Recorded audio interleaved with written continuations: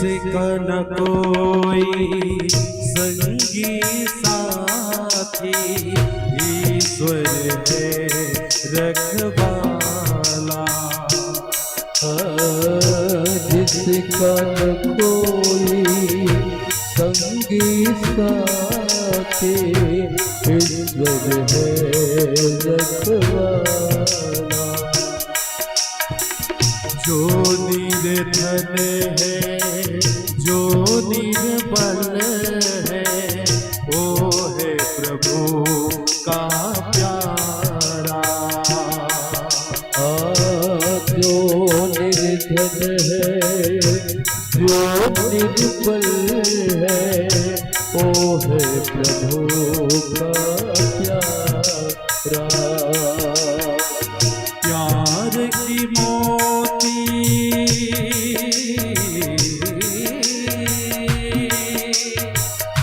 प्यार की मोती लुटाते चलो, प्रेम की गंगा बहाते चलो, प्रेम की गंगा बहाते चलो।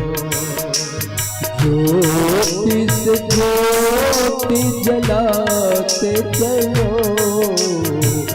ज्योति से ज्योति जलाते चलो, प्रेम की गंगा बहाते चलो, प्रेम की गंगा बहाते चलो।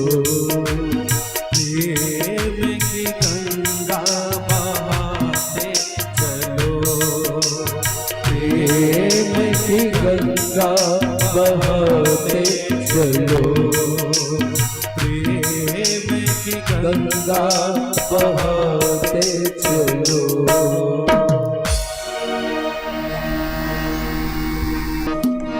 हाँ वो सब बन जाए, वो सब बन जाए। कोई भी गाना आएगा।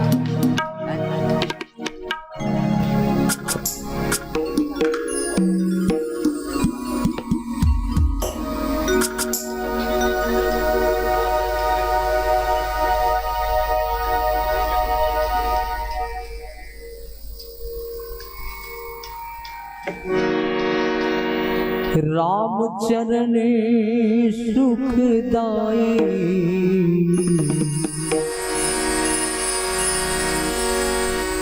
राम चरणे सुखदाई, भजो मन राम चरणे सुखदाई, भजो मन राम चरणे सुखदाई।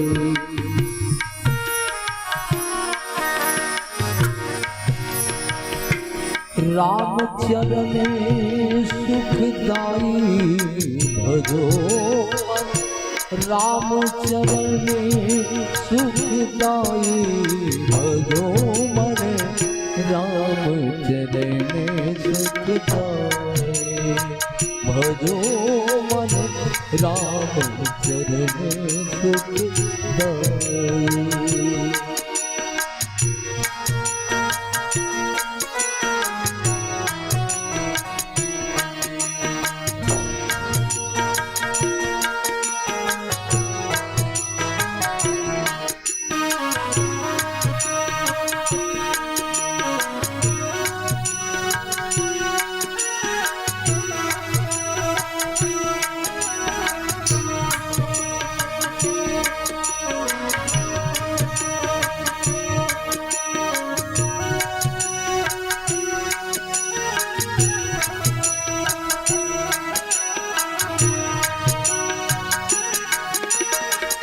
जिन चरणन से निकसी सुरसर शंकर जटा समाई,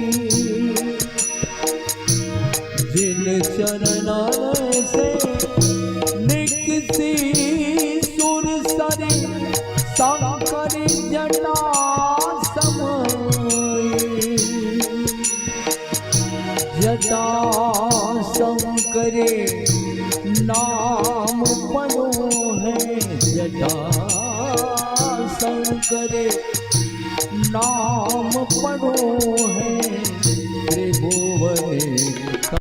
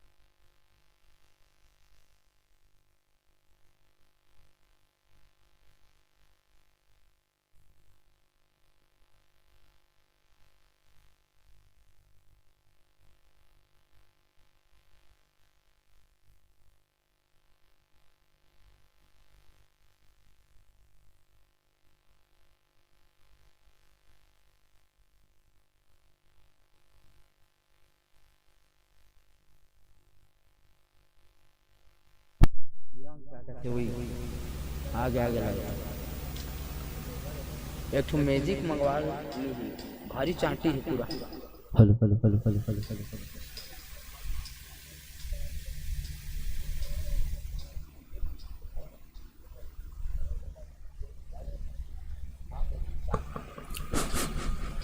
हरिओम श्री राधे।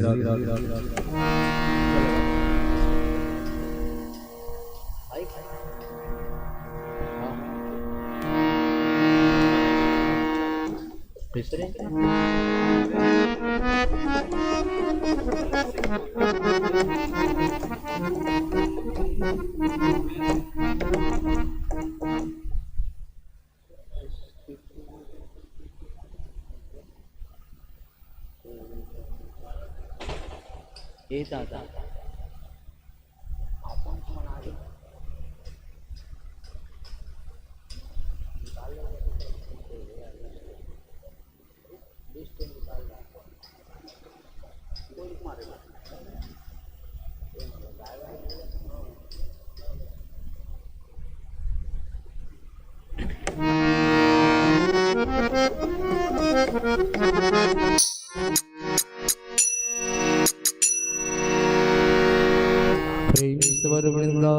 श्री कृष्णचंद्र भगवान की जय। मनमोहन के पास स्वर्ग से भी सुंदर लगता है राधा तेरा गाँव, तेरा गाँव।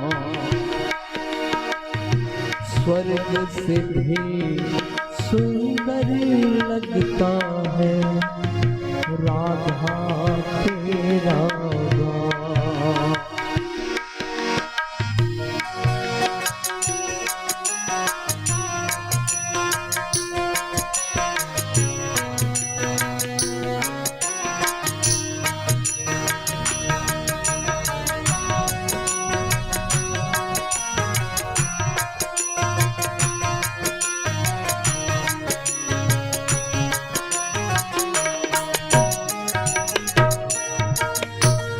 यमुना तट पर बोल रही थी ठंडी ठंडी धूप।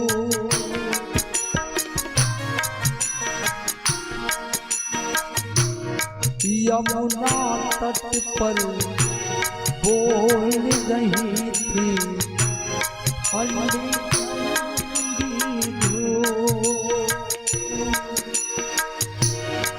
गोपी के हर अंग से झलके एक ही स्वरूप। कृष्ण कला के आगे फीके पड़ गए सारे दांव। स्वर्ग से भी सुंदर लगता है राधा तेरा गाँव। स्वर्ग से भी सुंदर लगता है राधा तेरा गाँव।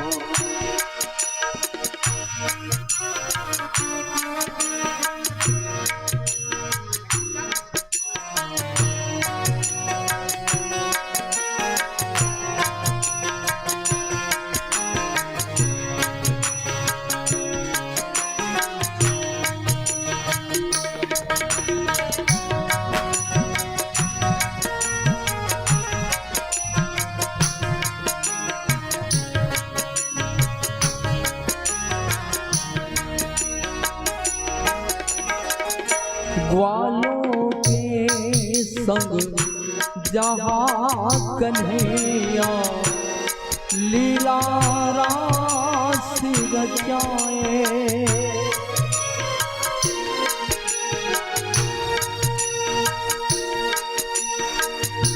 ग्वालों के संग जहाँ कन्हैया लीला रास रचाए। मुरली की मीठी तारों को नंद कलाल सुनाए। गीता के उपदेश जहाँ पर नंद कलाल सुनाए। कृष्ण कला के आगे फीके पड़ गए सारे दांव। स्वर्ग से भी सुंदर लगता है राधा तेरा गाँव। स्वर्ग से भी सुंदर लगता है राधा तेरा गाँव।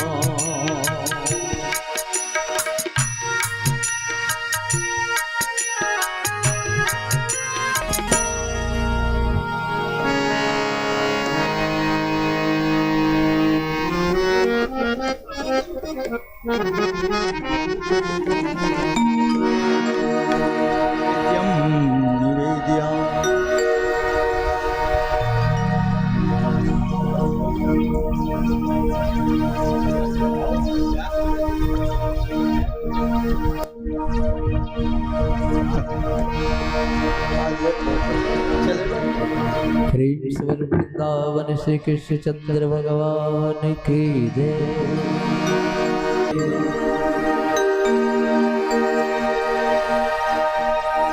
गुरुर्ब्रह्मा गुरुर्विष्णु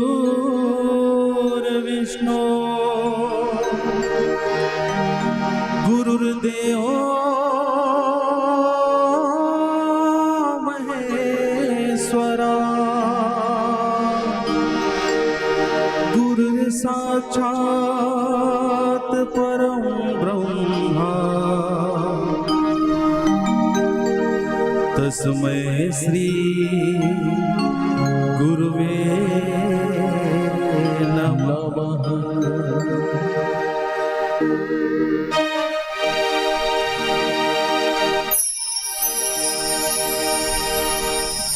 गुरुदेव दया करके हमको अपना लेना। गुरुदेव दया करके को अपना लेना। गुरुदेव दया करके हमको अपना लेना। गुरुदेव दया करके हमको अपना लेना। मैं शरण पड़ा तेरी, मैं शरण पड़ा तेरे चरणों से लगा लेना। गुरुदेव कृपा करके मुझको अपना लेना। गुरुदेव दया करके मुझको अपना लेना।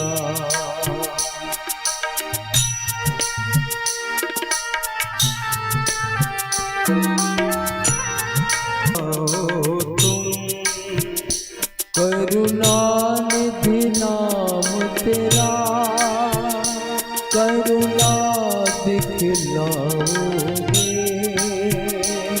सोए हुए भाग्यों को गुरुदेव जगाओ तुम। सोए हुए भाग्यों को गुरुदेव जगाओगे। मेरी नाव भंवर डोले इसे पार लगा देना। गुरुदेव कृपा करके मुझे शरण लगा लेना।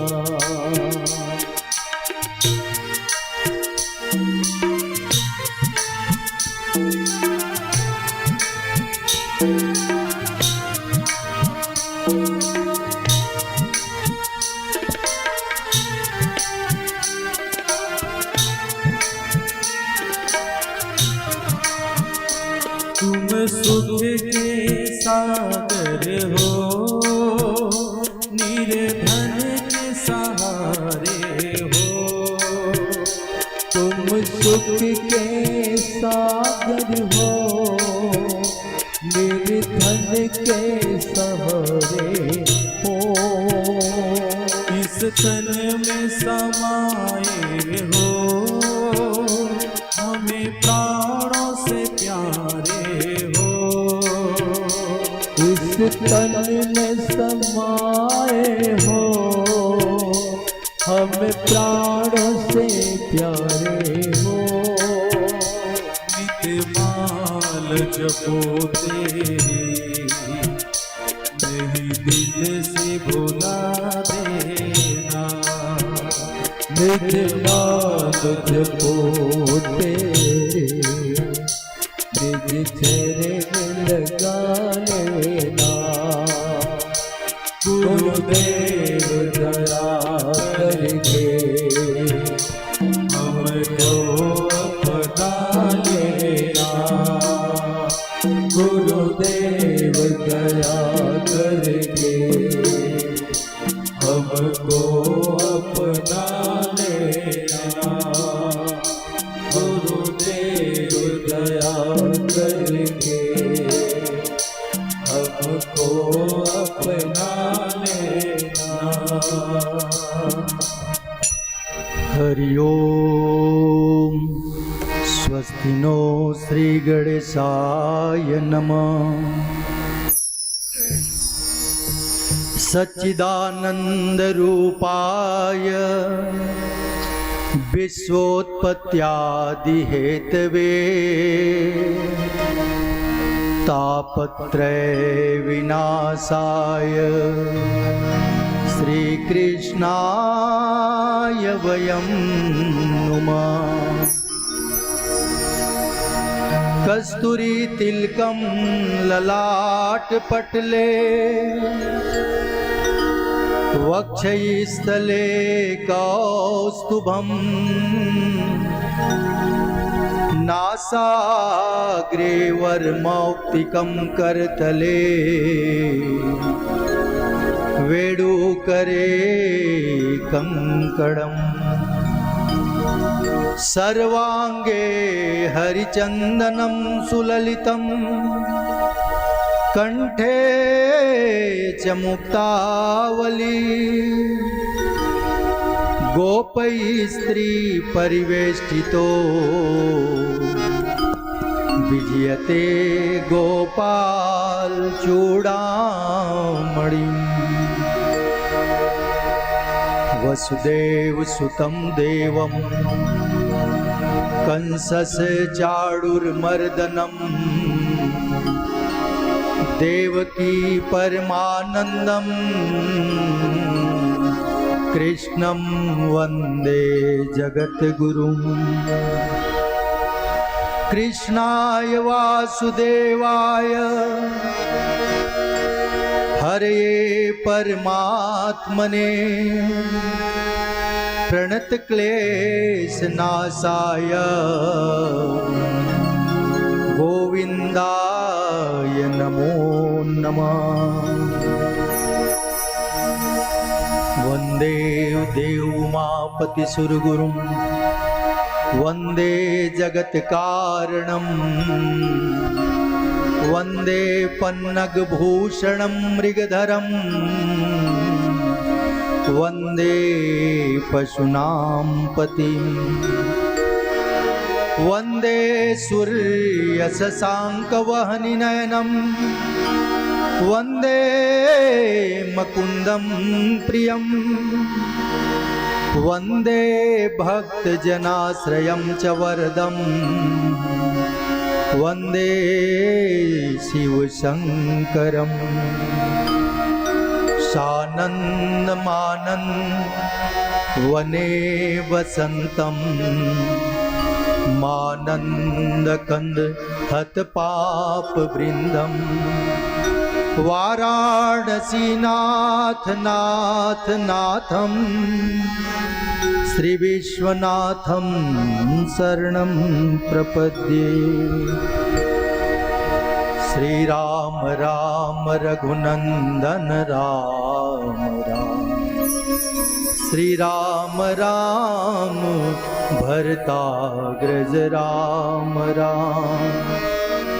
श्रीराम राम रणकर्कशः राम राम। श्रीराम राम शरणं भव राम राम। लोकाभिरामं रणरङ्गधीरं राजीवनेत्रं रघुवंशनाथं। कारुण्यरूपं करुणाकरं तं श्रीरामचन्द्रं शरणं प्रपद्ये मनोजवं मारुतुल्यवेगं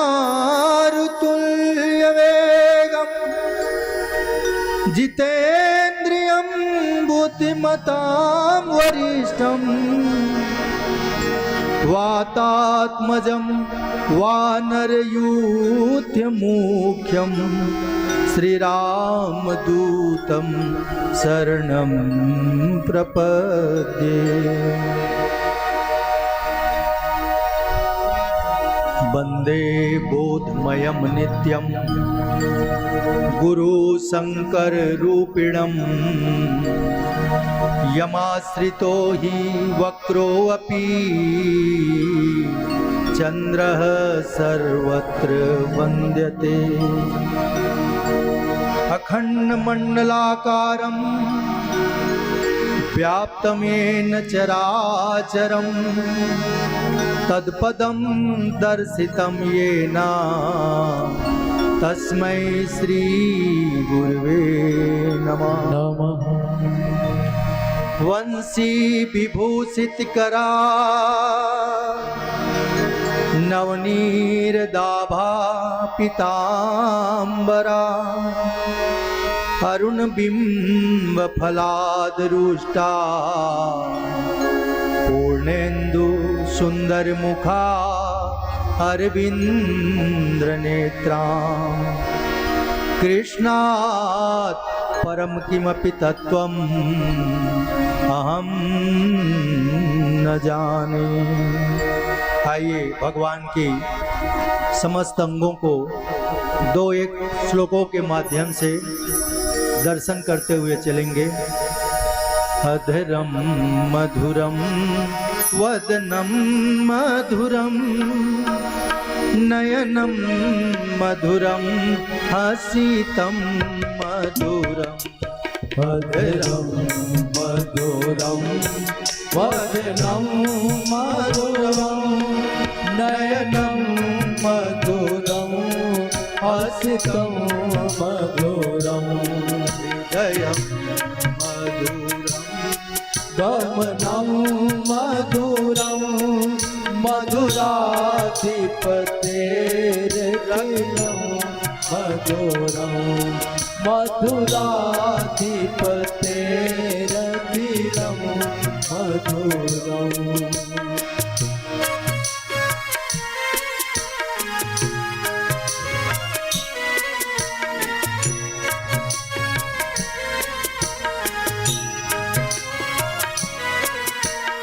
हरि बोल।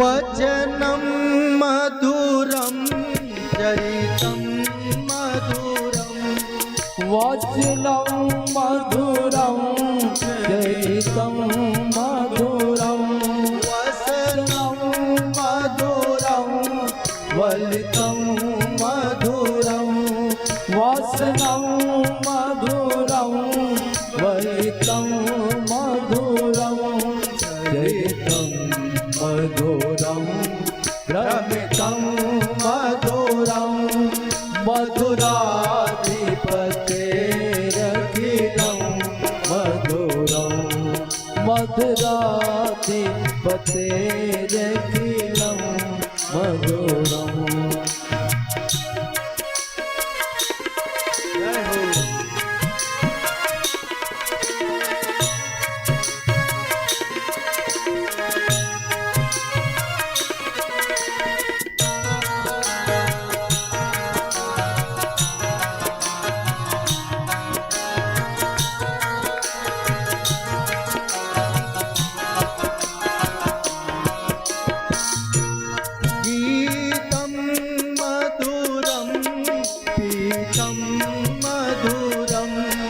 गीतं मधुरं पीतं मधुरं भूतं मधुरं सूतं मधुरं भूतं मधुरं सूतं मधुरं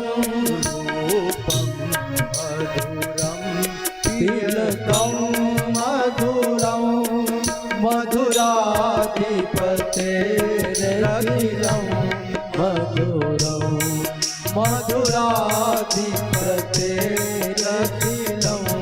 मधुरम्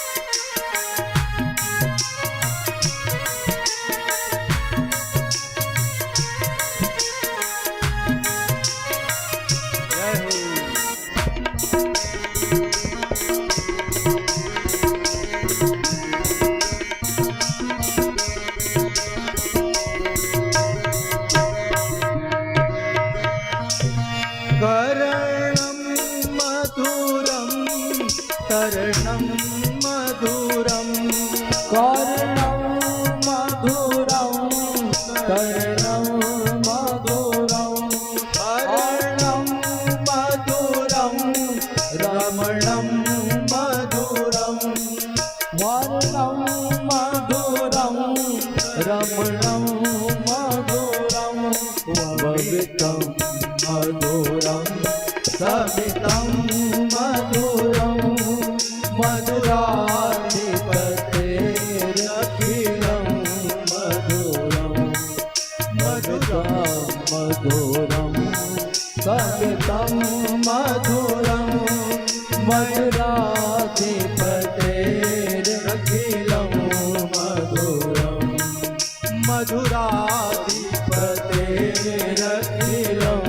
मधुरं मधुराधिपतेरखिलं मधुरं मधुराधिपतेरखिलं मधुरम्। आइए उस करुणा के सागर से, कृपा के सिंधु से 2 बूंद हम भी मांगे रोज की भांति। उसके बाद फिर कथा में प्रवेश करेंगे। हे मेरे गोविंद, केवल इसी भाव के साथ, तू प्यार का सागर है, तू प्यार का सागर है, तेरी एक बूंद के प्यासे हम, तेरी एक बूंद के प्यासे हम, तो प्यार का सागर है, तो प्यार का सागर है, तेरी एक बूंद के प्यासे हम, तेरे एक बूंद के प्यासे हम, लौटा जो दिया तूने, लौटा जो दिया तूने, चले जाएंगे यहाँ से हम, तो प्यार का सागर है, तो प्यार का सागर है। हे गोविंद,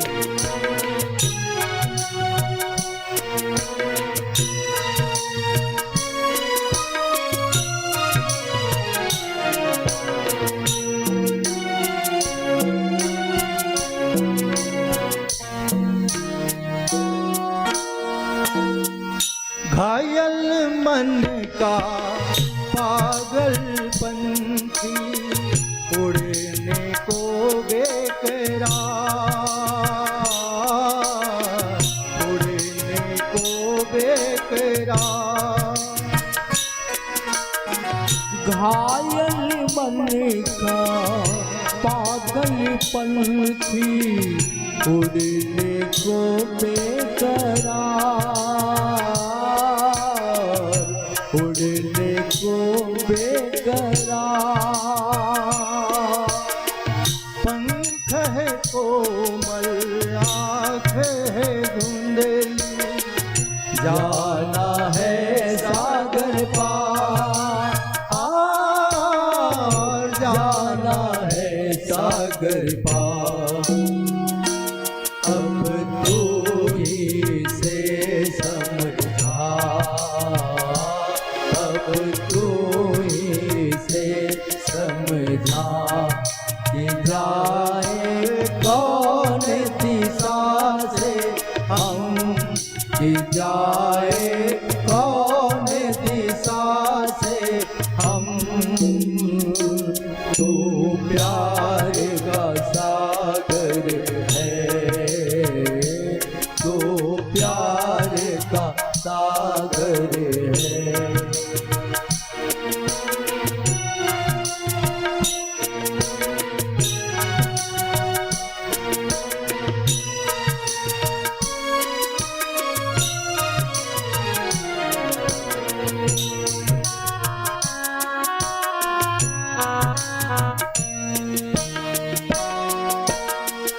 इधर झूम के आए जिंदगी, उधर है मौत खड़ी, उधर है मौत खड़ी। इधर झूम के गाए जिंदगी, उधर है मौत खड़ी,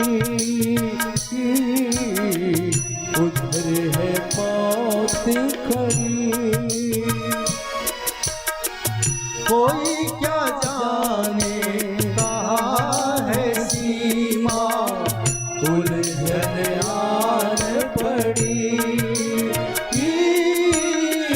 उलझन आन पड़ी। कानों में जरा कह दे, कानों में जरा कह दे कि जाए कौन दिशा से हम, कि जाए कौन दिशा से हम। तू प्यार का सागर है, तू प्यार का सागर है।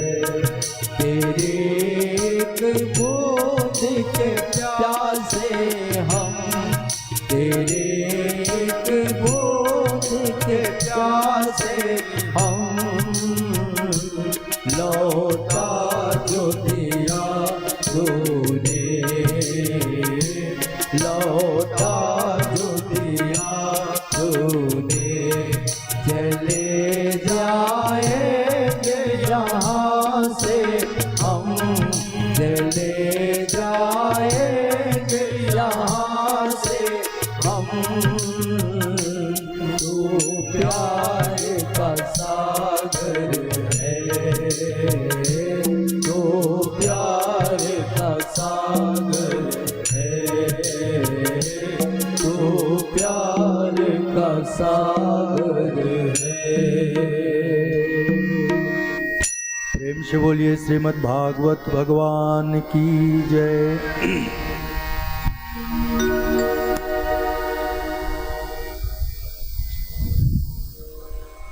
अकारण करुणावलय श्री बालकृष्ण बाके बिहारी की वांग्मय प्रतिमा स्वरूप श्रीमद् भागवत महापुराण, जिसकी कथा में हम प्रवेश करने जा रहे हैं आज द्वितीय दिवस। ऐसे इस भव्य एवं दिव्य आयोजन में निमित्त मात्र के सहभागी बने अनंत पुण्यमात्मा श्री राठौर परिवार, जिसमें भगवान ने जिनको चुना ऐसे श्री राम गोपाल जी राठौर, उनकी धर्मपरायण धर्मपत्नी, आपके पुत्र निखिल राठौर एवं उनकी धर्मपत्नी आंचल, आपके बड़े भाई श्री रामकृष्ण जी राठौर, उनकी धर्मपत्नी, उनके पुत्र,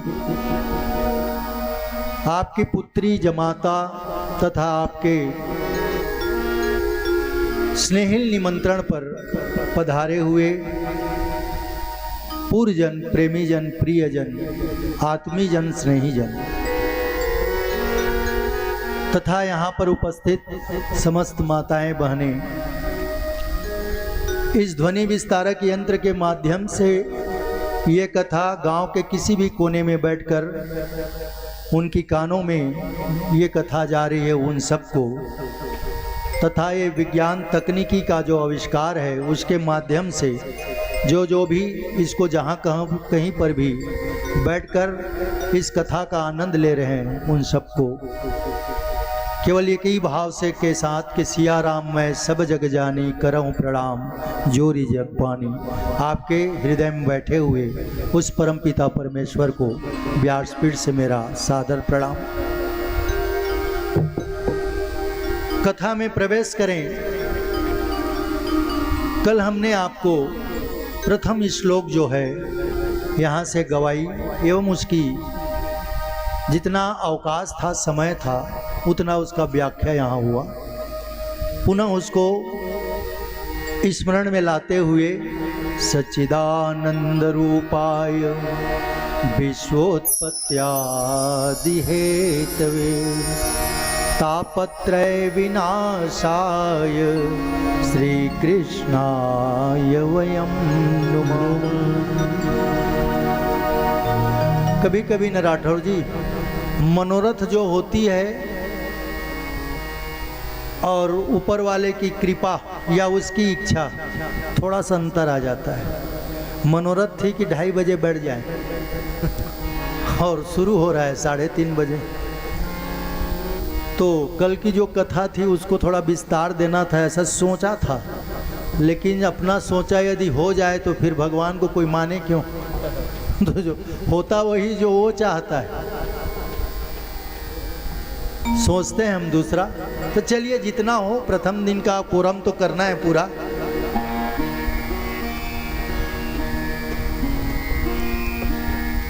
सच्चिदानंद रूपाय विश्वोत्पत्त्यादि हेतुवे, तीनों प्रकार के तापों को दूर करते हैं भगवान, जिसका नाम है सच्चिदानंद स्वरूप। एक समय की बात है, नैमिषारण्य एक तीर्थ है, बहुत लोग गए होंगे। वहाँ पर 88,000 शौनक आदि ऋषि लोग बैठे हुए थे और वहीं पर सूत जी का प्रवेश होता है।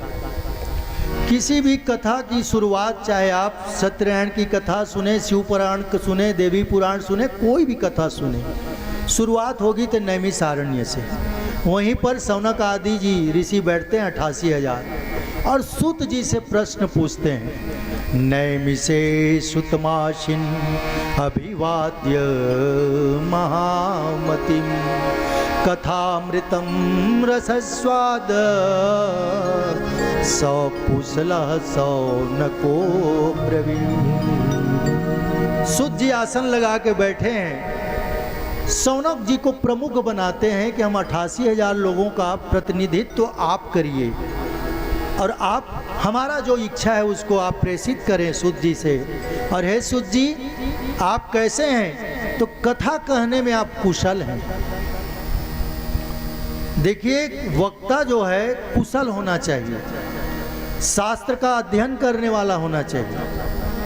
भागवत जी में अभी कुछ क्षण पश्चात मैं बताऊंगा, समय रहा तो, कि वक्ता को कैसे होना चाहिए, श्रोता को कैसे होना चाहिए। दोनों के लिए एक मर्यादा यहाँ पर बताई गई है।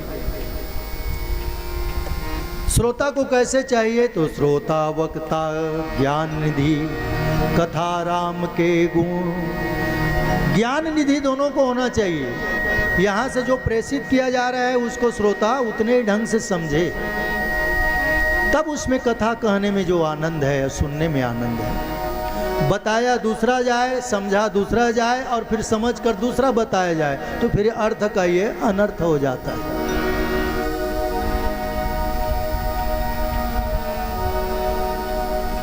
एक व्यक्ति था जो कभी कथा ही सुनने नहीं जाता था और रहने को बड़ा धनवान था। देखिए, श्रोताओं का प्रकार भी देखिएगा। उसकी पत्नी बड़ी धर्मपरायण थी। धर्मपरायण स्त्री अपने पति को कहती है कि कथा चल रही है, राठौर जी ने इतना आयोजन किया है, सुन तो आओ। बड़ी मुश्किल में ले दे करके कथा सुनने गया। बड़ा आदमी था, रसुख वाला। कथा सुनने वो जब गया तो व्यास जी ऐसे बैठ गए थे, कथा प्रारंभ नहीं हुई थी, मंगलाचरण हुआ नहीं था, और वो आदमी गया तो लोग खड़े हो गए, आइए आइए आइए, बड़ा आदमी है। और आयोजक को चाहिए ही कि चाहे बड़ा आदमी रहे छोटा आदमी रहे, कथा में सब समान है, तो उनका सम्मान करना चाहिए, अपने से हो सके जितना आदर करें। कथा की कितनी प्रभाव आपको डालती है अलग बात है, आप में विनम्रता है ये अलग बात है, तो विनम्र होना ही चाहिए आयोजक को। तो उन्होंने सब खड़े होकर बोला कि आइए आइए। अब वो पहुंच गए तो बोलिए बैठिए बैठिए। अब इतना स्वागत हुआ तो बैठ गया बेचारा, लेकिन देखा कैसे जगह में खंभा जहाँ गड़ा हो वहाँ बैठा, थोड़ा आराम से टिक करके बैठे। और जैसे ही व्यास जी ने कथा प्रारंभ की तो वो सो गया। कभी कभी आदमी को हजारों रुपया की गोली काम नहीं करता, आदमी को नींद नहीं आती रात भर, लेकिन कथा में आते ही ऐसा सो जाते हैं कि 1000 रुपया की गोली का ज़्यादा फायदा करता है। हाँ, बहुतों को देखें हम लोग। तो चलिए ये भी फायदा है कि बेचारा का 1000 रुपया बच गया, यहीं आकर के बैठ के सो जाए, ये भी ठीक है। वो सो गया, कथा समाप्त हो गई। अब सब लोगों ने बड़े जोर से जयकारा बुलाया, तब उसकी नींद खुली। बोले अरे हो गया कथा, कहाँ व्यास जी भी चले गए, बहुत अच्छा रहा। तो 2 लोग बैठे थे, कहा आप जाइए जाइए। वो बेचारा ठीक है कहकर चले गए, कथा विश्राम हो गया। तो घर पहुंचा है तो पत्नी ने कहा कथा सुन के आए हो? बोले हाँ, कथा में कुछ रखा नहीं था, 3 ही बात सुना है हमने। बोले क्या? आइए आइए, बैठिए बैठिए, जाइए जाइए, बस ये 3 ही तो है। पत्नी जान रही थी कि ये बड़ा अहंकारी है, फिर कभी दोबारा नहीं जाएगा कथा सुनने। तो कहा बस यही तुम्हारे लिए मंत्र है, इसी को जपो, केवल आइए आइए, बैठिए बैठिए, जाइए जाइए, बस इसी से तुम्हारा उद्धार हो जाएगा। कहा अच्छी बात है, मैं जपूंगा। अब भोजन तो रात के क्या करे, वहां से भंडारा से खा के आ गया था। अब रात को जब लेटा तो नींद नहीं आई, क्योंकि सो करके तो वहां से आया था। अब नींद नहीं आई तो बेचारा कहा कि पत्नी ने कहा है मंत्र जपने के लिए, तो जपा फिर, आइए आइए, बैठिए बैठिए, जाइए जाइए। अब लाइट को बंद कर दिया, बेड में गया है, बिस्तर में नींद नहीं आ रही है तो जोर से जप रहा है, आइए आइए। और बस देखिए गजब की संयोग, देखिए कि जैसे ही आइए आइए बोला है, बड़ा सेठ था, बड़ा आदमी था, उसी के घर में चोरी करने के लिए चोर घुसा था। जैसे ही ये मंत्र जपा कि आइए आइए, चोर ने कहा देख तो लिया मुझे, तभी तो बुला रहा है, आइए आइए। अब वो भगने को हुआ कि तो ये बोला बैठिए बैठिए, दूसरा मंत्र जाप किया। चोर ने कहा ये पहचान लिया, तो बेचारा बैठ गया चुपचाप। अब धीरे से भागूंगा बोला, तो जाइए जाइए बोला, तीसरा मंत्र बोल ही दिया ये। अब वो चोर ने समझा कि ये मुझे पहचान लिया है, कल राजा से बता देगा और दंड मुझे मिलेगा, तो इसी बीच में मान मलौवल कर लिया जाए। दौड़ के आया, सेठ जी के प्रणाम किया कि प्रणाम करता हूँ। तो ये हड़बड़ा गया, कौन आ गया भाई? लाइट जलाया, कहा तुम कौन हो? तो उसने, चोर ने कहा आप शर्मिंदा क्यों करते हो, आप तो सब जानते ही हो, तभी तो बुलाए हो, आइए आइए, बैठिए बैठिए। अब सेठ हड़बड़ाया, तो उसने जितना चोरी किया था दूसरे घर में सबको इसके चरणों में रख दिया। सेठ क्या, हीरा जवाहरात, सोना चांदी पैसा। सेठ ने सोचा यार, लोग जन्म जन्म मुनि जतन कराही अंतराम कहीं आओ, इतने इतने दिन तक तप करते हैं, जप करते हैं, फल मिलता नहीं, मुझे तो तत्काल फल मिल गया। ये मंत्र जपा हूं, आधा घंटा नहीं हुआ, इतना सारा सोना चढ़ावा मिल गया। तो उसने कहा कि तुम हो कौन? कहा आप शर्मिंदा मत कीजिए, यही की बात यही रहने दीजिए। ऐसा कहकर चोर तो चला गया। इसने अपने पत्नी को उठाया, कहे भाग्यवान उठो। कहा तो क्या, तुम्हारा मंत्र तो बड़ा शक्तिशाली है, तत्काल फलीभूत हो गया। मैं तो जप रहा था, अभी कुछ मिनट हुआ है और इतना फलीभूत हो गया, देखो सोना चांदी हीरा जवाहर अंबार लग गया।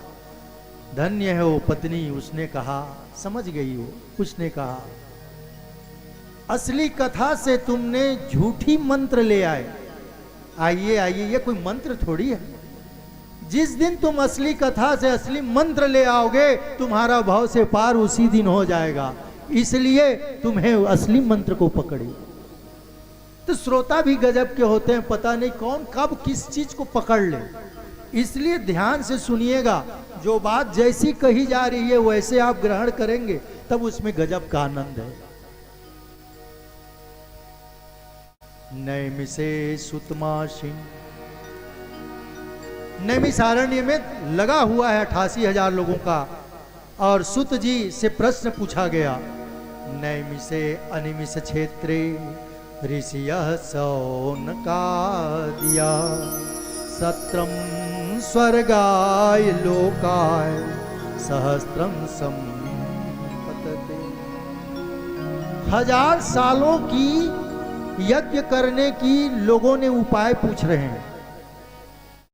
सूत जी ने कहा कि मुनियों, बहुत सुंदर तुम्हारा विचार है। तो आप लोगों को पता है कि नैमिषारण्य मतलब क्या होता है? ये 2 शब्दों से बना है, नोट करते जाएंगे।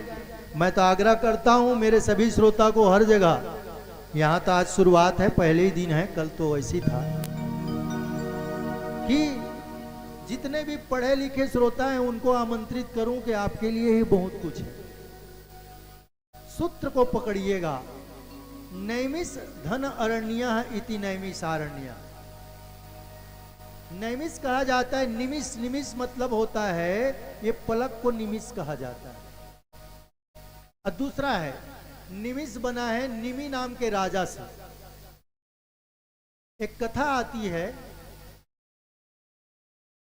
निमि राजा पहले सूर्यवंशियों के राजा थे। इनके गुरु का नाम था वशिष्ठ जी। एक दिन मन में विचार हुआ निमि महाराज का कि मुझे भी यज्ञ करानी है। गुरु जी के पास गए, गुरु जी को कहा कि प्रभु गुरुदेव, आप तो हमारे गुरु जी हैं, एक यज्ञ करानी थी, मन में संकल्प आया है और उस यज्ञ को आप पूरा कर दीजिए। गुरु जी ने कहा कि राजन, अभी मेरा कल ही मेरा महाराज देवराज इंद्र से संकल्प ले लिया, मैं वहां कुछ कार्यक्रम होना है, धार्मिक अनुष्ठान, तो वहां मैं कराऊंगा, तुम निश्चिंत रहो, मैं लौट करके आकर के तुम्हारा यज्ञ को मैं पूरा कर दूंगा। अब गुरु जी से ज्यादा बात करनी नहीं चाहिए, जिससे श्रद्धा है, बड़े आदमी हैं, गुरु जी हैं, तो गुरु जी से कौन प्रश्न करे। निमि महाराज ने प्रश्न नहीं किया और चुपचाप वापस आ गए। लेकिन मन में सोचा रात को कि ये शरीर का कोई ठिकाना नहीं है, पता नहीं अभी हम बात कर रहे हैं, अगले सेकंड में क्या हो जाए इसका कोई ठिकाना नहीं है। मन में शुभ संकल्प जगा है तो इसको पूरा कर ही लेना चाहिए। मेरे भाई बहन, कभी भी मन में शुभ संकल्प हो तो उसको बाद में नहीं टालना चाहिए, जितनी जल्दी हो सके कर ही लेना चाहिए। ये संकल्प हमारा 6 महीना पहले का था, जुलाई का, यहाँ कथा करनी है, लेकिन उसमें कारण था। कारण ये था कि बेटा की हमें विवाह करनी थी, बहू आ जाए तो इतना बढ़िया शुभ विचार कि बहू के साथ दोनों बैठेंगे और सुंदर सा उन्हें कथा सुनाएंगे, फिर वो गृहस्थ जीवन में प्रवेश करें। विचार तो बड़ा शुभ था, इसलिए इतना दिनों के बाद ये कथा हो रही है। लेकिन शुभ से अति शीघ्रम, मन में अच्छी विचार आए उसको अत्यंत शीघ्र पूरा करना चाहिए। उसके लिए पेंडिंग ना करो, डेट ना उसको करो, और जो कुविचार आए उसको टालते जाइए, और हो ही ना तो ज्यादा अच्छा है। इसलिए सत विचार को तत्काल परिणति होनी चाहिए। निमि जी ने कहा कि गुरु जी गए हैं स्वर्ग और इस मन का कोई ठिकाना नहीं, पता नहीं क्या हो जाए, अभी विचार करने का है। अभी हमारा ये कथा जो है खिसक रहा था, लेकिन ज्यादा दिन खिसक जाता तो ये मन भी खिसक जाता, वह हटाओ, अभी नहीं तो बाद में सही, वो सही सही करते करते न जाने कितने दिन चला जाता। इसलिए मैं भगवान से प्रार्थना कि हमारे यजमान को शुभ प्रेरणा दी कि नहीं नहीं अभी करना है तो अभी करेंगे, बात की कौन देखा है, क्या भरोसा है इस जिंदगी का। इसलिए 2 दिन 3 दिन सही, लेकिन हो ही गया। केवल इनकी कृपा है कि ऐसा प्रेरणा उन्होंने उनकी बुद्धि में दिया। तो निमि ने कहा कि मेरे गुरुजी तो गए स्वर्ग जा रहे हैं। विदेश कोई चला जाए या समझे यहां से रायपुर भी चला जाए तो कब आएगा उसका ठिकाना नहीं है, और ये जा रहे हैं स्वर्ग। आपको मैं गणना बता दूं, नोट करें ध्यान से दिमाग में। पितर जो मनाते हैं ना हम लोग, पितर जो मनाते हैं वो कितने दिन के लिए रहते हैं? 15 दिन के लिए। पितरों का हमारा 15 दिन हो जाता है, पितरों का केवल 1 दिन होता है। हिसाब रखिएगा गणना को। हमारा 15 दिन बीत जाता है, पितर का 1 दिन होता है। हमारा महीना जो होता है वो उनका 1 दिन रात होता है। 1 महीना हमारा बीत जाए और उनका केवल पितर का 1 दिन और 1 रात हुआ है। इसी प्रकार देवताओं का आप देखिएगा ना दिन गणना को, देवताओं का गणना देखेंगे तो हमारा 6 महीना चला जाता है तो उनका 1 दिन होता है, और 6 महीना रात का उनका पूरा 24 घंटा होता है। इसीलिए 2 अयन होता है, उत्तरायण और दक्षिणायन। उत्तरायण देवताओं का दिन है और दक्षिणायन देवताओं का रात है। तो मतलब हमारा साल बीत गया और उनका 1 दिन हुआ। इसी हिसाब से स्वर्ग में दिनों की गणना होती है। और वशिष्ठ जी चले गए, उनके गुरुदेव कहाँ स्वर्ग गए हैं। निमि सोच रहे हैं पता नहीं कितने दिन में आएंगे, अब उनका दिन है, हमारा तो सालों बीत जाएगा और जी रहे हैं कि मर रहे हैं। इसलिए जो संकल्प आया है उसको मैं पूरा कर लेता हूं। इसलिए दूसरे उपरोहितों को बुला करके, आचार्यों को बुला करके यज्ञ को संपन्न करा लिए निमि महाराज ने। कुछ दिन बाद वशिष्ठ जी आते हैं, सीधा निमि महाराज के पास जाते हैं, बोले राजन तुम्हारा संकल्प था यज्ञ कराने का, चलो हम पूरा करते हैं। कहा महाराज क्षमा करेंगे, यज्ञ तो हो गया। बोले मैं आचार्य हूं, मैं उपरोहित हूं, और मेरे बिना तुमने यज्ञ करा लिया, ये तो बहुत गलत बात है।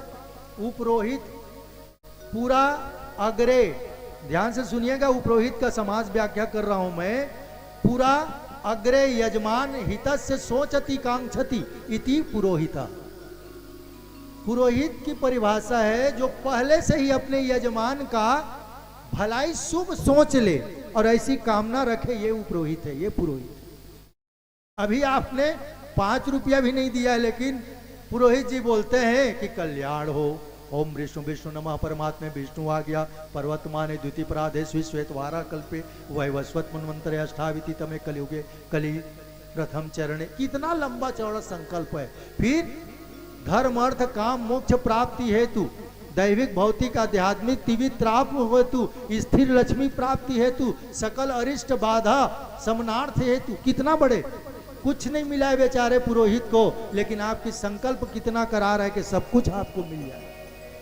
कहा तूने मेरा अपमान कर दिया है, मैं उपरोहित भी हूं और तेरा गुरु भी हूं। जाओ मैं तुझे श्राप देता हूं कि तू देह से रहित हो जा, तेरा शरीर हट जाए।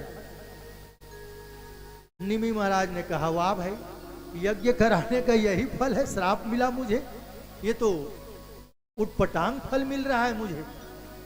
उसको भी गुस्सा आ गई, और गुस्सा आ गई निमि महाराज को, उन्होंने भी गुरुदेव को श्राप दे दिया, आप भी देह से रहित हो जाओ। और दोनों में झगड़ा सापी सापा हो गया, बताओ कहाँ गुरुजी और कहाँ चेला। और थोड़ी सी बात के लिए झगड़ा फंस गया, दोनों एक दूसरे को श्राप दे दिए। देवताओं ने प्रार्थना की, वशिष्ठ जी का तो शरीर पुनः प्राप्त हो गया। निमि महाराज को भी आचार्यों ने कहा कि आप भी शरीर धारण कर लो, लेकिन निमि महाराज ने शरीर धारण नहीं किया।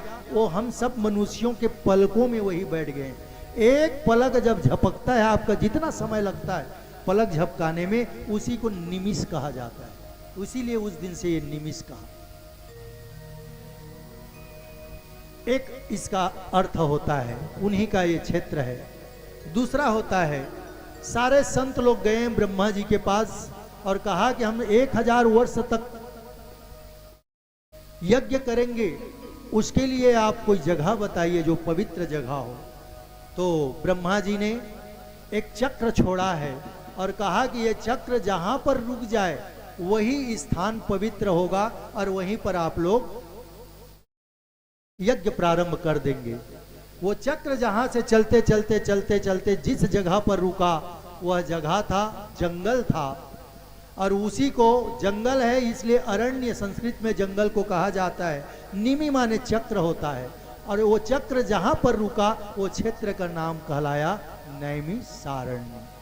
इसी को एक दूसरा नाम है चक्र तीर्थ भी कहा जाता है, जहां पर सारी कथाएं कही गई है, गाई गई है।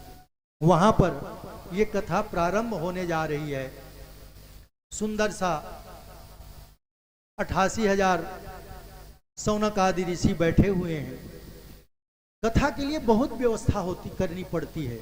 उस जमाने में तो कोई ये साउंड सिस्टम भी नहीं था, इसलिए क्या किया गया, जंगल में कथा कही गई। जंगल में कोई भी आवाज करोगे ना तो प्रतिध्वनि के साथ गूंजता है, इको सिस्टम वहां पर उत्पन्न होता है। इसलिए एकांत भाव से वहां पर कोई बोली जाए तो सबको सुनाई देता है, इसलिए उस समय माइक की जरूरत थी नहीं। दूसरी, मंच बनाया जाए तो कैसा मंच बने, तो बरगद के पेड़ के नीचे सुंदर आसन बिछा दिया गया सूर्य जी के लिए। वहीं पर सूर्य जी विराजित हो गए। और आपके लिए जैसे कारपेट लगा है तो वहां कहाँ कारपेट, तो बढ़िया गंगा जी के बालू गद्दा गद्दा लगता, वहीं पर सब संत महात्मा बैठे।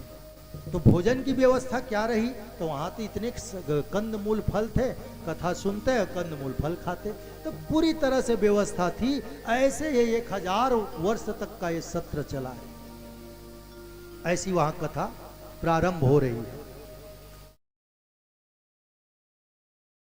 कथा जब भी हो तो कैसा होना चाहिए, अभी मैंने कहा सूर्य जी को कहा गया है महामतिम। कथाकार को चाहिए कि अध्ययनशील हो, शास्त्रों का लगभग पढ़ा हुआ हो, और वो कथा कहे शास्त्रों का ही उदाहरण दे, तब उस कथा को, और श्रोता को भी चाहिए कि मतिवान होना चाहिए, तब थोड़ा आनंद आता है। क्योंकि कथा का प्रथम श्रोता कौन है, हनुमान जी। आप जैसे पाए आप व्यासपीठ में बैठ गए और जैसे पाए वैसा कथा कहने लग गए, तो कभी किसी दिन इनकी मति खराब हो गई तो गदा चला दिया, तो न व्यासपीठ बचेगी न श्रोता रहेंगे। इसलिए संभल कर बोलना चाहिए। यत्र यत्र रघुनाथ कीर्तनम तत्र तत्र कृतमस्तकांजलि वाष्पवारी परिपूर्ण लोचनम मारुति नमत राक्षसांतकाम। यत्र यत्र रघुनाथ कीर्तनम, जहां जहां भगवान राम की, जहां जहां भगवान कृष्ण की कथा होती है, वहां वहां प्रथम श्रोता के रूप में हमारे हनुमान जी विराजे रहते हैं। प्रभु चरित सुनबे को रसिया, राम लखन सीता मन बसिया।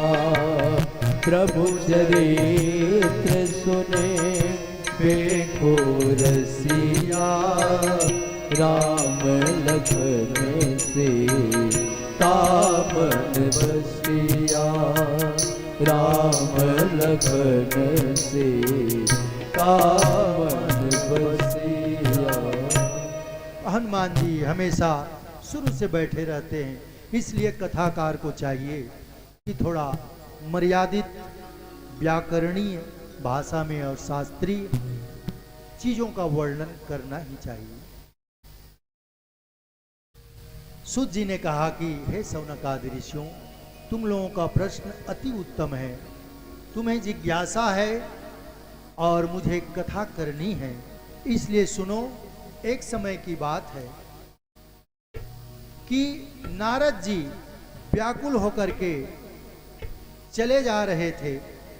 कहां?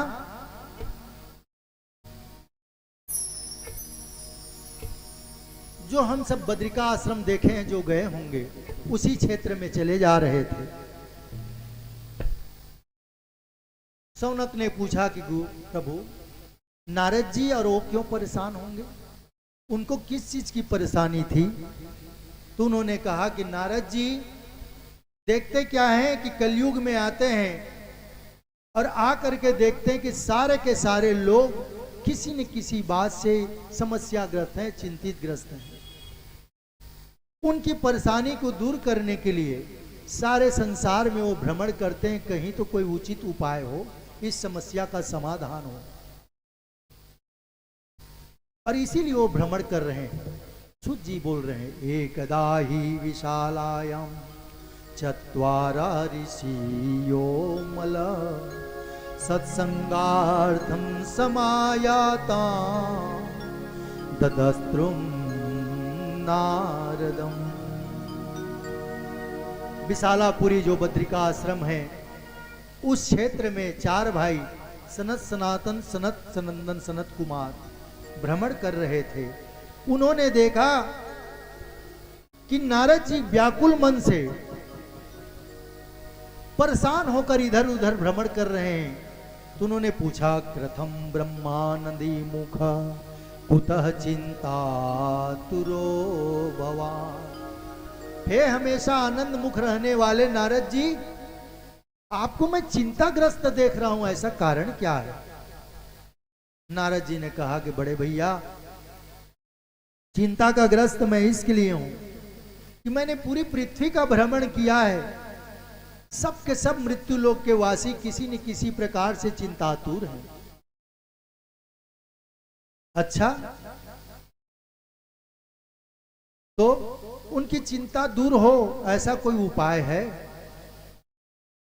सनत सनंदन सनातन सनत कुमारों ने कहा कि हाँ, उपाय तो है। तुमने और क्या देखा है? कहा, मैं जब भ्रमण किया ना, तो पाखंड ज्यादा आ गया है मृत्यु लोक में। गृहस्थों के घर में गया तो गृहस्थ के लोग अपने पूर्वजों से, अपने मां बाप से सलाह नहीं ले रहे हैं। तो आज अपने आत्मीयता का भाव बदल गया है। मेहमान आ रहे हैं तो मन खिन्न हो जा रहा है कि पता नहीं कितने दिन रहेगा। सलाह ले रहे हैं तो साला का सलाह ले रहे हैं, अपने माता पिता का सलाह नहीं ले रहे हैं। इसीलिए विनोद में बोल रहा हूं कि दीवाल बिगाड़े आरो और घर बिगाड़े सारो। हाँ, मंत्र है, रखना निखिल के लिए है। ज्यादा सलाह साला का मत लो हर काम को। जैसे दीवाल में ज्यादा पठेरा रख दोगे ना तो दीवाल कमजोर हो जाता है। खंड खंड ज्यादा, ये पुरानी जमाने, आज तो उसमें बना रहे हैं हम लोग, स्लेब डाल रहे हैं, वो अलग बात है, छड़ सीमेंट के द्वारा। पुराने मिट्टी का घर होता था ना, तो ज्यादा पठेरा रखने से दीवार कमजोर। और यदि चोर को पता चल जाए कि बाहरी दीवार में पठेरा है तो जल्दी से वो सेंध मार दे। इसलिए दीवार बिगाड़े आरो और घर बिगाड़े सारो। बताओ ना, शकुनी ने पूरा महाभारत करा दिया। तो इसलिए सुनो सबकी, और जो उचित लगे तो अपने मन की करो। सलाह ले लो और उसमें से भी उचित लगे सलाह तो फिर आपने अपने मन की उसकी करो। तो नारद जी ने कहा कि गृहस्थों का ये हाल है, संतों का तो फिर और मुश्किल बात है। ऐसे ही मैं जा रहा था तो वृंदावन पहुंच गया। तो वृंदावन में बड़ा आश्चर्य हुआ। बोले क्या आश्चर्य हुआ? तत्ताश्चर्य मया दृष्टम श्रूयताम तन्मुनीश्वरा एका तु तरणी तत्र निष्णा खीन मानसा। तत्र आश्चर्य मया दृष्टम, मुझे एक बड़ी आश्चर्य दिखाई पड़ा है। कहा क्या? एक तरुणी थी, युवती थी, उम्र 18 वर्ष की, 16 वर्ष की, और उसके अगल बगल में दो बूढ़े सोए हुए थे। मैंने उससे पूछा कि तुम्हें देवी रो क्यों रही हो, इतना विलाप क्यों कर रही हो? और ये दोनों कौन है जो तुम्हारे अगल बगल में सोए हुए बूढ़े हैं? तो उसने कहा, वो आश्चर्य मेरे बड़े भैया। बोले क्या? अहम भक्त इति ख्याता इमो में तनयो मतो। मैं भक्ति हूं, अरे मेरे दोनों पुत्र हैं, ये मेरे लिए आश्चर्य है। माँ जो है 16 वर्ष की और पुत्र जो है 85 साल के, तो इससे बड़ा आश्चर्य और कैसे कौन हो सकता है? तब तो सनत सनातन ये चारों भैया ने कहा कि अच्छा ऐसा है। मैं उनकी बात सुन करके नारद जी बोल रहे हैं, जब वहां से चलने लगा तो उन्होंने कहा तिष्ठ तिष्ठ वो नारद, थोड़ा रुक जाओ। बोले क्यों? कहा यदि तुम मेरी समस्या का समाधान नहीं करोगे तो मैं इस देश को छोड़ के चली जाऊंगी। नारद जी हाथ जोड़ लेते हैं कि भक्ति माता, तुम्हारे ही कृपा है कि देश में कुछ बचा है, और तू भी छोड़ के चले जाओगी तो इस देश का होगा क्या, यहाँ के सनातन धर्म का होगा क्या। इसलिए माँ तू घबरा मत, मैं तुम्हारे ये बच्चे जैसे भी हों इनको मैं युवक बनाने का मैं कोशिश करूंगा जितना भी मेरे से हो सके। भैया मैंने उसको वेद शास्त्र पुराण जितना था सब के सब सुनाया, सत्कर्म सुनाया। थोड़ी सी बेहोशी उन दोनों बच्चों की हुई, लेकिन फिर थोड़े से जागृत होते और सो जाते थे, उनको कोई फर्क नहीं पड़ा। तब मैं परेशान हो गया, नारद जी बता रहे हैं, और बहुत परेशान हो गया। इसलिए इस समस्या का समाधान जानने के लिए सभी तरफ मैं घूम रहा हूं, कहीं कोई समाधान मिल नहीं रहा है। और मैं चलते चलते चलते चलते मैं इस बद्रिकाश्रम में आया हूं और आप सबसे मुलाकात हो गई। अब आप ही बताओ कि मेरे समस्या का समाधान क्या है। तब चारों भाइयों ने, जो हमेशा 5 वर्ष के रहते हैं, उन्होंने उपाय बताया है। यत् फलम नास्ति तपसा न योगेन समाधिना तत्फलम लभते सम्यक कलोकेशो कीर्तना। यत् फलम नास्ति सम्यक, जो सतयुग में जिसका फल करने से नहीं मिलता, न योगेन समाधिना, योगी लोगों को समाधि में नहीं मिलती, वो कलयुग में बड़ा केवल कीर्तन करने से ही उसका फल हमें मिल जाता है। इसलिए हमेशा भगवत भक्ति, भगवान नाम और कीर्तन संकीर्तन करना ही चाहिए। आइए हम लोग भी एक सुंदर सा कीर्तन लेते हैं, भाव के साथ। आप लोग भी करतल ध्वनि के साथ कीर्तन गाइएगा, क्योंकि अभी का जो समय रहता है 3 बजे 2:30 बजे का थोड़ा नींद का समय रहता है, तो जैसे ही कीर्तन होता है तो नींद भी भगे और थोड़ा सा जिज्ञासा जागरूकता आएगा। आइए बड़े प्रेम के साथ एक कीर्तन। प्रेम से बोल वृंदावन बिहारी लाल की जय। होगा ये तो बता दो बरसाने वाले, मैं कैसे तुम्हारे लगन छोड़ जाऊंगा। सभी ताली बजाते हुए भगवान की सेवा कीजिए।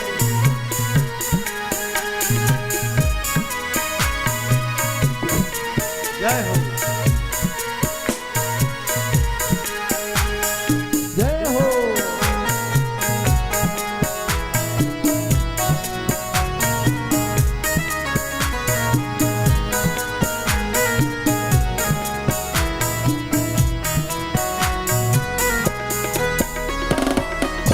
किए हैं गुनाह मैंने इतने श्री राधे, किए हैं गुनाह मैंने इतने श्री राधे, कहिए जमीन आसमां हिल न जाए। किए हैं गुनाह मैंने इतने श्री राधे, कहिए जमीन आसमां हिल न जाए। जब तक श्री राधे क्षमा ना करोगे, जब तक श्री राधे रानी क्षमा ना करोगे, मैं कैसे तुम्हारी शरण छोड़ दूंगा। ये तो बता दो बरसाने वाले, मैं कैसे तुम्हारी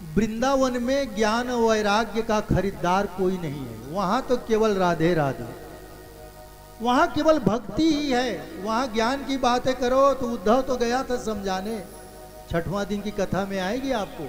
वहां ज्ञान का कोई खरीदार नहीं, वहां वैराग्य का कोई अर्थ नहीं, वहां केवल भक्ति ही प्यारी है। इसलिए भक्ति मैया युवती बन गई, जवान हो गई, और ज्ञान वैराग्य को कोई प्रभाव नहीं पड़ा। उसका उपाय किया, बताया चारों भाइयों ने कि नारद जी आप जा करके श्रीमद् भागवत की कथा कराएं और उनको मुख्य यजमान बनाए, भक्ति मैया को आमंत्रित करो, तब कहीं उनकी जो ये बेहोशी है, अरे जरापन है, बुढ़ापा है, वो चला जाएगा। तो कहा क्या इसको किसने गाया, क्या किया? तो कहा जिसको सुखदेव जी ने गाया था। देखिए भागवत जी को गाई जाती है, कही तो ठीक है, लेकिन लिखा है श्रीमद् भागवतो आलाप, आलाप पूर्वक इसको गाया जाए। लेकिन थोड़ी सी यहीं पर समझ में हम लोग गलत कर दिए। क्या गाना हो गया, कथा हो गई गौड़। पहले जमाने में क्या करते थे हम लोग, राठौर जी और मेरे उम्र से बड़े और मेरे उम्र वाले सब जानेंगे, और लगभग तो सभी वही बैठे हैं। कभी बुखार आता था ना पुराने समय में, तो वैद्य को बुलाते थे गांव में।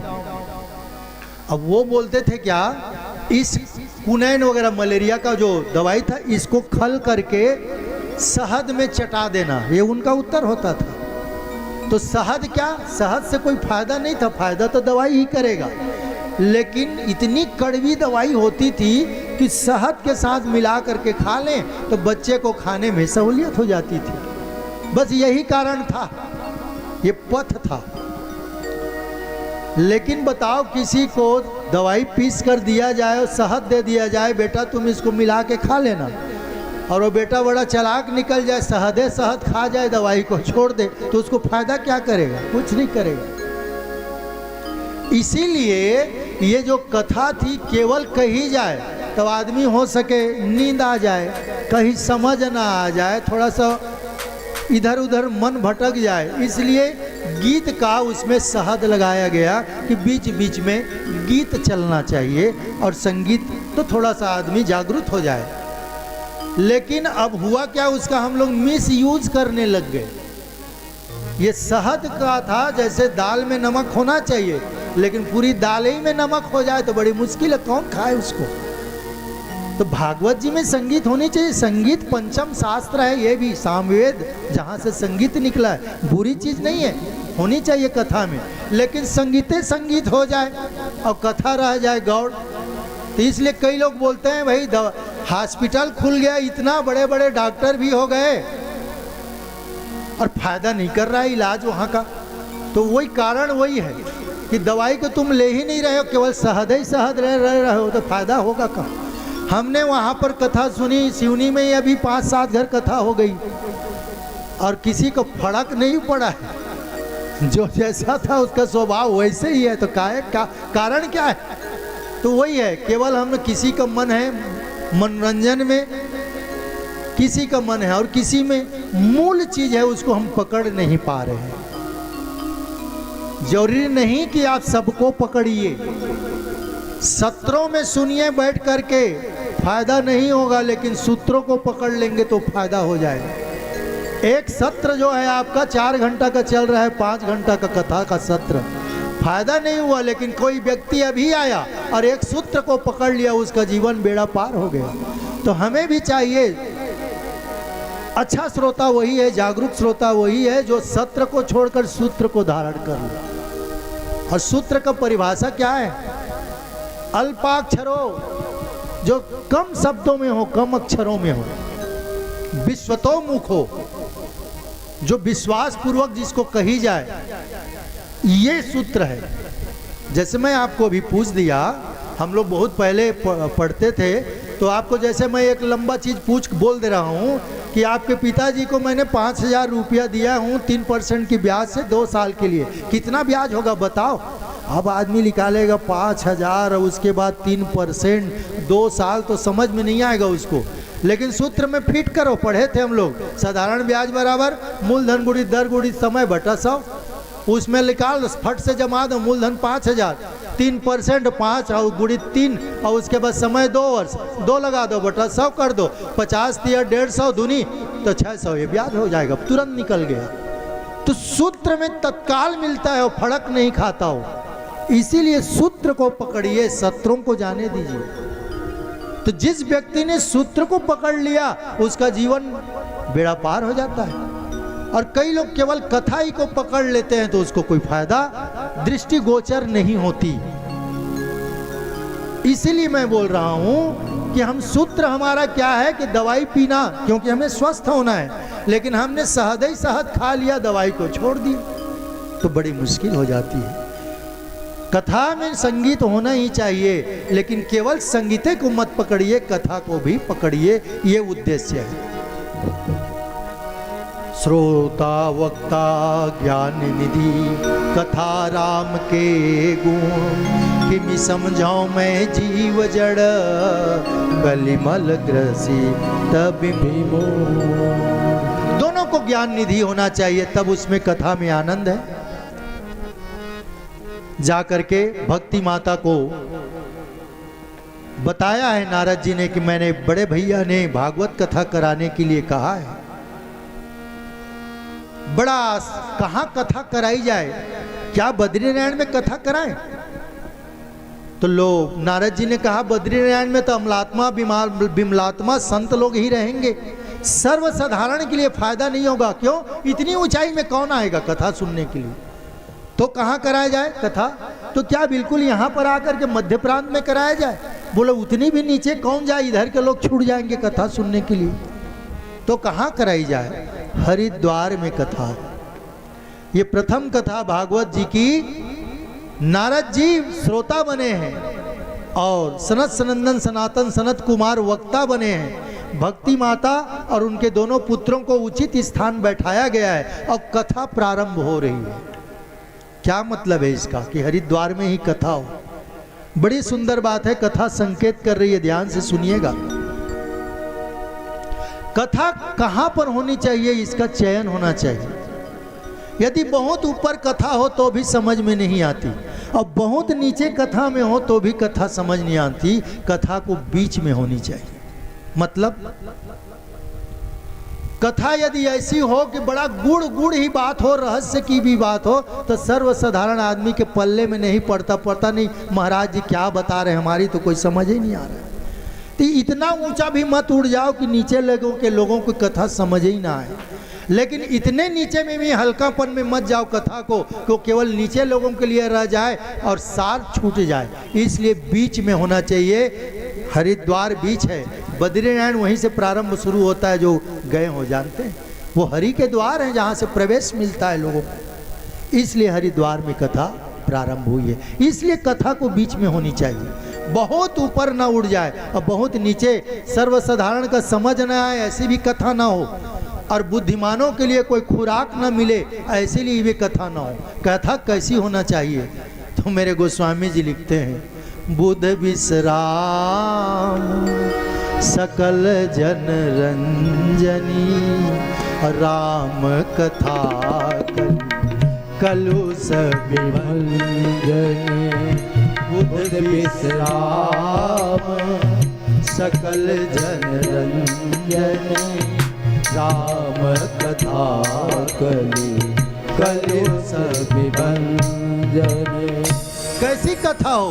तो बुद्धिमान लोगों को विश्राम मिले कथा में, और अन्य जो मन से सुनते हैं उसको आनंद मिले कथा में, तो दोनों का भी निर्वाह हो जाए। जो हल्केपन से कथा सुनते हैं, जिनको मनोरंजन चाहिए उसको मनोरंजन भी मिले, और जो गूढ़ रहस्य को सुनना चाहते हैं उसके लिए वो तत्व भी मिले। ये कथा होनी चाहिए। इसलिए ना अत्यधिक ऊपर में कथा कही जाए, ना अत्यधिक नीचे में, बीच में कथा होनी चाहिए।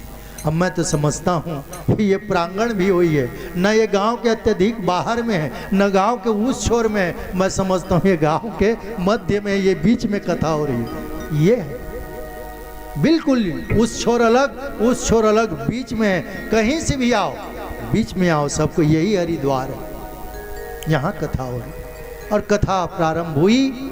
ज्ञान वैराग्य बैठे हैं। एक भृगु जी हैं। भृगु जी सबको बुलाते हैं जाकर, चलो चलो चलो आ जाओ, सबको कथा सुननी है। कितना, अरे आयोजक कौन है? तो आयोजक भृगु जी बोल रहे हैं कि आयोजक नारद जी है। और कथाकार वक्ता कौन है? तो वक्ता स्वयं चारों भैया हैं, कुमार हैं चारों। चलो सबको ऋषियों को, मुनियों को भृगु जी बटोर बटोर के ला रहे हैं कि कथा हो रही है, चलो। सूत जी से प्रश्न करते हैं सौनक जी ने कि भृगु जी क्यों बुलाए? इनको क्या पड़ी थी कि सबको चलो कथा सुनने के लिए बुलाए? कहा बहुत जरूरी है। किस लिए? आपको एक उदाहरण दूं, मेरे को त्वरित कई जगह देता हूं। LIC एजेंट होते हैं, ठीक है। अब LIC वालों से तो हम सबको पाला पड़ता ही है। LIC एजेंट आएगा आपके घर में तो वो लोग प्रण करके, उनको ट्रेनिंग ही दी जाती है कि घंटा भली लग जाए, 2 घंटा लग जाए, लेकिन एक पॉलिसी लेकर के आना ही है। इतना समझाएंगे कि आपको जीवन के बाद भी, जीवन के साथ भी ऐसा बताएंगे कि आपको एक पॉलिसी उससे लेकर ही आना है। कोई उनसे पूछ दे कि भैया तुम इतना बोल रहे हो कि जो आदमी कराएगा पॉलिसी उसको इतना फ़ायदा, इतना फ़ायदा, इतना फ़ायदा है, तो फ़ायदा तो उस कराने वाला का, तुम क्यों करवा रहे हो? घंटों अपना बर्बाद कर रहे हो। तो वो बताएगा नहीं कि मुझे क्या फ़ायदा। क्यों? क्योंकि उसको भी असल में फ़ायदा है। बताते हैं 3-4%, 5% जो वो जमा करेगा ना आदमी, उसका ऑटोमेटिक रूप से उसके खाते में जमा हो जाता है, कमीशन मिलता है। इसलिए वो आपके घर में आकर के अपना घंटों समय बर्बाद करता है और एक न एक पॉलिसी लेकर के जाता है। बस यही सिस्टम है।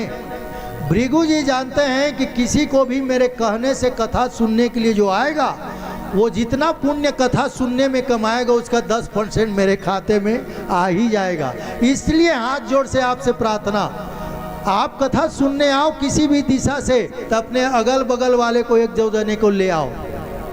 वो कथा जितने समय तक सुनेगा उसका पुण्य आपके खाते में 10% ऑटोमेटिक आ जाएगा। इसलिए ये प्रयास करना चाहिए कि किसी एक दूसरे को लेकर के आए कि चलो राम गोपाल राठौर जी कथा करा रहे हैं, अरे बड़े भव्य एवं दिव्य आयोजन है। अब बताना मत कि मुझे भी, तुम जाओगे तो कथा का पुण्य मुझे ट्रांसफर होगा। ये ऑटोमेटिक होता है। आप एक को लेकर के आएंगे, सत्प्रेरणा देंगे तो कथा का पुण्य आपके पास पहुंच ही जाएगा। बड़ा सुंदर आयोजन। और यहीं पर कथा जैसे ही विराम ली 7 दिन के उपरांत, भक्ति की दोनों पुत्र ज्ञान और वैराग्य स्वस्थ हो गए, युवक जवान बन गए और भक्ति माता नाचने लगी है। जीवन मुक्त ब्रह्म पर तजे सुन ध्यान, सदा सेव्या श्रीमद् भागवती कथा, यस्या श्रवण मात्रेण हरिचित्तम समाश्रे। कितनी बार सुने कथा को? तो भागवतकार कह रहे हैं कि सदा सेव्या, हमेशा सेवन करो। जब भी अवसर मिले, जहां भी मिले, कथा श्रवण करने ही चाहिए। इसकी कोई निश्चित गिनती नहीं है। ऐसा दिव्य परमार्थकारी ये कथा है। पता नहीं कब जो है भगवान ये चित्त चोर हमारे चित्त में आकर के बैठ जाए और फिर हमारा भाव से पार लग जाए। इसलिए हमेशा कथा सुने। सुंदर आयोजन किया गया। वहाँ लक्ष्मी भक्ति की दोनों बेटे युवक हो गए और नृत्य करने लगे। भक्ति माता नारद जी से कहने लगी कि आपने मेरे दोनों पुत्रों को, मेरे को ऊपर बड़ी कृपा की है, बताइए मैं क्या करूं? तो नारद जी ने प्रार्थना की कि हे भक्ति माता, ये कथा जितने सुन रहे हैं उनके हृदयों पर तुम्हारा वास हो जाए। मैं भी चाहता हूँ कि मेरी ये कथा जितने भी सुन रहे हैं यहाँ बैठकर या इस ध्वनि विस्तारक यंत्र के माध्यम से, उनके दिलों पर, उनके हृदयों पर हे भक्ति माता आपकी कृपा बनी रहे। तब सूत जी की ये बात बताने पर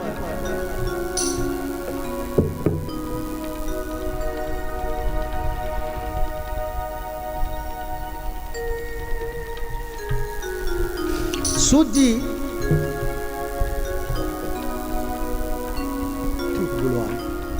सूत जी की ये बात बताने पर सौनक आदि ऋषियों ने कहा क्या, ये तो बड़े बड़े अमलाप्ताओं विमलात्माओं साधु संतों की बात बता रहे हैं कि उनको कथा सुनने से फायदा हुआ।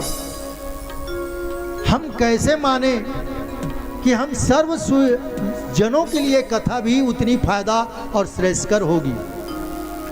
किसी विद्वान को मुख से यदि कोई कथा अच्छी बात सुननी हो ना, तो मैं एक सूत्र दे रहा हूं आपको, एक ऐसी बात कर दो जिसमें उसको बताने के लिए विवश हो जाए।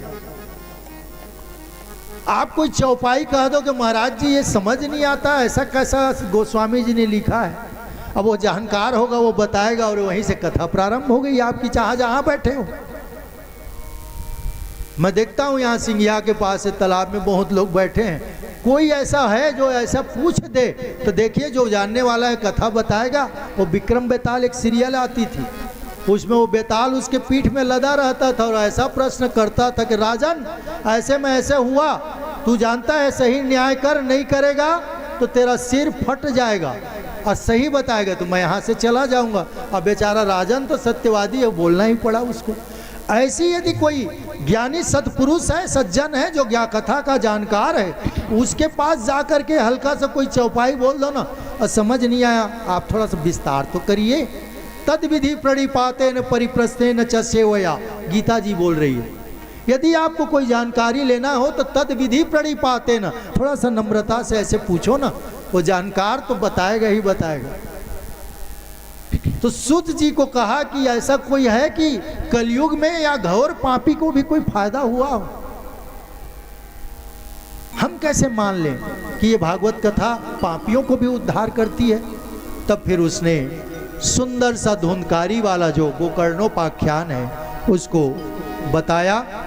तुंगभद्रा नदी तटे, तुंगभद्रा नदी के किनारे एक आत्मदेव नाम का ब्राह्मण रहता था। मैं इसका केवल सार बता रहा हूँ, आपने बहुत सुना है। हमें अभी तो कलिक कथा को मैं पूरा कर रहा हूँ, फिर आज की कथा में प्रवेश करेंगे, लेकिन अत्यंत जो छोड़ने लायक नहीं है इसलिए इसको मैं बता रहा हूँ।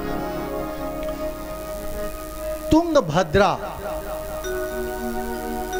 नदी के किनारे आत्मदेव ब्राह्मण रहते थे अपने घर बना करके। भद्रा मने होता है कल्याण करने वाली।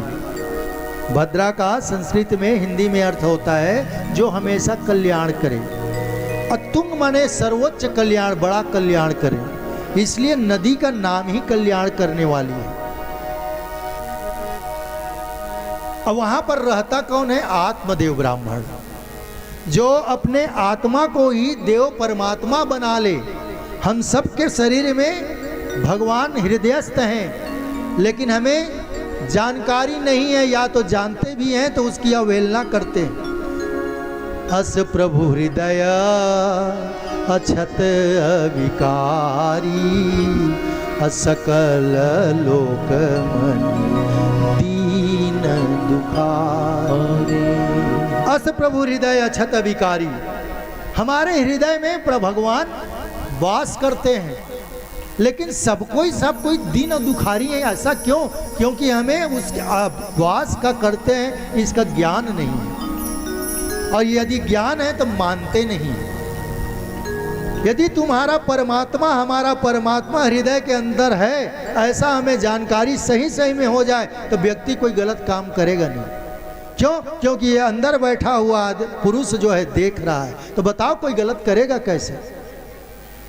हम मानते नहीं हैं कि ये कोई है अंदर में, और तुम्हारे हमारे मानने और न मानने से कोई मतलब नहीं है। गरुड़ पुराण में स्पष्ट लिखा है कि प्रभु की सूर्य और चंद्रमा आंखें हैं, तुम कोई भी कार्य करो वो बरोबर हिसाब देते हैं चित्रगुप्त को, वो निकाल के देंगे। और हम कहते हैं कि हमें कोई देख नहीं रहा है तो चलो ना कुछ कर ले, गलत कर लेते हैं ना।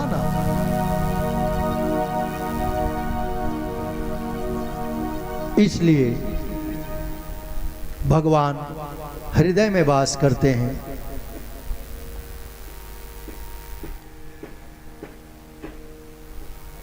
आत्मा को ही जो अपना परमात्मा समझे वही आत्मदेव। इसकी पत्नी का नाम है धुंधली। धुंधली का अर्थ लगाएंगे, बहुत लंबा कथा करने का समय नहीं है। तो धुंधली वही है जो कुतर्क करे। अपने आसपास देखिए, हमारे पास धुंधली तो नहीं है जो हर बात को कुतर्क करे। तर्क करेगा उसका उत्तर है, लेकिन कुतर्क का उत्तर नहीं है। देखिए कैसा कैसा कुतर्क करने वाले होते हैं। एक आदमी जो है काशी से पढ़ के आया, बाप ने बड़ी इच्छा के साथ भेजा था काशी अपने पुत्र को पढ़ाने के लिए। तो उसने क्या पढ़ के आया? तर्क शास्त्र पढ़ के आया।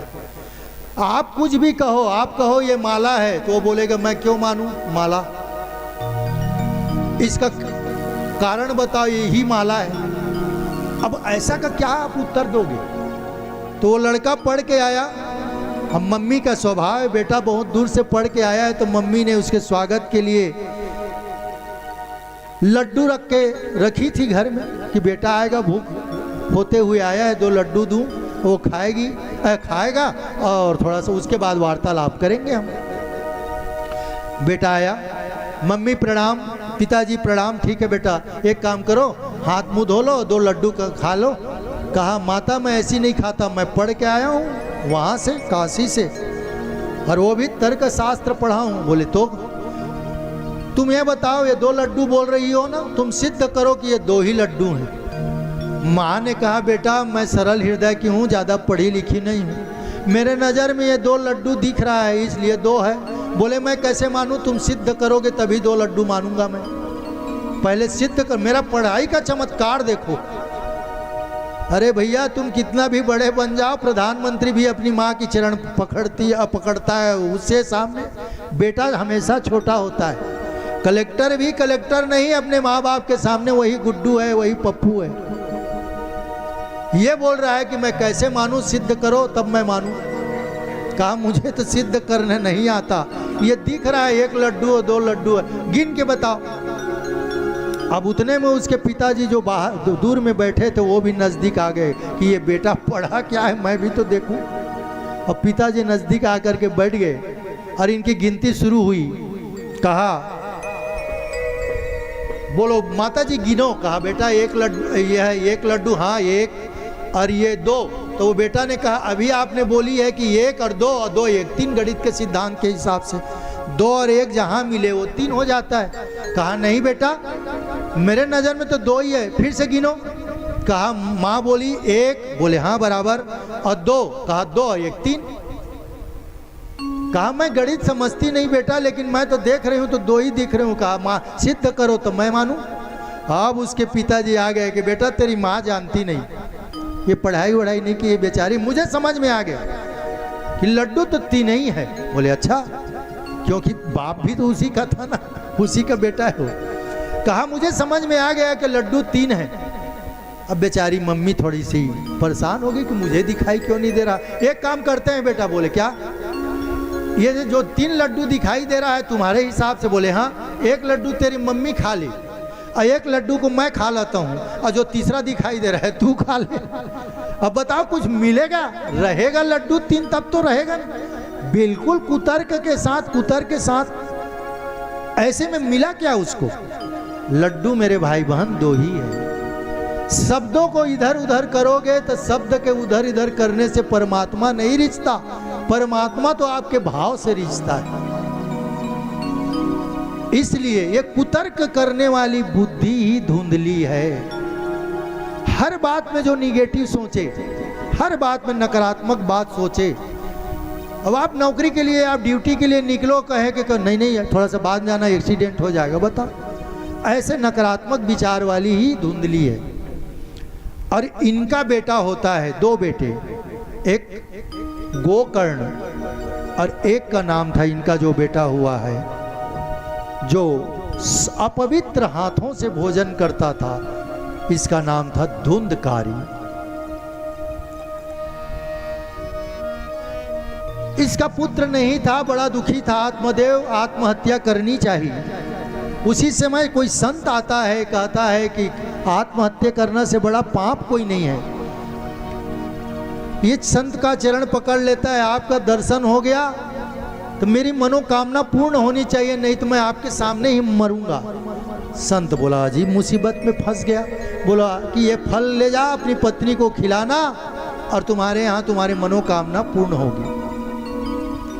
लेकिन जिसका भाग्य में नहीं रहता उसके यहाँ पुत्र या कोई भी चीज मिलेगा ही नहीं। दुर्भाग्य देखो कि कई पड़ोसियों के कहने पर इसने फल अपना नहीं खाया और उस फल को गाय को खिला दिया। तर्क क्या किया इस धुंधली कि मैं यदि गर्भवती हो जाऊं और घर में आग लग जाए तो सब तो भाग जाएंगे, मैं भागूंगा कैसे, क्योंकि मेरा पेट बड़ा रहेगा। बताओ ये कोई तर्क है? दूसरा कहा कि चोर डकैत आ जाएंगे, इनका क्या है आत्मदेव का, ये तो भाग जाएंगे, मैं क्या करूंगी, मुझे चोर पकड़ लेगा मार देगा। ऐसा कुतर्क करने वाली तो पड़ोसी भी मिल गया कि हाँ बहना ठीक कर रही है, मत खा। ऐसे पड़ोसियों से भगवान बचाए। 2-4 पड़ोसी हो जाए तो फिर आपका तो उद्धार ही हो गया। टेस्ट का टेस्ट हो जाएगा, फल को गैया को खिला देना।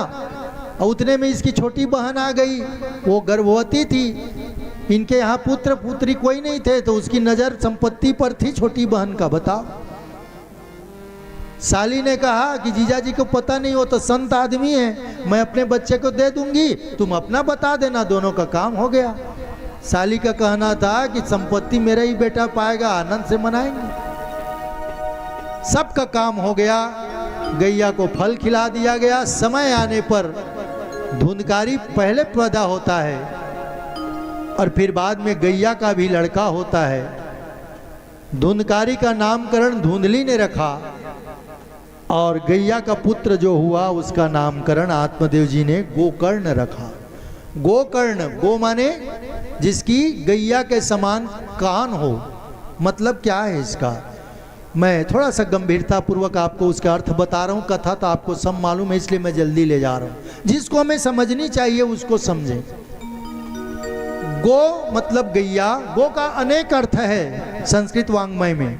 गो माने वेद भी होता है, गो माने हाथी भी होता है, गो माने गाय भी होता है, गो माने गोद भी होता है, ऐसे अनेक अर्थ है। कान उनका था गाय के कान जैसा। मतलब क्या है, गाय का कान बड़ा होता है। कितने भी आप श्रवण करें, कथा श्रवण करें, अच्छे लोगों की, संत महात्माओं की बात सुने, उसके लिए हमारे कान कैसी होनी चाहिए, गाय के समान। इसमें से सुन लो और अंदर रख करके पचाओ। गाय का एक स्वभाव होता है, जो गाय पालते हैं, गांव के हैं, सबने पाला है, मजबूरी वह सब बहुतों के घर अब गैया नहीं है,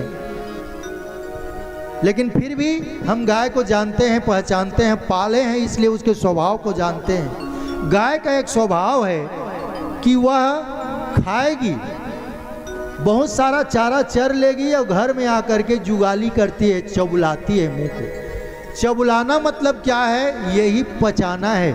अंदर की चारा को पचाती है और दूध बनाती है, शरीर में रस बनाती है। इसी प्रकार श्रोता को चाहिए कि कहीं से अच्छी बात को सुन ले और फिर जुगाली करे। जुगाली करे मतलब आप भी ऐसे ऐसे मुंह को करो नहीं, उसको मनन करो। मनन करना ही जुगाली है, यही गोकर्ण है। यहाँ से जितनी अच्छी बात हो, राठौर जी आप मेरे मुख्य श्रोता हो इसलिए बोल रहा हूँ, यहाँ से जितनी बातें बताई जाए, समय के उपरांत आप भोजन करो, रात में यदि आपको नींद ना आए कदाचित, तो फिर आप मनन करो कि आज मैंने क्या क्या बात सुनी, और मनन करोगे तो उसमें से कोई शानदार वस्तु निकले जो आपको अच्छी लगे, तो उसको आप अपने जीवन में प्रयोग करो। यही गोकर्ण है, यही उसका अर्थ है कि जिस प्रकार गाय भोजन करने के बाद, चारा चरने के बाद जुगाली करती है, मतलब पचाती है, मनन करती है, उसी प्रकार हम सब श्रोताओं को चाहिए कि कोई अच्छी बात सुने तो उसका गुणन करें, मनन करें। मनन में हमारी कमी है, सुनने में कमी नहीं। तो यही गोकर्ण जी महाराज आगे चल करके धुंधकारी इति महाखलह लिखा है भागवत जी में कि ये बड़ा दुष्ट हुआ। खल दो शब्द से खल बना है, खरगोश का ख और ल। क्या मतलब इसका? जो खाए और लड़े वही खल है। तुम्हारा ही खाए तुम्हें ही लड़े आंख दिखाए, यही खल का परिभाषा है।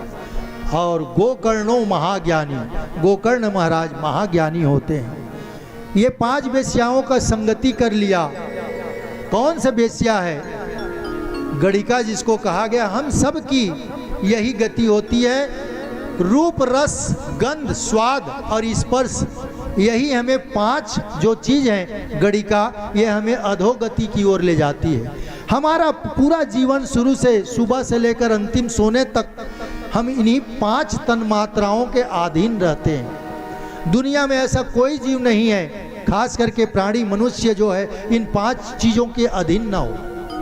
हमें रूप अच्छा देखना लगता है, इस अच्छे देखने में हमसे कभी गलत होता है।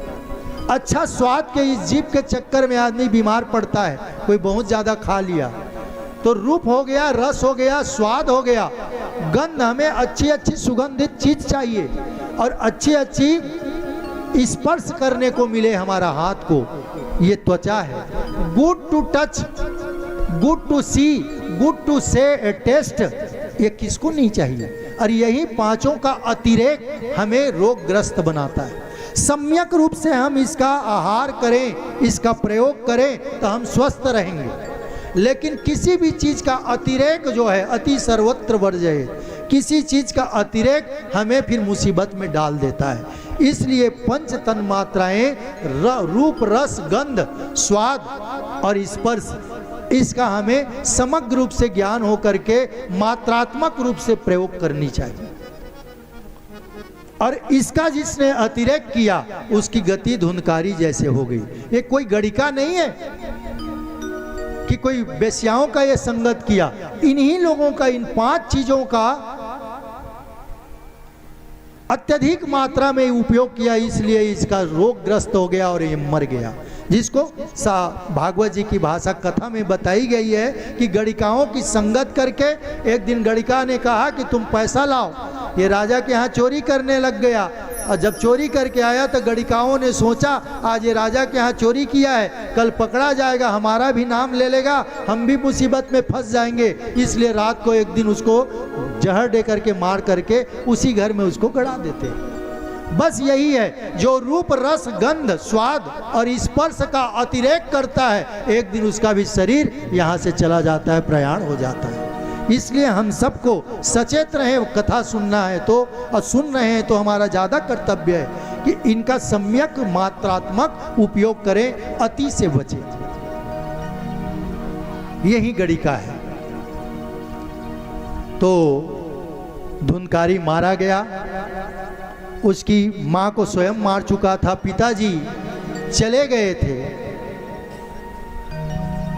गोकर्ण महाराज ने एक रात आकर के अपने पिता को उपदेश दिया है और बड़ी सुंदर उपदेश है, भागवत का सार है। और कभी कभी तो लगता है कि इसी श्लोक में 7 दिन की कथा होनी चाहिए।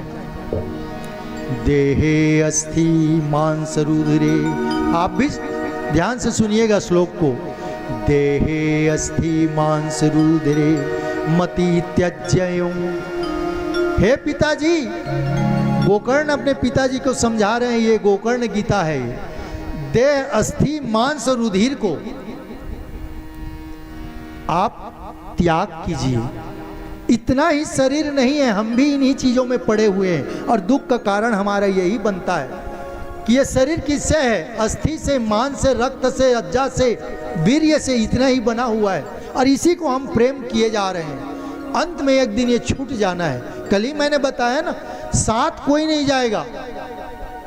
ये शरीर को जितना मल मल के हम नहा रहे हैं, ये साथ नहीं देता। ये कहाँ तक जाता है? देहश्चितायाम परलोक मार्गे धनानि भूमोपश्वस्य गोष्ठे नारी गृह द्वारे जना श्मशाने च। देहाश्चितायाम परलोक मार्गे गच्छ कर्मानुगो गच्छति जीवैका। शरीर छूट जाता है चिता तक, उससे आगे आपका साथ नहीं देता आत्मा का, आपका कर्म ही ऊपर जाता है। इसलिए मैंने कल 2 लाइन गीत गाई थी। साथी है मित्र गंग के जल बिंदु पान तक। जितने भी दोस्त बना लो संसार में, अंत समय में आ गया तो क्या करेगा? गंगा जल आपके 2 चम्मच मुंह में डाल देगा।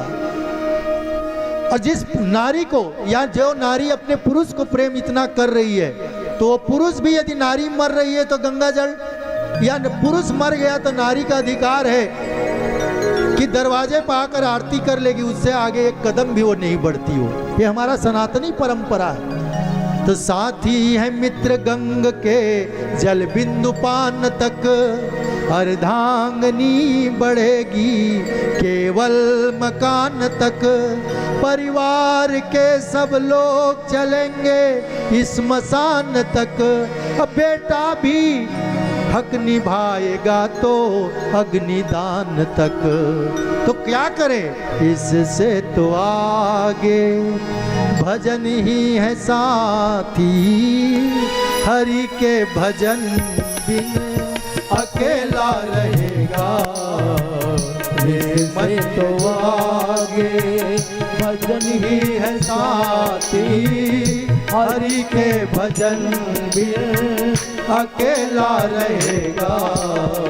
रे मन में 2 दिन का मेला रहेगा, कायम न जग का झमेला रहेगा।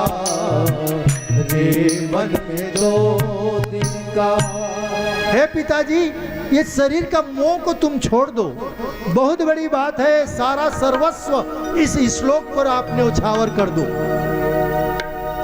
3 चीज होती है आदमी या उसी में दुख पाता है। नोट करिएगा राठौर जी, 3 ही चीज है दुख कारण का। एक अहंता, दूसरी ममता, और ये तीसरी जो नहीं आती वो है समता। हमारी अपने शरीर पर अहंता है और अपने लोगों पर ममता है, इसीलिए हमारे पास समता नहीं हो पाती।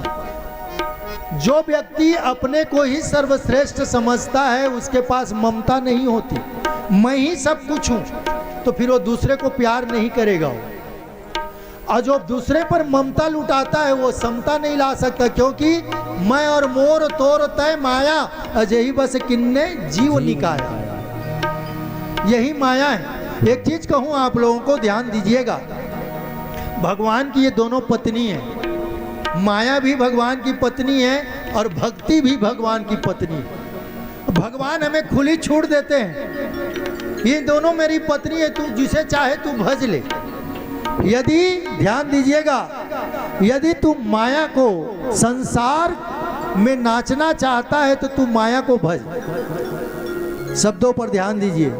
यदि तुम स्वयं नाचना चाहते हो संसार में तो तुम माया को भजो, यदि मुझे नचाना चाहते हो तो तुम भक्ति को भजो।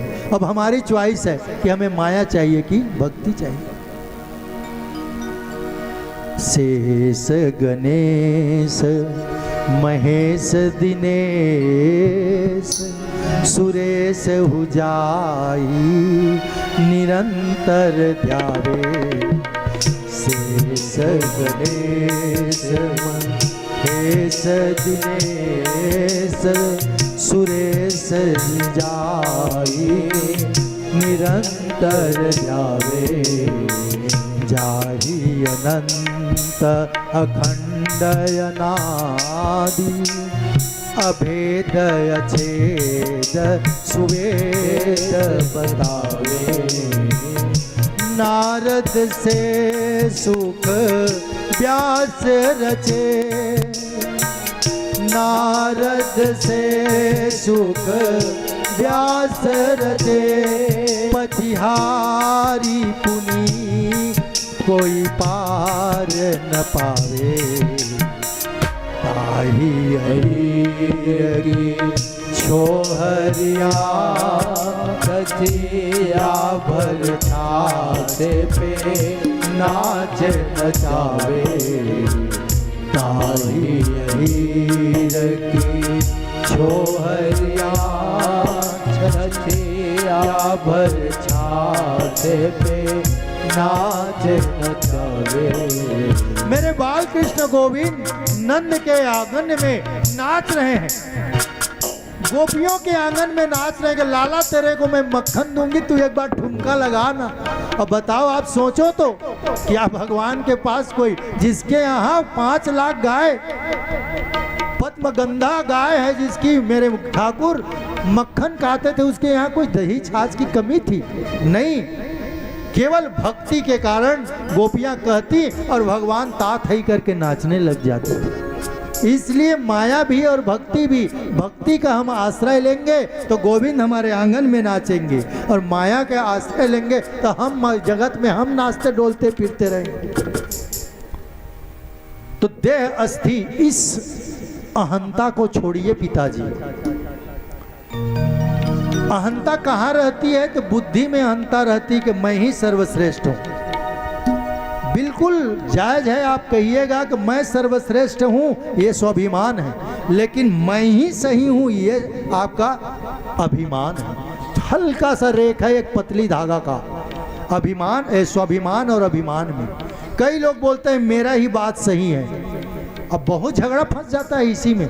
10 लोग बैठे हैं, चर्चा निकल गई तो आदमी कहता है मैं कहता हूँ वही सही है।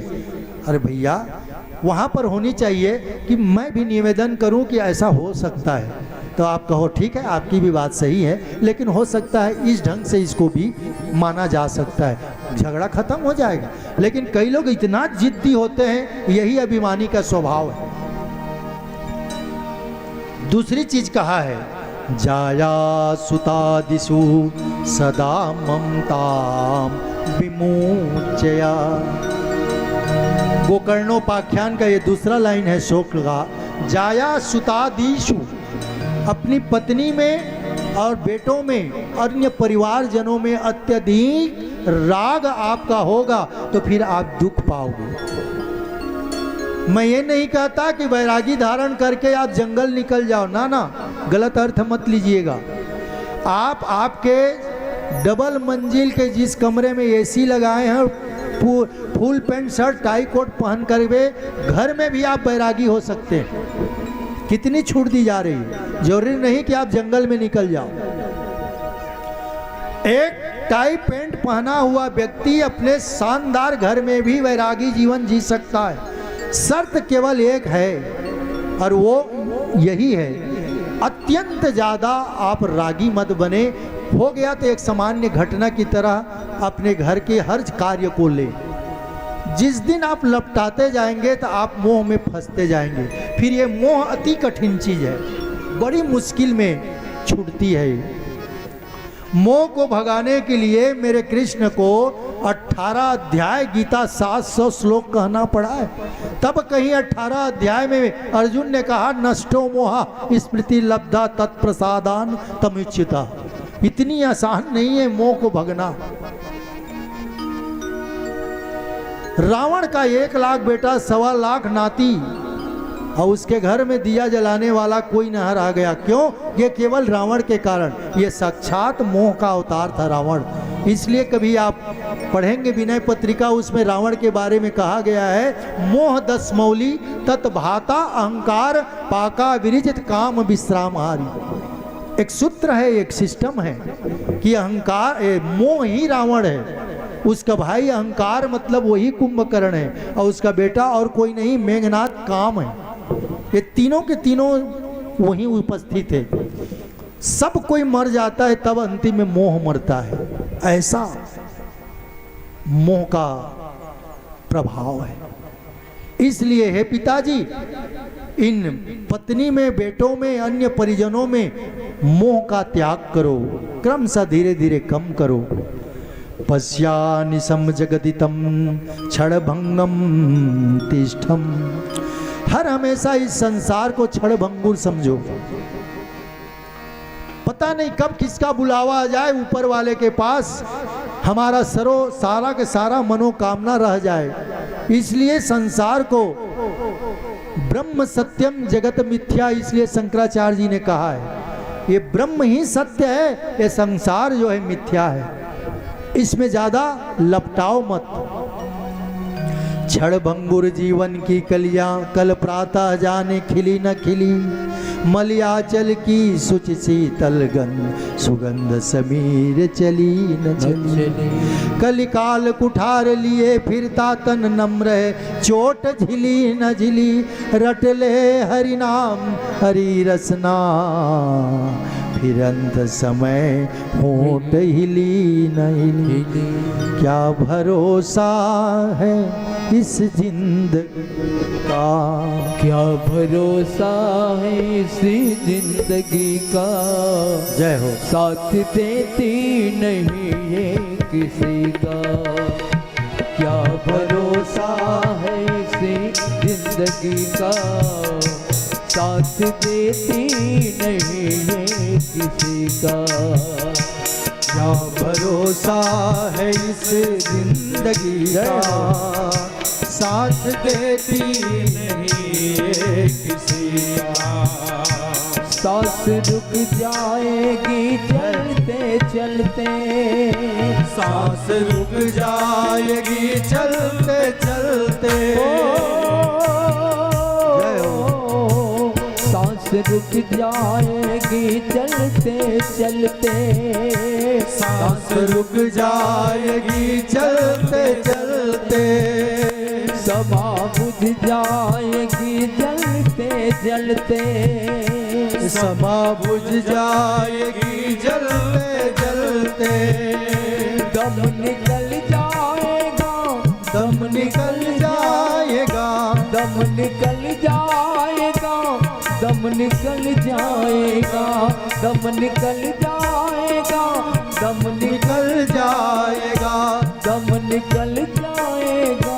रोशनी का साथ देती नहीं ये किसी का, क्या भरोसा है इस जिंदगी का, क्या भरोसा है इस जिंदगी का, साथ देती नहीं ये किसी का, साथ देती नहीं ये किसी का।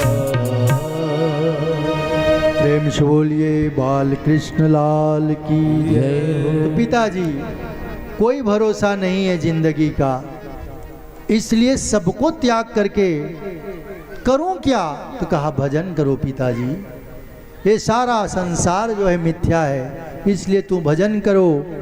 वैराग्य राग रसिको भव भक्ति निष्ठा, एकमात्र भजन ही सहारा है।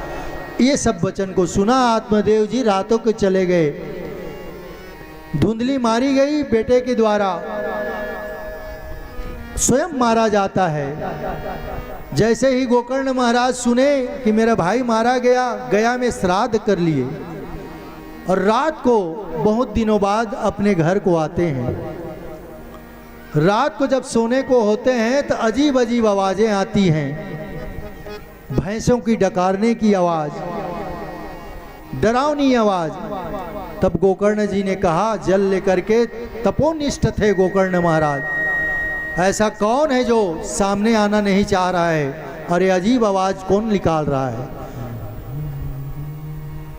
हम भ्राता त्वदो अश्मी, वो प्रेत के रूप में धुंधकारी आता है कि भैया मैं ही तुम्हारा बड़ा भाई हूँ, मेरा नाम धुंधकारी इति नामिता, मैं धुंधकारी हूँ तुम्हारा बड़ा भाई। बोला आश्चर्य हो गया गोकर्ण ने, मैंने तो सुना था तुमको मृत्यु हो गई तो मैं गया श्राद्ध करके आ गया हूँ। कहा तुम लाख गया श्राद्ध करो, मेरी पाप इतनी है कि मेरे को गया श्राद्ध से कोई फायदा नहीं होगा, मेरा ऐसा कोई उपाय करो कि मुझे भी मोक्ष हो जाए, मोक्ष मिले। तब उसका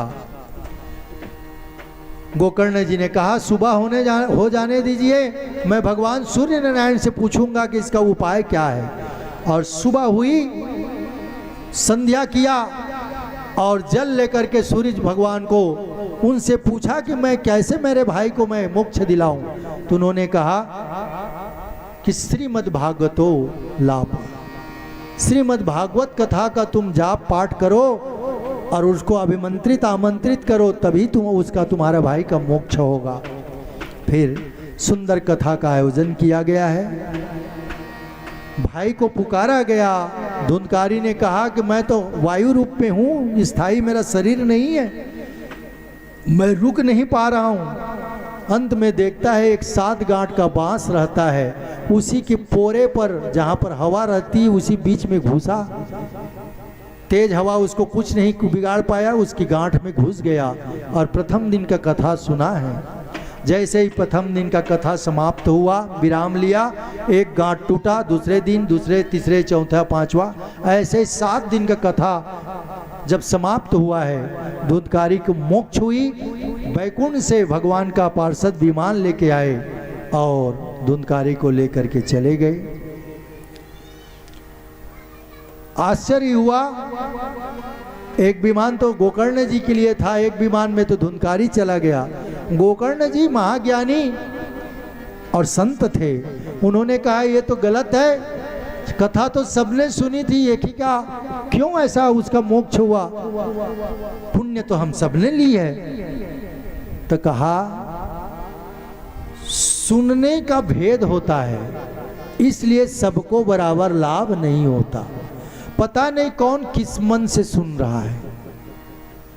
थोड़ी देर बाद माताओं को चिंता हो जाती, घर में सुना कोई पता नहीं बहू बैठी है क्या कर रही है, तो आप शारीरिक रूप से तो यहाँ बैठे हैं लेकिन मन आपका वहाँ चला गया है। तो इसलिए सुनने का भी भेद होता है।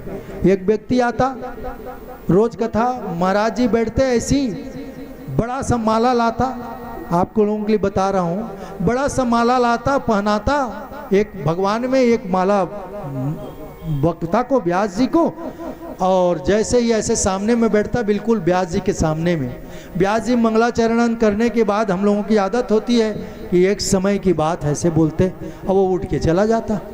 अब सामने में बैठे इतना बड़ा श्रोता जो उस माला में 25-50, हाँ हमारे यादव जी आज पहना दिए हैं, तो बरबस नजर आएगा कि हाँ अच्छा खासा पैसा है, ऐसा कहकर तो नजर तो रहता है ना, तो नजर रहता है वो बड़ा माला। और एक समय की बात है, जैसे कथा प्रारंभ किया व्यास जी ने, तो उठ के चला गया। तो पहले दिन व्यास जी को लगा कि हो सकता है कोई जरूरी काम आ गई हो। देखो श्रोता कैसे कैसे होते हैं।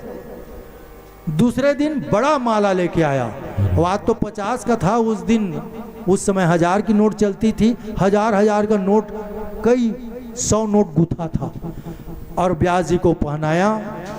तो कोई अति विशिष्ट VIP आता है तो सब लोग उसको अलग से देखते हैं, ट्रीट देते हैं।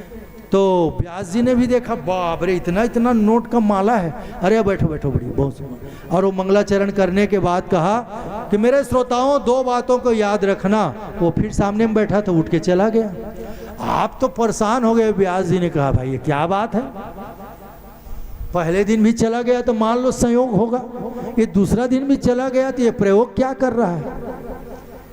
चलो कोई बात नहीं। तीसरे दिन ना 2-2 हजार, तब तक नोटबंदी के बाद 2000 शुरू हो गया था, तो 2-2 हजार का भरपूर माला 2-3 लाख का रहा होगा, वो माला लेकर के व्यास जी को पहनाया। तो व्यास जी गदगद है, आज ये सुनेगा। तो कोई विशिष्ट श्रोता रहता है ना, तो व्यास जो करते हैं, कथाकारों लोग भी रंग रंग के कथा और निकालते हैं कि इसको अच्छा प्रभाव पड़े ऐसा कर। और जिस दिन ज़्यादा आप प्रयोग करना चाहोगे उसी दिन कथा बिगड़ जाती है, ऐसा भी बहुत होता है। इसलिए स्वाभाविक प्रवाह में रहो। कोई अति उच्च श्रोता आ गया तो व्यास के लिए सब समान होना चाहिए, ना उसके लिए कोई ऊंचा है ना कोई नीचा है, सब बराबर है। प्रयोग करने के चक्कर में ज़्यादा बिगड़ता है। ये मेरा भी अनुभव है कभी का, बहुत पुराना। इसलिए मैं कभी नहीं देखता कि श्रोता कौन है, श्रोता सब बराबर है। तो उस दिन आया 2-2 हजार का लेकर के, और व्यास जी के पहनाया और सामने में बैठ गया। और जैसे ही बैठा व्यास जी ने मंगलाचरण किया और कहा कि 3 बातें हमें हमेशा परेशान करती है, 3 ही प्रकार की ताप होती है, 3 ही प्रकार के दिन में व्यवस्था होती है, सुबह, मध्याह्न और शाम। ऐसे ही 3 ऐसा कहा, वो फिर उठ के चला गया। सामने में बैठे और कोई उठ के श्रोता चले जाए तो फिर बुरा लगता है कि पता नहीं मेरी कथा इसको अच्छी लग रही है कि नहीं लग रही क्या।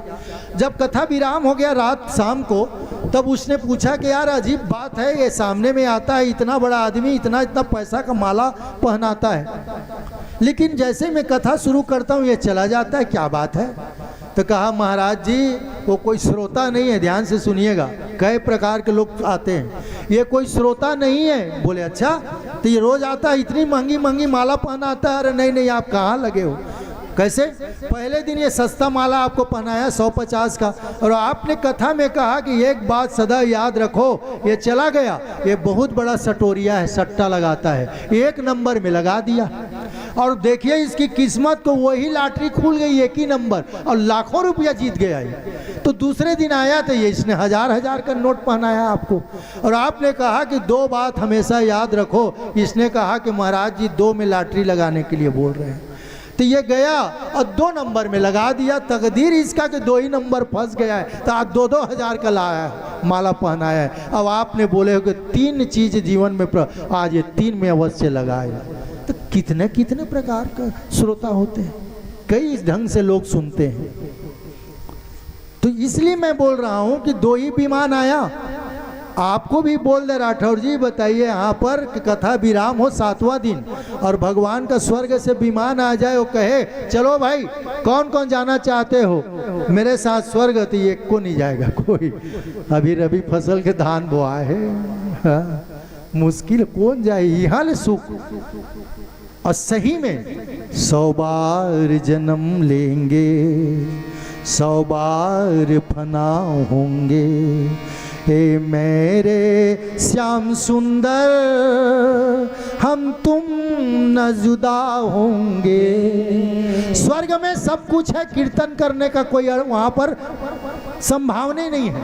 आप अपने पुण्य को भोगोगे, पुण्य जैसे ही समाप्त होगा आपको धक्का मार के निकाल दिया जाएगा। केवल कीर्तन हरि कथा यही है इसी मृत्यु लोक में, इसकी व्यवस्था स्वर्ग में नहीं है। तो हम क्यों जाए वहाँ? पुनरपि जननम पुनरपि मरणम पुनरपि जननी जठरे शयनम। शर्त यही है कि भज गोविंदम भज गोविंद। भगवान का वंदना करें, भगवान का वंदना करें, और कुछ नहीं। बार बार जन्म ले यहाँ कोई नहीं जाएगा। इसलिए श्रवण भेद के कारण फल भी अलग अलग मिलता है। जो जिस भाव को भजेगा, भगवान गीता में कहते हैं ये यथा माम प्रपद्यम तामस तथैव भजाम्यहम्। मुझको जो जिस प्रकार से भजता है मैं भी उसका सुमिरन उसी प्रकार करता हूँ। यदि तुम उस भाव से भजो, वैर भाव से, तो आपसे उनसे बड़ा फिर शत्रु नहीं। आप उनको सखा के भाव से भजोगे तो फिर उनसे बड़ा कोई मित्र नहीं। आप उनको पुत्र की भाव से भजो तो उनसे बड़ा कोई बेटा नहीं, उनसे बड़ा कोई भाई नहीं। इसीलिए उनसे कोई संबंध आपको प्रसन्न करना है तो संबंध बनाइए। भगवान कहते हैं कि तू संबंध बना, निर्वाह करने की जिम्मेदारी मेरी है। कोई ना कोई संबंध बना लीजिए, सखा का, पुत्र का, पिता का, फिर देखिए कितना आनंद है। एक चीज है, अब हम लोगों को बात क्या है, मैं आप ध्यान दीजिएगा, इसलिए मैं सिवनी में और इस बीच बस्ती में कहने की बड़ी इच्छा है। 2-3 बार कहा हूँ, लेकिन इसलिए कि ये श्रुति श्रोताओं के ये गांव है। हम सब करते क्या है कि ये मेरा घर है कहते हैं, कभी नहीं कहे कि इनका घर है। तो बोलते हैं तुम तो अपने ही घर बोल रहे हो, तो तू ही रह, मैं चला जाऊं। हृदय में हाथ रख के रखिए। माताओं से पूछ रहा हूं कि आज भोजन बनाए, 4 दिन बता बनाना है भोजन, ऐसे ही बोलते हैं। कभी भी घर के अंदर विराजमान ठाकुर को अपने परिवार समझते हो क्या? नहीं समझते। फिर कहते हैं कि ये प्रसन्न नहीं, ये दुख पा रहे हैं। आपके घर में आप हम 2 हमारे 2 हो, तो आप किसी से व्यवहार में बोलो तो मैं 5 करने के लिए भोजन बनाऊंगी, ऐसे बोल के तो देखो। इनको भी तो शामिल करो उस भोजन में। आपका भोजन भोजन नहीं रहेगा, प्रसाद हो जाएगा। तो कमी हमारी है, दोष हम इनको देते हैं। इनको अपने परिवार में शामिल करके देखिए, तब का आनंद फिर कुछ और है। इसलिए भगवान से रिश्ता बना के रखें, और फिर ये निभाने वाले ये बहुत अच्छे से निभाते हैं रिश्ते। अब उन्हीं रिश्तों के निभाने की कथा अब प्रथम स्कंद में हम प्रारंभ करने जा रहे हैं। उसमें होगी। और जितनी ये तो महात्मा की कथा आज तक अभी तक चली है, कथा को कौन कह सकता है, अभी तो इन्हीं में घंटों लगता। तो फिर भी मैं उसीलिए मैं कल आपसे बोला था कि सामने में घड़ी रखिएगा आज याद करके, वो मैनेज नहीं हो पाता टाइम का, तो उसी ढंग से फिर कथा को आगे पीछे करते हैं हम लोग। तो मैं खैर मेरे पास तो देख रहा हूँ। आइए एक सुंदर सा, ये लोग चले गए क्या? चलिए कोई बात नहीं, आ जाइएगा जो म्यूजिशियन है हमारे। प्रथम स्कंद की कथा प्रारंभ करते हैं।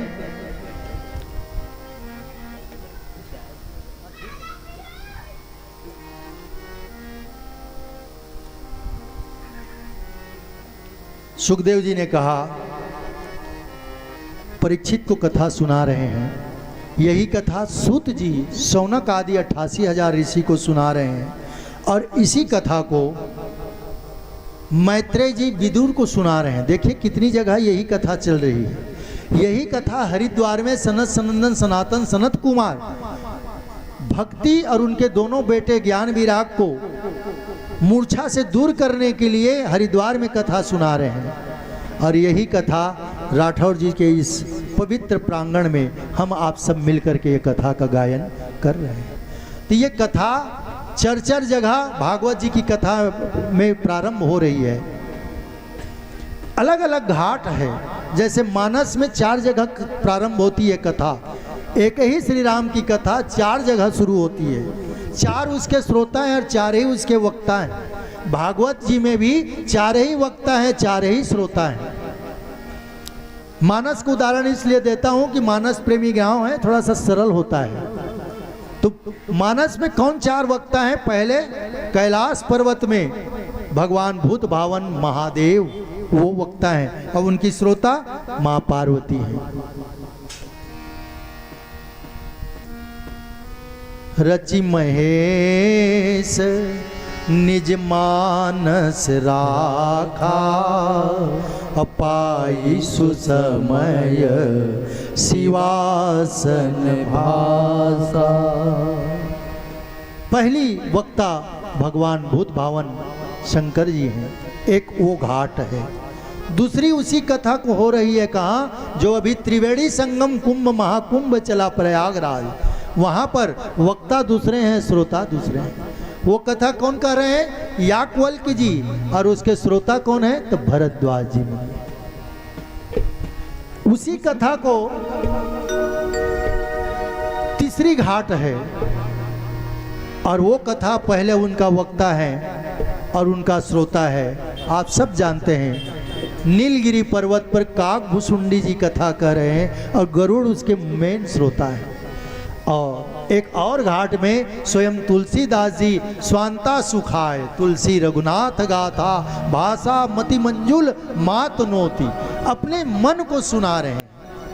तो ये 4 घाटों पर हो रही है, मानस में भी और भागवत में ही 4 घाटों पर कथा कही जा रही है, जिसका वर्णन मैंने आपसे किया कि सुखदेव जी राजा परीक्षित को सुनाते हैं, मैत्रेय जी विदुर को सुना रहे हैं, सूत जी शौनक आदि ऋषियों को सुना रहे हैं और यहाँ पर हम सब आप मिल करके ये कथा गायन कर रहे हैं।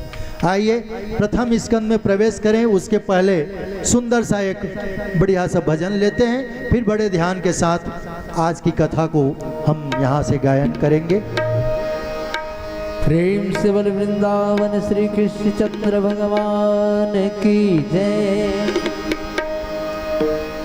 मुझे चरणों से लगा ले मेरे श्याम मुरली वाले। जय हो। बढ़िया ताली के साथ आप लोग भी ध्यान देंगे। श्वास में तेरा अब नाम मुरली वाले, मुझे चरणों से लगा ले मेरे श्याम मुरली वाले, मुझे चरणों से लगा ले मेरे श्याम मुरली वाले। है श्वास श्वास में तेरा, है श्वास श्वास में तेरा अपना मुरली वाले, मुझे चरणों से लगा ले मेरे श्याम मुरली वाले।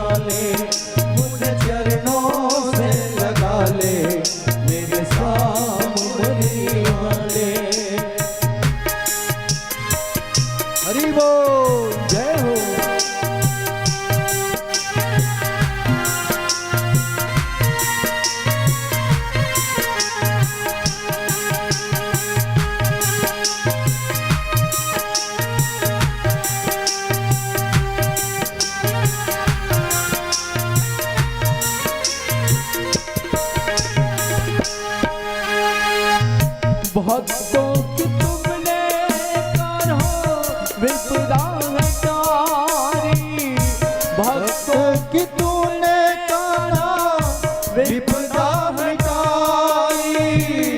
मेरी भी बात थामो आके वो बिहारी, मेरी भी बात थामो आके बिहारी। ओ बिगड़ी बनाए तुम तो, बिगड़ी बनाए तुम तो, हर काम मुरली वाले मुझ चरणों से लगा ले।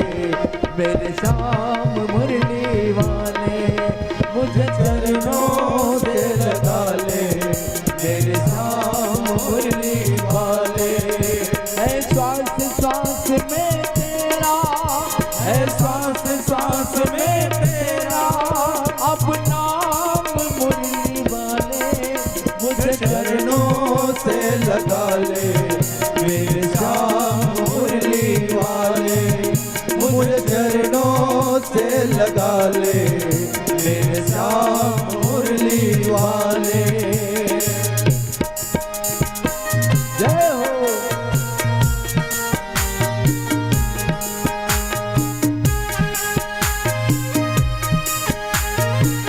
जय हो।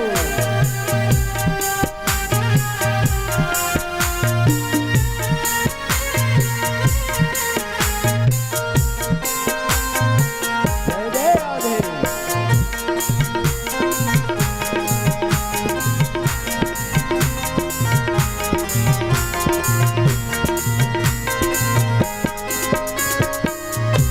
पतझड़ है मेरा जीवन बन के बहार आजा।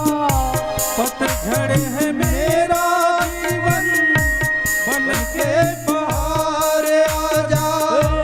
सुन ले पुकार कान्हा बस एक बार आजा। सुन ले पुकार कान्हा बस एक बार आजा। ओ बेचैन मन के तुम ही, बेचैन मन के तुम ही, आराम मुरली वाले मुझ चरणों से लगा ले। मेरे श्याम मुरली वाले मुझ चरणों से लगा ले। मेरे श्याम मुरली वाले है श्वास श्वास में तेरा, है श्वास श्वास में तेरा, अब नाम मुरली वाले मुझ चरणों से लगा ले। ओ श्याम मुरली वाले मुझ चरणों से लगा ले। मेरे श्याम मुरली वाले मुझ चरणों से लगा ले। मेरे श्याम मुरली वाले। प्रेम से बल वृंदावन श्री कृष्ण चंद्र भगवान की जय। मोर मुकुट बंसी वाले की जय। जय जय श्री राधे। जन्माद्यस्य यतो अन्वादितरतः चार्थेष्वभिज्ञस्वराट। प्रथम स्कंद का प्रथम श्लोक जो मंगलाचरण के रूप में है, शुरू हो रहा है ज अक्षर से, ज जहाज का। ध्यान दीजिएगा, मेरे संतों की, मेरे भारत देश के मनुष्यों की हर एक चीज जो है अर्थमयी है।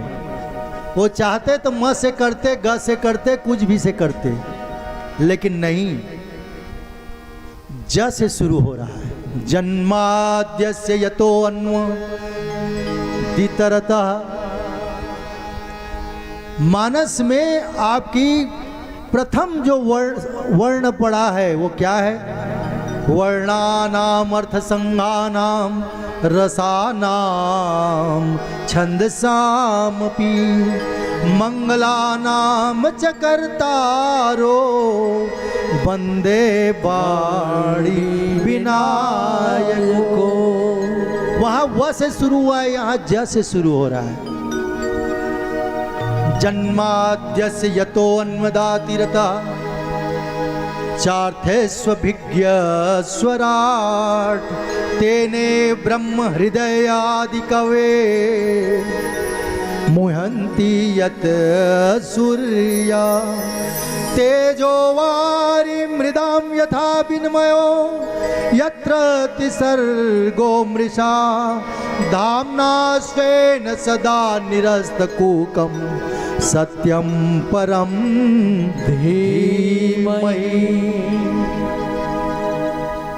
संदेश है जैसे शुरू हुआ है भागवत का प्रथम स्कंद का प्रथम अक्षर और खत्म हुआ है, विराम लिया है तो म से। नमामि हरि परम, यही आखिरी शब्द है द्वादश स्कंद का, कहूँ तो 18,000 श्लोक का अंतिम शब्द है, नमामि हरि परम।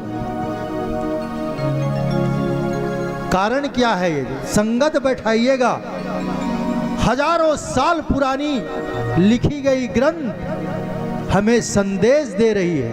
कथा में आप जो समझें ना समझें, लेकिन इस एक बात को समझिएगा, शुरू हो रही है मेरी भागवत जी की कथा ज से और विश्राम ले रही है म से। क्या कहना चाह रहे हैं? जन्म से लेकर म मतलब मृत्यु तक, जन्म भी निश्चित है और मृत्यु भी निश्चित है। इस पर हमारा कोई अधिकार नहीं है कि कहाँ हम जन्म लेंगे और कहाँ कब मरेंगे, लेकिन इन दोनों के बीच में जो आपके पास जीवन बचा है उसी की कथा ही भागवत कथा है कि अपने जीवन को कैसे बनाना है। बस केवल इसी को याद रखिए, जन्म और मृत्यु के बीच की कथा ही भागवत कथा है। लोग कह देते हैं, बहुत से व्यास बोलते हैं एक मुक्ति की कथा है, मोक्ष की कथा नहीं, आपकी हमारे जीवन की ही कथा है। व्यास जी ने 18,000 श्लोकों में इसको पूरी तरह से बांध दिया और समस्त संसार के जितने ग्रंथ है सबको इसमें समाहित कर दिया। राठौर जी ध्यान रखिएगा, ये तो गांव मेरा हमेशा भागवत सुनते रहता है तो सबको मालूम है, फिर भी आज प्रथम दिन इसलिए बताना जरूरी है कि कोई आपसे पूछ दे कि आपने 7 दिन कथा सुनी, तो लो तो बताओ। कई लोग होते हैं ऐसे विघ्न संतोष करने वाले कि भागवत जी में कितना स्कंद है। अब आपकी बड़ी जिम्मेदारी है कि आपने 7 दिन कथा सुनी है, तुरंत उत्तर दीजिएगा 12 स्कंद है। अध्याय कितना है तो बोलिएगा 335 335 अध्याय है। और श्लोक कितना है तो 18,000 अष्टदश सहस्त्र श्लोकानि, 18,000 श्लोक हैं। अब आप बोलिएगा, कोई कहते हैं कि मैं भगवान को नहीं मानता, आप बोलिएगा तू मान या मन मत मान, मैं उसका मोबाइल नंबर दे रहा हूँ, अभी तू लगा और तुरंत तू बात कर। बोलेगा कि क्या है उसका मोबाइल नंबर, कितने नंबर का आता है मोबाइल? 10 नंबर का आता है ना, गिनिएगा, मैं आपको भगवान से मिलने का बात करने का मोबाइल नंबर है। द्वादश स्कंद है 12, 1 2 लिखिए, 1 2 1 2, और उसके बाद 335 अध्याय 335 1 2 3 3 5 1 8 000, यही भगवान से मिलने का बात करने का मोबाइल नंबर है। 10 अक्षर में 10 अंकों में 1 2 3 3 5 1 8 000। आप इसको यदि समग्र रूप से अपने जीवन में आत्मसात करते हो तो निश्चित रूप से इनके चरणों का स्थान आपको मिलेगा। यही उसका मोबाइल नंबर है कि 12 अध्याय 335 अध्याय 12 स्कंद और 18,000 श्लोक। तो इतना याद रखिए, जन्म से मृत्यु के बीच जो जीवन बचता है उस जीवन को हम कैसे जीना चाहिए, हमें यही हमें भागवत जी सिखाती है। अब मृत्यु को तो सुधारती है निश्चित रूप से। तो जन्माद्यस्य यतो अन्वादिर्ता चार्थेष्वभिज्ञः स्वराट, ये पूर्ण रूप से वेद की कथा है। वेद को हम समझ नहीं पाते, वेद को हमारा उतना पहुंच नहीं है, इसलिए थोड़ा सा सरस बना करके इसको भागवत के रूप में, शास्त्र के रूप में परिणित किया है। इसीलिए वेद का प्रथम श्लोक है अथातो ब्रह्म जिज्ञासा, ये प्रथम है उसी का। वेद पढ़ेंगे तो अथातो ब्रह्म जिज्ञासा।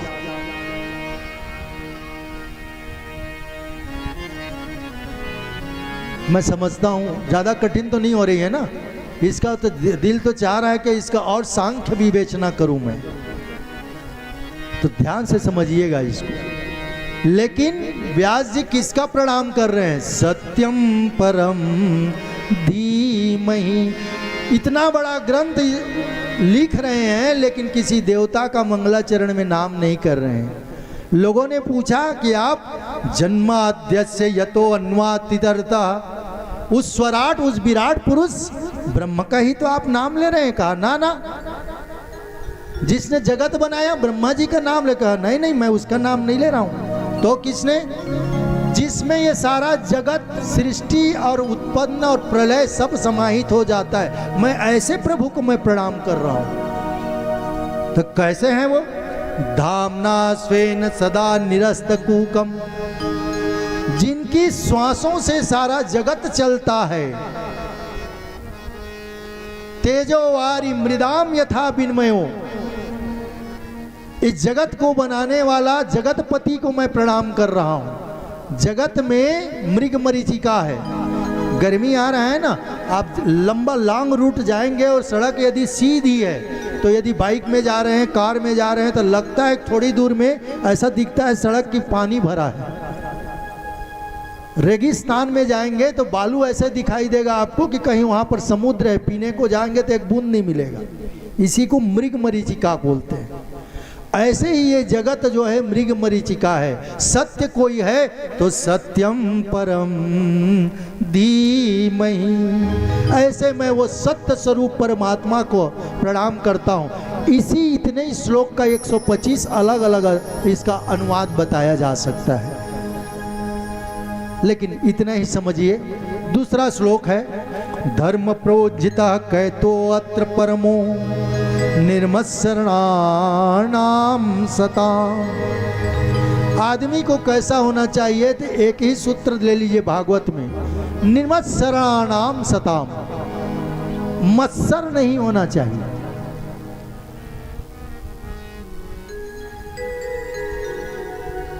दो चीज होता है, बड़ा जवाबदारी पूर्वक बोल रहा हूं इसीलिए कि सरल कर करके। दो चीज होती है, एक होता है जलन, उसको बोलते हैं ईर्ष्या, और एक होता है मत्सर। लगता तो पर्यायवाची लगता है लेकिन थोड़ा सा अंतर है दोनों में। आगे की कथा में और मैं इसको एक्सप्लेन व्याख्या करूंगा। भागवत जी का कहना है, भागवतकार का, कि मत्सर ना हो, नित मत्सरणाम सताम। आदमी को मत्सर से दूर होना चाहिए। मत्सर मतलब ये जलन का बेटा है, ईर्ष्या का बेटा है। प्रतिस्पर्धात्मक जो गुण होता है उसी को मत्सर कहते हैं। यदि दो व्यक्ति दौड़ रहे हैं, एक आदमी पहला आ गया, दूसरा कुछ पीछे रह गया, तो दूसरा व्यक्ति यदि सोचे कि मैं भी खूब मेहनत करूंगा, रोज सुबह दौड़ने जाऊंगा तो अगले दिन इसको हरा दूंगा, यदि ऐसे भाव आती है तो यही मत्सर है। और मत्सर की भाव को मेरा ग्रंथ कहता है कि ये चलेगा, चल जाएगा। यदि प्रतियोगिता की भावना नहीं होगी तो आदमी विकास कैसे करेगा? इसलिए मत्सर को बुराई के बाद भी पूजा किया जाता है। ये मत्सर और कोई नहीं है, राहु है, और राहु को एक ग्रह मानते हैं और ग्रह नवग्रह में उसका पूजा करते हैं। इसलिए मेरा सनातन धर्म राहु को, यद्यपि वो बुराई है, बुराई के बाद भी इन गुणों के कारण उसका पूजा करता है। लेकिन यदि भाव आपकी ये हो, इसको विस्तार से मैं अमृत मंथन के दिन बताऊंगा 5वें दिन की कथा में, यदि याद आ जाए प्रभु की कृपा से। तो दो व्यक्ति दौड़े और एक पीछे हो जाए, एक आगे आ जाए। यदि पीछे वाला के मन में ये विचार आए कि मैं भी मेहनत करूं और इससे आगे हो जाऊं, तब तो बहुत अच्छी बात है, ये मत्सर है। लेकिन उसके मन में ये विचार आए कि कौन मेहनत करे, ये आगे दौड़ रहा है तो एक टंगड़ी मारूं, टांग को खींच दूं, गिरा दूं, मैं आगे हो जाऊं, यही ईर्ष्या है। बहुत ज़्यादा अंतर नहीं है। आप यदि विकास करोगे, आपकी संपदा, आपकी यश, आपकी कीर्ति, आपकी बुद्धिमानी, आपकी सारी तरफ जय जयकार होगी, तो सबसे पहले विरोध आपके घर से उत्पन्न होगा, आपके पड़ोसी से होगा। क्योंकि ये जितने पास वाले हैं ये ज़्यादा घातक होते हैं, दूर वाले से तो आप सतर्क रहोगे। और यही ईर्ष्या है जो टांग खींचता है। मेरा धर्म कहता है कि साथी हाथ बढ़ाना, एक अकेला थक जाएगा मिलकर बोझ उठाना, ये मेरा देश कह रहा है। लेकिन हमारे लोग कहते हैं कि साथी टांग खींचना, अकेला कहाँ जाएगा, पीछे आके लौट जाए। गलत बात है, ये धर्म हमारा नहीं सिखाता। तो यही ईर्ष्या है। भागवत जी में कहा कि निमत्सराणाम सताम। यदि भागवत आप सुनते हो तो मत्सर को, ईर्ष्या को दूर रखो। वेद्यम वास्तम मत्र वस्तु शिवदम तापत्रयो उन्मलम श्रीमद् भागवते महामुनि कृते किम वा पैरीश्वर। तीनों तापों का उन्मूलन करने वाला है ये ग्रंथ। और एक बड़ी सुंदर बात कही है, सद्यो हृदय रूह अत्र कृति भी। जैसे भी आप राठौर जी के घर में भागवत हो रहा है, 2:30 बजे का समय, भोजन किए 12 बजे और सो गए, और आपके मन में व्याकुलता आ गई, अरे घड़ी देखे 2:30 बज गया, मैं कैसे पहुंचूंगा, मुझे तो भाटा पारा से आना है, मुझे भागवत सुनने जाना है। आपके मन में जैसे ही विचार आया, सद्यो हृदय हृदयात्र, ठाकुर जी आपके हृदय में तुरंत आ जाते हैं। अरे तूने सोचा तो कि मैं भागवत सुनने जाऊंगा, वो ये देरी नहीं लगाते, आपके हृदय में तुरंत विराजमान हो जाएंगे। एक बार आप सोच के तो देखो। ये हमें, ये मंगलाचरण हमें आश्वस्त कर रहा है।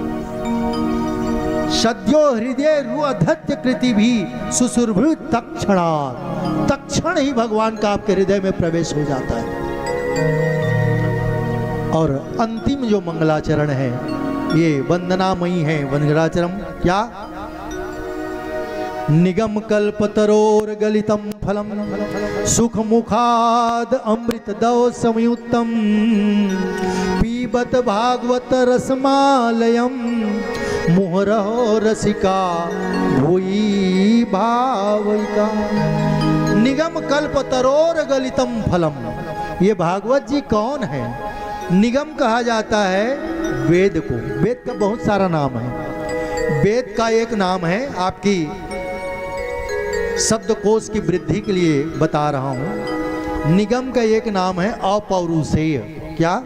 अपौरुषेय, जिसको किसी ने रचना नहीं की है।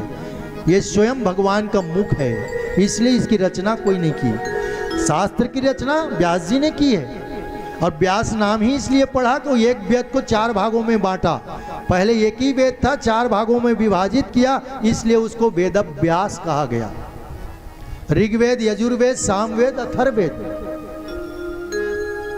तो ये क्या है? निगम भी इसी को कहा जाता है, वेद को।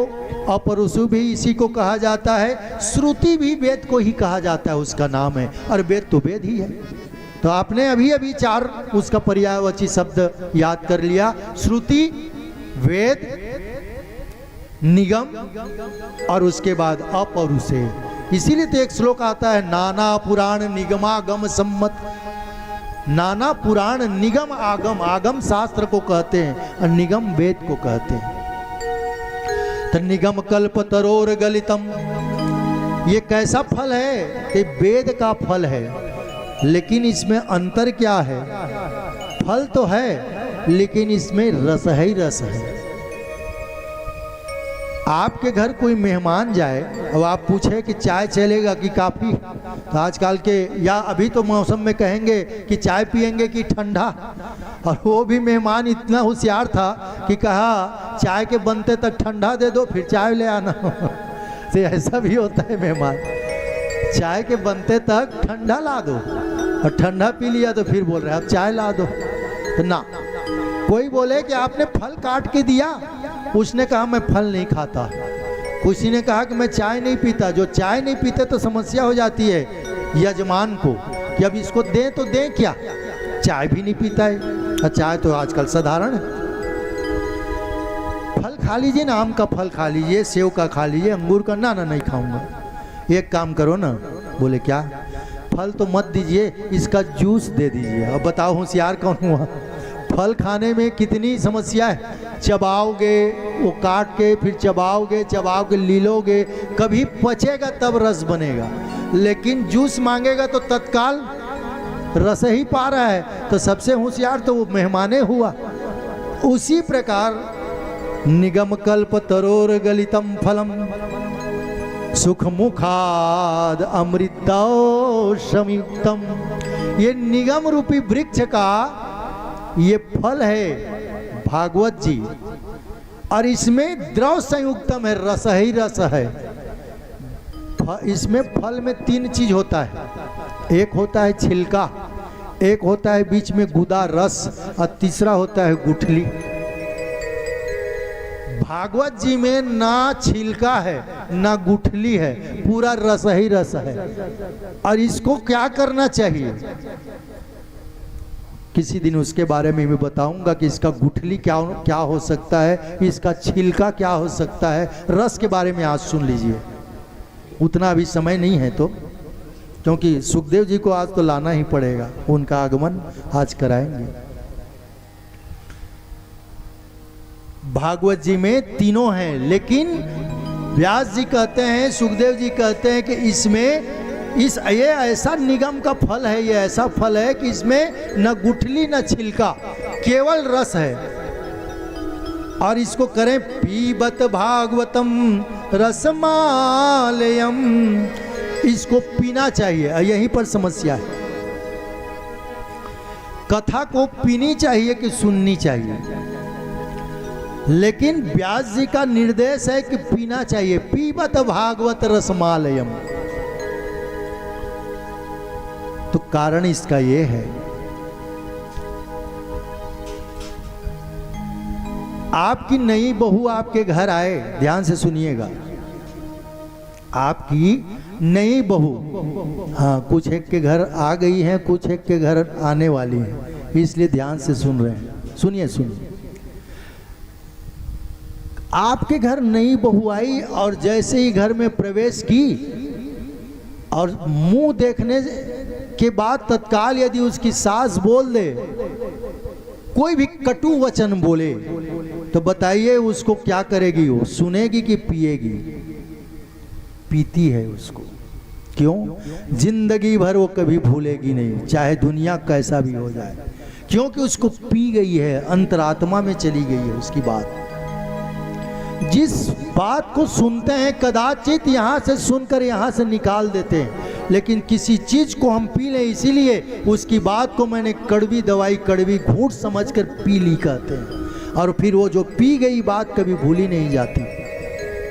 इसलिए मेरे व्यास जी कहते हैं कि पीबत भागवतम रसमालयम, इस चीज को पी जाओ तो फिर कभी जिंदगी में भूलोगे नहीं। लोगों ने कहा कितनी बार पिए? मुंह रहो, कहा बार बार पियो, बार बार पियो। कहीं भी यदि भागवत की कथा हो तो जाओ और सुनो, क्योंकि रटते रटते सुनते सुनते कभी वो भाव जागृत हो जाए, कभी वैराग्य आ जाए, कभी उस परम पिता परमेश्वर की दिव्य दर्शन हो जाए। ऐसे चांस थे पुषांक कृष्णस्तु भगवान स्वयं।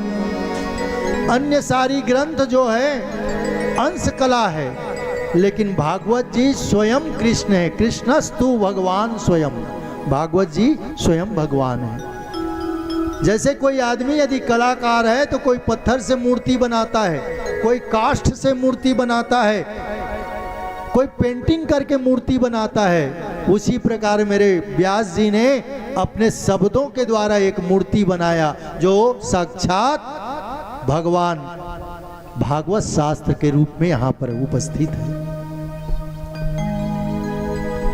ऐसा मंगलाचरण सुनाई गई। सूत जी जब ये बात बताते हैं तो शौनक आदि ऋषियों ने अब प्रश्न पूछते हैं, और ये 6 प्रश्न सूत जी से पूछा गया है। पहला प्रश्न है, क्या प्रश्न है पहला उनका? तो यही हम सबके जीवन के लिए बताया गया। कि हे भगवान, मानव का कल्याण के लिए श्रेयस्कर रास्ता क्या है? पहला प्रश्न, ध्यान से सुनिएगा। दूसरा प्रश्न है शौनक आदि ऋषियों का, हम किसकी पूजा करें? शौनक जी हम सबका प्रतिनिधित्व करके प्रश्न पूछ रहे हैं। आज भी हम सब में एक उहापोह की स्थिति रहती कि हम किसको भजें। महाराज जी का प्रवचन चल रहा है तो वो बोल रहे हैं कि शंकर का पूजा करो, किसी ने भागवत कथा में कहा कि भगवान कृष्ण की पूजा करो, कोई दुर्गा जी अभी नवरात्रि में नवरात्रि, किसकी करें आखिर? कोई एक तो हो। तो ये हमारे लिए प्रश्न किया जा रहा है शौनक जी के द्वारा कि हम किसकी पूजा करें, और भगवान जी श्रेष्ठ हैं कि और कोई है? विष्णु श्रेष्ठ है कि और कोई है? ये दो प्रश्न पूछा। तीसरी पूछा है उन्होंने, एक और प्रश्न है, भगवान क्या गर्भ से अवतार लेते हैं? इसमें भी विवाद है। संतों का आग्रह है कि वो परमपिता परमेश्वर गर्भ में नहीं लेते, वो प्रकट होते हैं। लेकिन भक्ति का जो संग करने वाले हैं सूरदास जी, तुलसीदास जी, ये लोग बोलते हैं कि नहीं नहीं, भगवान गर्भ से भी आते हैं। यदि वो सब में है, सिया राम मैं सब जग जानी, यदि वो कण कण में है तो क्या माता के गर्भ में नहीं है? हैं? और प्रमाण आएगा अभी कथा 15 आधा घंटा के बाद कि जो इस कथा के मूल श्रोता है परीक्षित, उसको भी गर्भ में जाकर के भगवान ही बचाते हैं। तो ये प्रमाण है। इसीलिए गोस्वामी जी ने दोनों बातों का निर्वहन किया है। भय प्रगट कृपाला लिखा, यशोदा कौशल्या मैया के सामने में भगवान प्रकट हुए हैं निश्चित रूप से, लेकिन उसके पहले लिखा है गोस्वामी जी ने, मानस पढ़ने वाले आप सब जाने, जाहि दिन ते हरि गर्भ में ही आए। दोनों बात को लिख दिया कि जिस दिन हरि भगवान विष्णु गर्भ में आए। और भागवत जी में आप दशम स्कंद में देखेंगे कि सारा देवता गर्भस्थ स्तुति करते हैं। जब भगवान माँ देवकी के गर्भ में आते हैं तो सारे के सारे देवता कारागर में आकर के गर्भ स्तुति करते हैं। सत्यव्रतम सत्यपरम त्रिसत्यम सत्यस्य आत्मा सत्य योनि, ऐसे कर करके गर्भ स्तुति किया गया है। तो भगवान जन्म लेते हैं, प्रकट होते हैं या माँ के गर्भ में आते हैं?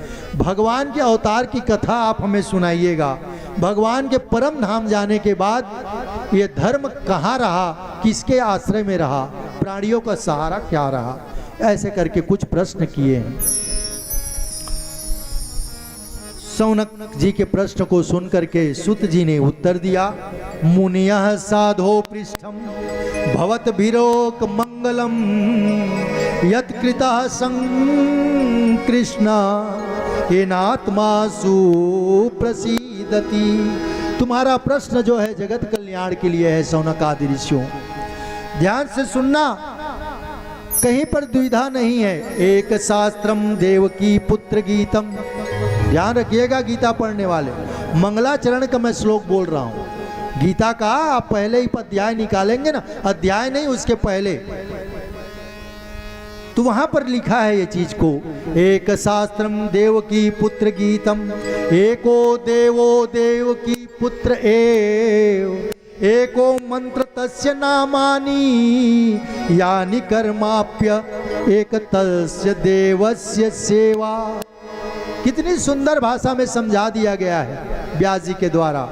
क्या? एक ही शास्त्र है जिसमें देवकी पुत्र के गीतों का गायन किया गया है,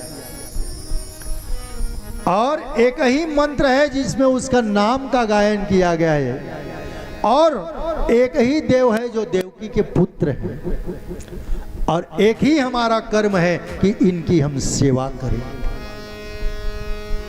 आकाशात् पतितं तोयं यथा गच्छति सागरा सर्वदेव नमस्कारं केशवां प्रति गच्छति। आकाशात् पतितं तोयं यथा गच्छति सागरा, जैसे ऊपर आकाश से जहाँ से भी पानी गिरता है लेकिन अंत में बूंद बूंद बूंद होकर के सागर में ही मिलता है, उसी प्रकार किसी भी देवताओं को आप प्रणाम कीजिए, इन्हीं के चरणों में जाता है। एक साधे सब सधे, और सब साधे सब जाए। इसलिए एक को साधिए। मैं ये नहीं कहता किसी देवता का आप बुराई करो, सब देव हमारे लिए प्रणाम्य हैं। किसी को देवी दुर्गा, किसी के लिए गणेश। इसीलिए हमारे शंकराचार्य जी ने पंच देवों का निर्माण किया। जो भी सनातनी है वो पंच देवों को पूजा अवश्य करता है। याद रखिए, सनातन धर्म के हम सब अवलंबन लेते हैं, तो पंचदेव पूछे तो आप हड़बड़ाना नहीं। 5 देव कौन है? तो सबसे पहले देव हैं गणेश जी, दूसरे में और कोई नहीं, उन्हीं के पिताजी शंकर जी, तीसरे में और कोई नहीं, माँ दुर्गा, चौथे में सूर्य और 5वें में स्वयं विष्णु। इसी हमें आदेश है कि इन पंच देवों की पूजा अवश्य करें। लेकिन एक साध है सब सद है। शंकर जी को आप साध लेंगे ना तो सबकी पूजा हो जाती है। क्यों? शंकर जी तो शिव ही हैं पंचदेवों में, उसके बाद उन्हीं के बेटे हैं गणेश जी, तो उन्हीं का परिवार है। उन्हीं की धर्म पत्नी है माँ दुर्गा, देवी पार्वती, तो तीसरे भी वही हो गए। और चौथे में कौन? तो उनकी सूर्य कौन है? उन्हीं की आंख है। रोज गाते हैं, मैं अभी रोज मंगलाचरण करता हूँ तो आप ध्यान देते हो। वंदे सूर्य शशांक वहनी नयनम, वंदे मुकुंदम प्रियम, भक्तम वंदे भक्त जनाश्रयम च वरदम, वंदे शिव शंकरम। भगवान शंकर की त्रिनेत्र हैं जो, वो एक आंख उनका सूर्य है और एक चंद्र है, और बीच वाला जो आंख है वही अग्नि है। इसलिए सूर्य भी उन्हीं के परिवार हुए। और विष्णु जी कौन है? तो आत्मा वोए जायते देवा, उन्हीं के आत्मा स्वरूप भगवान विष्णु हैं। तुम पुनि राम राम दिन राती, सादर जप हुआ नव आराती। तुम पुनि राम राम दिन राती, सादर जप हुआ नग आराती, सादर जप हुआ नग आराती। भगवान शिव नित्य प्रतिदिन हर समय तुम पुनि राम राम दिन राती, सादर जपो अनंग आराती, उन्हीं का नाम लेते रहते हैं। शंकर जी को किसी ने पूछा कि काशी की बड़ी महिमा है, वो तो आपके कारण है। शंकर जी तो चुप रहते हैं, मौन। भक्तों ने कहा कि नहीं नहीं प्रभु, आप हो इसलिए यहाँ पर जितने लोग आते हैं सबको मोक्ष मिल जाता है। शंकर जी को सहा नहीं गया, कहा नहीं नहीं गलत बात है, मेरे कारण नहीं है तो किसके कारण है? लोग भरम मुझ पर करते हैं, लेकिन स्तुता करने वाला तो मेरा प्रभु है। कौन? महामंत्र जही जपत महेशु, महामंत्र जही जपत महेशु, काशी मोक्ष हेतु उपदेशु, काशी मुक्ति हेतु उपदेशु। भगवान शंकर ने कहा मैं उनका रात दिन नाम जपता हूँ। क्यों? इसीलिए मोक्ष होता है यहाँ आने वालों का। मेरे में कोई बहुत बड़ी कोई पुरुषार्थ नहीं है, मेरे तो श्री राम करते हैं। इसलिए इनके हृदय में भगवान शंकर के स्वयं प्रभु राम विराजते हैं, स्वयं विष्णु विराजते हैं। इसलिए उनका पूजा कर लिया तो पंचदेवों की पूजा हो गई, इनका पूजा कर लिया तो पंचदेवों की पूजा हो गई। राम कृष्ण दो एक है, अंतर नहीं निमेष, उनके नयन गंभीर है, इनके चपल विशेष। दोनों में कोई अंतर नहीं है। भगवान राम की यदि धनुष को और भगवान कृष्ण की यदि मुरली को हटा दो तो कोई अंतर नहीं है दोनों में। एक अंतर है, भगवान मर्यादा पुरुषोत्तम है तो उनका गंभीर है उनका नयन, और मेरे कृष्ण कन्हैया का थोड़ा सा चंचल नटखट है। तुलसीदास जी वृंदावन गए, और जब वृंदावन गए ना तो वहां पर भगवान कृष्ण का प्रणाम किए मंदिर में साष्टांग दंडवत। तो वहां एक पंडित जी थे जिनका नाम था परशुराम करके, वो हंस दिए, ये कैसा राम भक्त है तुलसीदास। अपने भगवान को छोड़ करके हमारे भगवान को प्रणाम कर रहा है। 500 साल पहले हमारे तुम्हारे चलता था। राम को भी अलग मानते थे अयोध्या वाले, हमारे बोलते थे, कृष्ण को दावा करते थे वृंदावन वाले के हमारे हैं। कोई एक दूसरे का प्रणाम करे तो हंस देते थे। तुलसीदास जी का नाम हो गया था कि ये मानस लिखा है, बहुत बड़े भक्त हैं राम का, और वृंदावन में आकर के भगवान कृष्ण का प्रणाम कर रहे हैं। तो परशुराम जी ने कहा, अपने अपने इष्ट को नमन करे सबको, और परशुराम जो आन को नवे सो मूरख हो। बताइए कितनी बड़ी बात कह रहा है। अपने अपने इष्ट को भाई प्रणाम करो, लेकिन दूसरे के इष्ट को प्रणाम जो करता है उससे बड़ा मूर्ख कोई नहीं है। अब तुलसीदास जी को लग गई कि मैं तो यहाँ सब में मेरे प्रभु को देखना चाहता हूँ, वही राम वही कृष्ण है, लेकिन ये व्यक्ति कहता है कि भगवानों में भी बंटवारा कर दिया। तो तुलसीदास जी ने एक छंद लिखा भगवान के सामने, रो रहे हैं भगवान कृष्ण के सामने, प्रणाम हाथ जोड़े खड़े हैं। कहा, प्रभु मैं जानता हूं कि तू ही राम है, तू ही कृष्ण है, मुझ में कोई भेद नहीं है, मैं मानने में भेद नहीं करता, लेकिन इसकी गलतफहमी को दूर करने के लिए मैं जो कहता हूं वो करो ना। तो भगवान इशारा आंख से किए कि क्या चाहता है। तो तुलसीदास जी ने कहा, कहो छवि आपकी भले बने हो नाथ, और तुलसी मस्तक तभी झुके जब धनुष बाण लियो हाथ। कहे, मैं जानता हूं कि तू ही कृष्ण है, तू ही राम है, लेकिन मेरा मस्तक अब नहीं झुकेगा तेरे चरण में। कब? जब तक ये मुरली को हटा दे और धनुष बाण ले ले।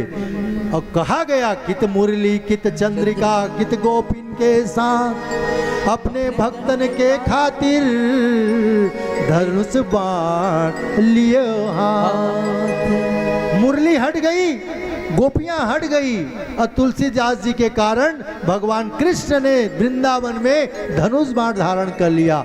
और परशुराम जी को कहा कि देखो, तेरा ही कृष्ण मेरा राम है, और मेरा ही राम तेरा कृष्ण है, कोई अंतर नहीं है। इसलिए कौन सी देवता का भजन करे, तुम्हारे प्रश्न पहला का उत्तर है कि सभी देव एक है, कोई अंतर नहीं है। 24 अवतार के बारे में बताया गया कि प्रथम अवतार सनत सनंदन सनत सनातन कुमार, द्वितीय अवतार नारद जी हैं, बराह जी हैं, तीसरा नारद जी हैं, नर नारायण चौथा अवतार है। इस तरह 24 अवतार के बारे में संक्षेप में बताया गया। उसके बाद असंख्य अवतार कहा। ये तो तुम्हारे ही हमारे ही कारण 24 अवतार सुखदेव जी बता रहे हैं, वस्तुतः असंख्य ही अवतारा कहा। कैसे?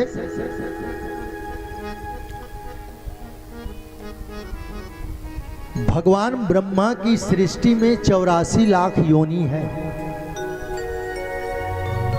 सबको भगवान भजते हैं, सब जीव उनको प्यार करते हैं, और सब जीव पर उनको भी बराबर दया है। बताइए, चींटी कितनी बड़ी होती है, एक चींटी, और वो भी चींटी के पैर में घुंघरू बांध दो, पायल पहना दो। कल्पना करो चींटी कितनी बड़ी है, और उसके पैर में यदि पायल पहना दिया जाए तो धन्य है वो कारीगर जो पायल पहनाए। कबीरदास जी ने कहा, चींटी के पग नूपुर बाजे वो भी साहब सुनता है। कितनी धीमी आवाज होगी, एक तो चींटी इतनी बड़ी, उसमें नूपुर कितना बड़ा, फिर उसका आवाज को भी भगवान सुन लेते हैं। आप ये मत समझो कि हमारी आवाज वो सुनते नहीं, सुनते। इसलिए हर जीव की पुकार सबका अलग अलग भगवान है, कोई किसी को भजे। इसलिए वेद व्यास जी कहते हैं कि अवतारा ही असंख्या नाम, असंख्य अवतार हुए हैं, उसमें 24 प्रमुख हैं। उसके बाद परम धाम जाने पर भगवान कहाँ रहे, तो उद्धव जी ने भी यही प्रश्न किया है अपने परम सखा भगवान कृष्ण से कि आप यदि जाऊंगा बोल रहे हैं धराधाम को छोड़कर, तो हम किसके सहारे रहेंगे।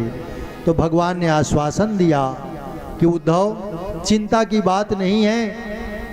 मृत्युलोक में, कलयुग में मेरा दिव्य पुंज जब मैं ऊपर जाऊंगा साकेत को, तो मेरा दिव्य पुंज इस भागवत में समाहित हो जाएगी। इसी से तुम लोग मार्गदर्शन प्राप्त करना, और जीवन जीने के लिए तुम्हें आत्मबल जो मिलेगा वो भागवत से मिलेगा। इसलिए मुहुर्मुह हो, बार बार कथा सुने, और जिससे हम कैसे जीवन जिएंगे इसके हमें मार्ग प्रशस्त होगा। तो इतनी सारी बातों को उन्होंने उत्तर दिया। उसके बाद ये सब बातें बताई। एक दिन की बात है, सूत जी कहते हैं कि हे शौनक आदि ऋषियों,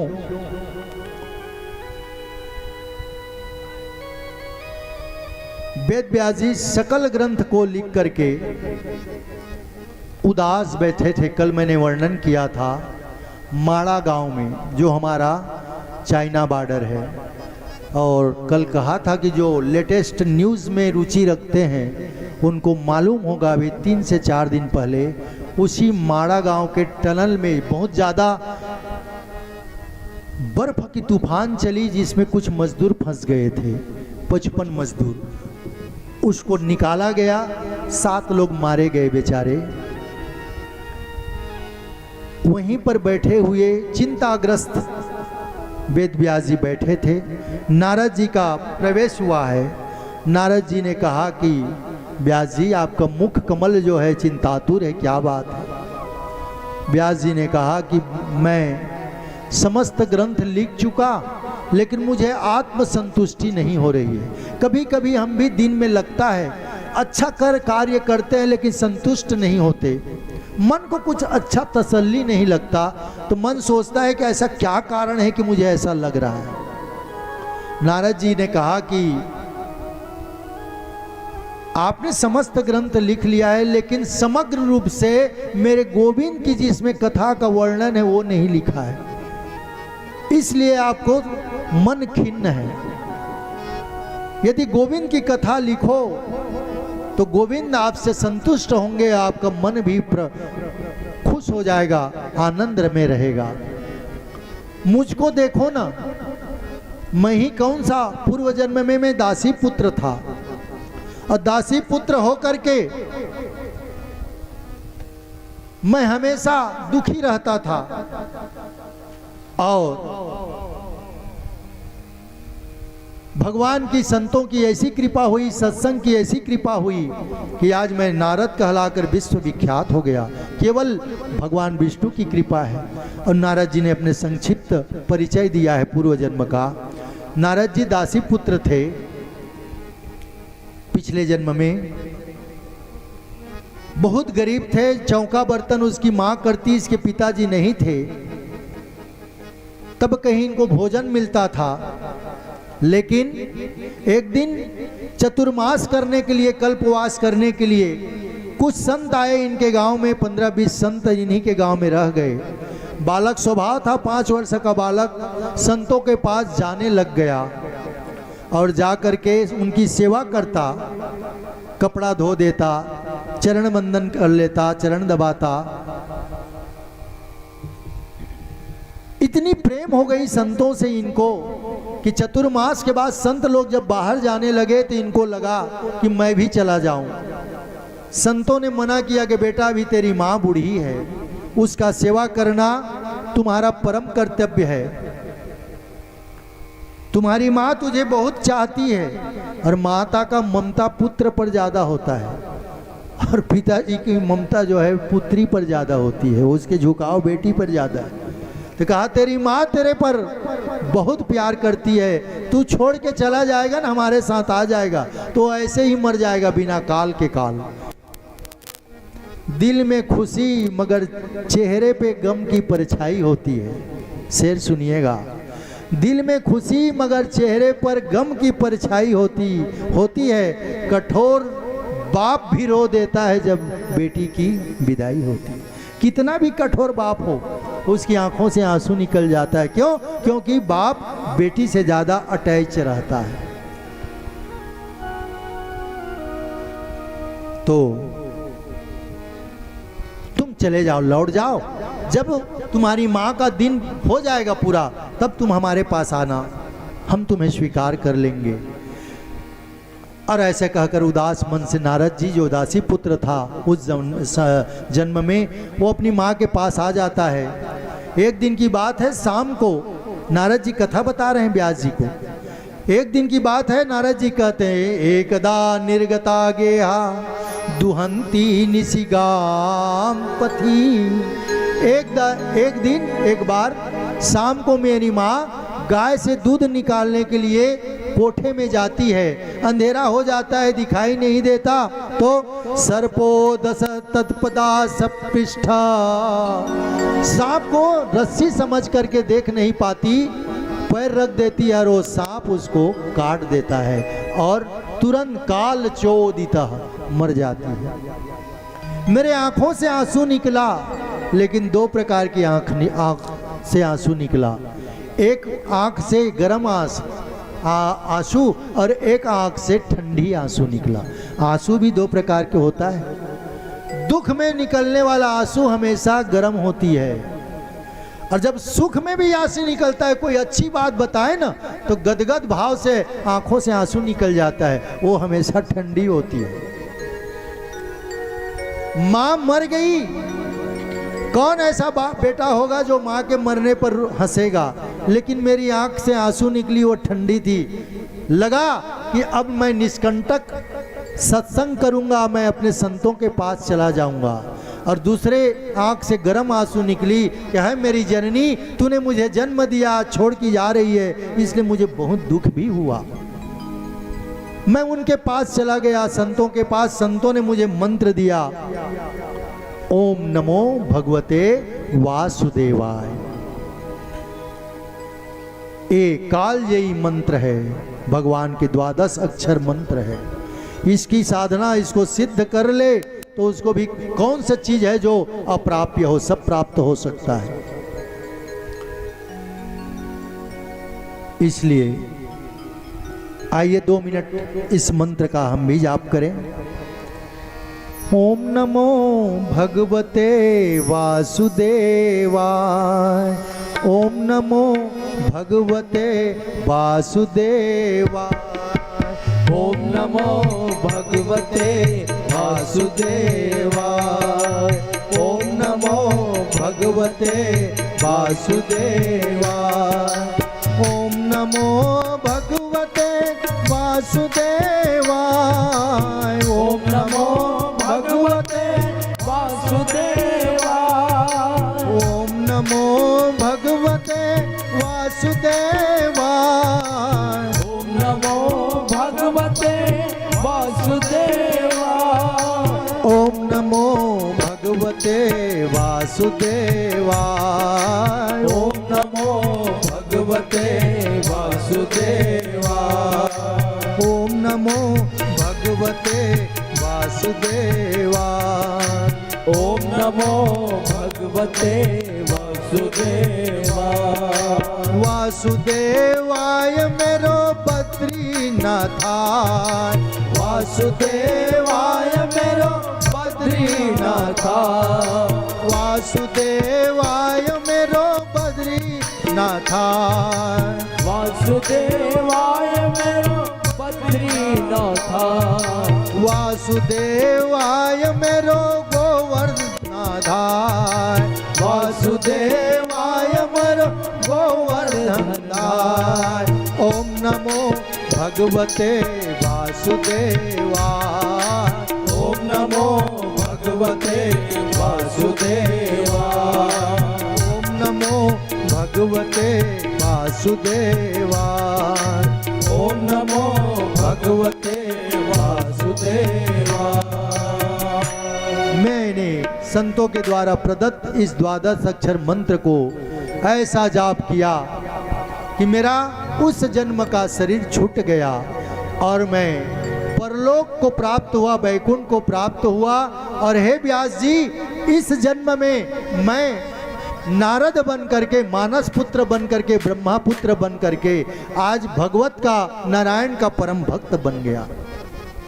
मेरी भक्ति को देखकर भगवान नारद जी ने एक परम वीणा को प्रदान किया और उस वीणा से सप्त स्वरों का ज्ञान मुझे प्राप्त हुआ। उसी वीणा के बल से मैं आज गाते फिरते रहता हूं। लोग जो है संगीतकार जो हैं स्वर को ही ईश्वर मानते हैं। ध्यान से सुनिए, स्वर और ईश्वर में कोई ज्यादा अंतर नहीं है। ई को हटा देंगे ना तो फिर स्वर ही बचता है। जो संगीत को साधना करने वाले होते हैं इनके लिए इनका धर्म है कि संगीत ही इनका ईश्वर होता है। इसलिए जिस भी कार्य में रहो सिद्ध हस्त से उसको शुद्ध करके शुद्ध मन से अंतःकरण से उसी में रमे रहना चाहिए। जिस तरह ईश्वर सर्वव्यापी है, उसका कोई आकार नहीं उस ब्रह्म का, उसी प्रकार स्वर भी सर्वव्यापी है, उसका भी कोई आकार नहीं होता। शब्द का गुण जो है आकाश से निर्मित किया गया है। शब्द गुणकम आकाशम वेद कहता है। इसलिए अभी शोध चल रहा है अमेरिका और नासा के वैज्ञानिकों द्वारा कि शब्द कभी मरता नहीं। शोध इस बात में चल रही है कि कुरुक्षेत्र के बीच मैदान में भगवान कृष्ण ने 700 श्लोकों में जो गीता का प्रवचन दिया है, वह गीता उन्हीं की आवाज में नासा भी शोध कर रहा है, स्वयं भगवान कृष्ण की आवाज। अब वो दिन दूर नहीं कि हमें कृष्ण भगवान की भी आवाज सुनने को मिल जाए। ये टेक्नोलॉजी का जमाना है, क्योंकि शब्द का गुण है कि वो कभी मरता नहीं। शब्द अमर है, कभी नहीं मरता। जो मैं बोल रहा हूं वो भी अभी इस ब्रह्मांड में कहीं न कहीं टकरा कर घूम रहा है। इसलिए किसी के बारे में कल्पना करिए तो शुभ कल्पना करिए, क्योंकि ये प्रतिकूल है। आप जैसे कल्पना करेंगे वो टकरा कर आप पर ही वो प्रभावित होगा। किसी के प्रति अच्छा सोचेंगे तो आपके पास अच्छा होगा, और किसी के प्रति आप बुरा सोचेंगे तो निश्चित रूप से आपके पास भी बुरा होगा, चाहे आपका सत्कर्म कितना भी अच्छा हो। इसलिए मैं हमेशा कहता हूं सत्कर्म कितना भी अच्छा क्यों न हो, यदि उद्देश्य गलत है तो परिणाम गलत ही आएगा। ध्यान रखिएगा। भागवत कराना सत्कर्म है, अच्छा कर्म है। रामायण सुनना गाना अच्छा है, लेकिन उद्देश्य यदि किसी को नीचा दिखाना है तो परिणाम सही नहीं निकलेगा। उद्देश्य यदि आपका पवित्र है तो आपको परिणाम भी पवित्र मिलेगा निश्चित रूप से। तो शब्द गुणकम आकाशम, शब्द का गुण आकाश से मिलता है। आकाश विस्तार है, उसकी लंबाई चौड़ाई का कोई गणना नहीं है। पुराण में लिखा है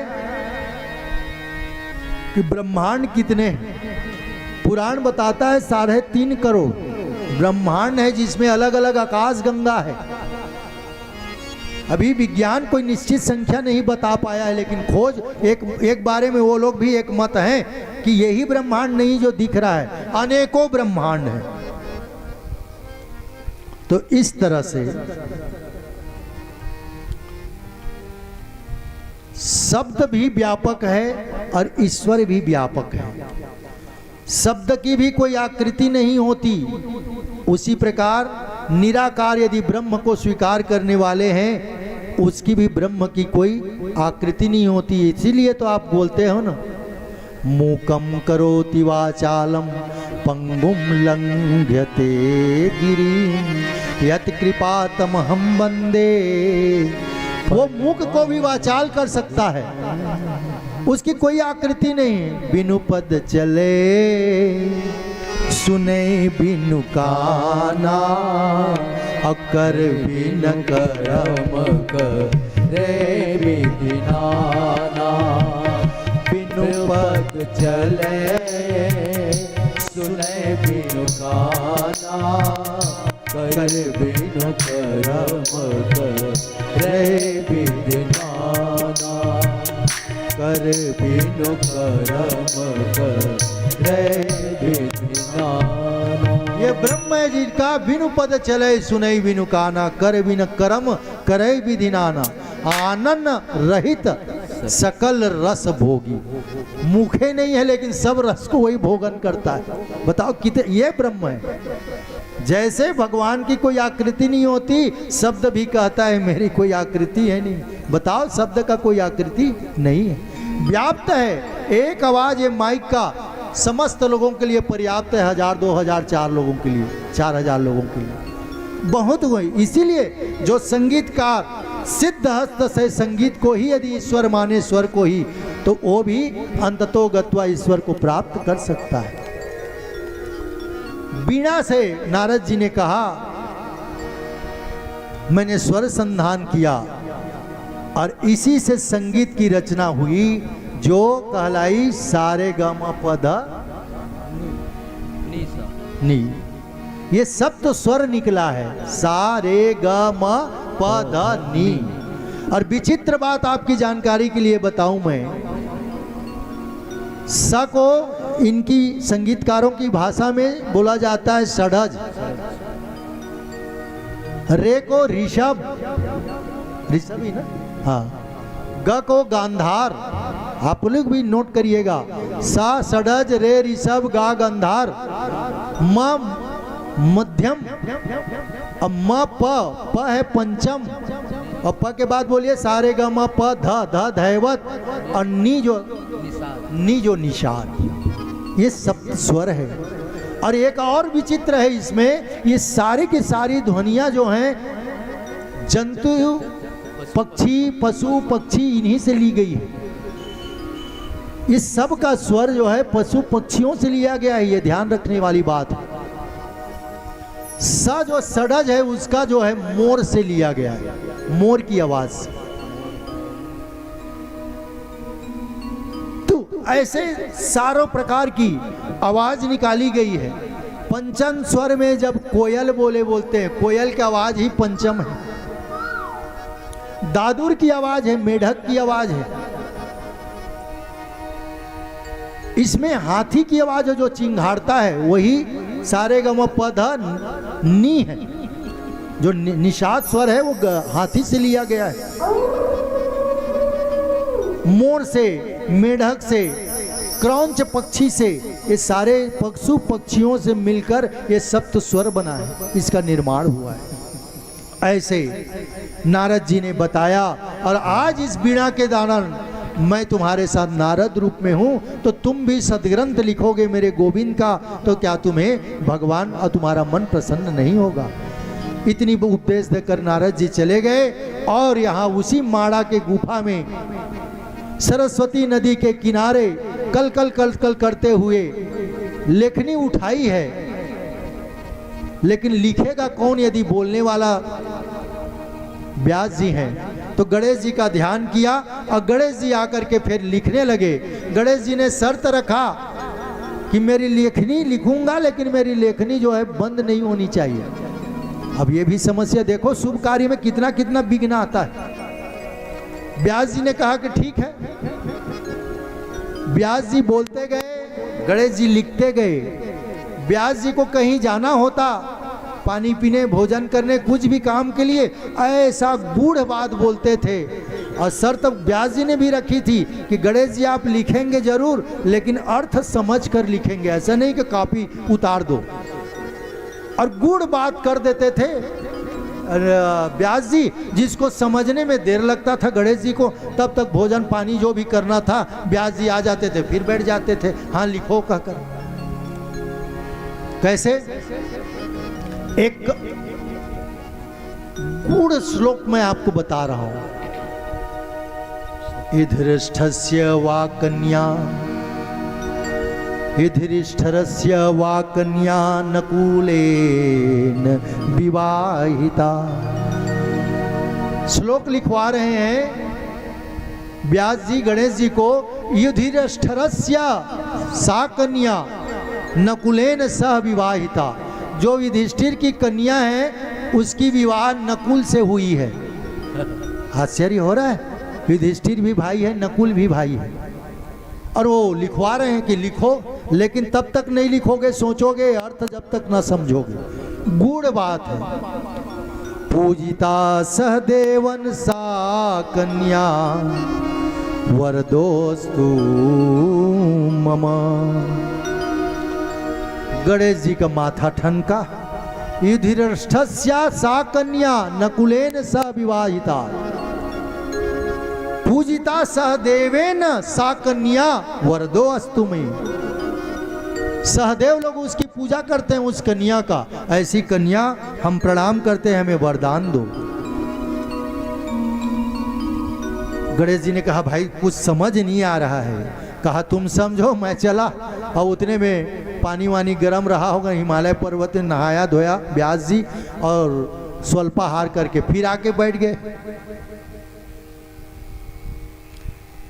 इसका अर्थ क्या है? बस यद स्थिरा सा युधिष्ठिरा। यद माने जो, यद स्थिर जो हर हमेशा स्थिर रहे वही युधिष्ठिर है। तीनों काल में कौन स्थिर है? तो वह है हिमालय। कौन है? हिमालय। देखिए कैसा यही समाज है, ये बदल रहा है। संधि समाज पढ़े हैं राठौर जी, है ना? बहुत पढ़े हैं। कहा दूसरा जाता है, अर्थ दूसरा निकलता है। वो कह रहा है, लिख रहा है युधिष्ठिरस्य वा सा कन्या, लेकिन अर्थ क्या निकल रहा है? समाज व्याकरण उसका करोगे तो यद स्थिरा यस्य सा युधिष्ठिरा। जो तीनों काल में अचल रहे वही युधिष्ठिर है, अर्थात हिमालय पर्वत। हिमालय का एक नाम है अचल,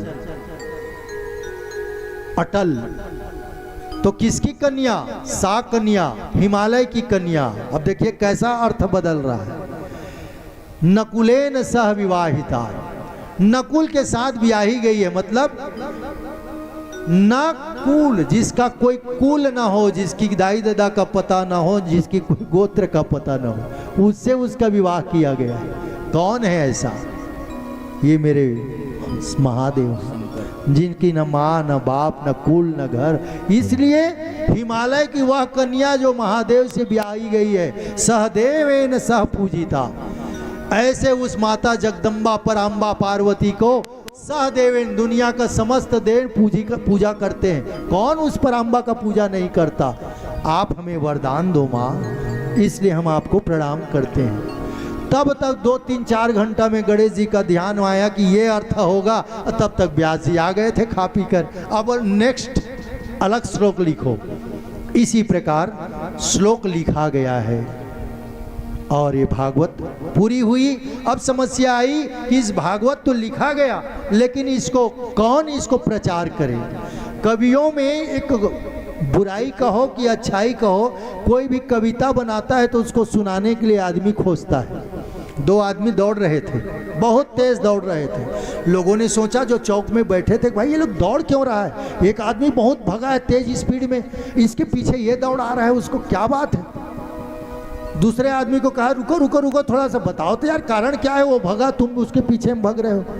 तो दूसरे आदमी ने दौड़ते दौड़ते कहा हम दोनों कवि हैं, शर्त यह लगी थी कि एक दूसरे की कविता को सुनेंगे, लेकिन उसने पहले वाले ने कविता सुना दिया, अब मेरी कविता सुनाने की बारी आई तो भाग गया। मैं भी दौड़ा रहा हूँ उसको कविता सुनाने के लिए। इसलिए जो लिखने वाला होता है ना, कलमकार, इनको सुनाने की बड़ी बीमारी होती है। और कहते क्या है? मेरा मौलिक है, मैंने लिखा है।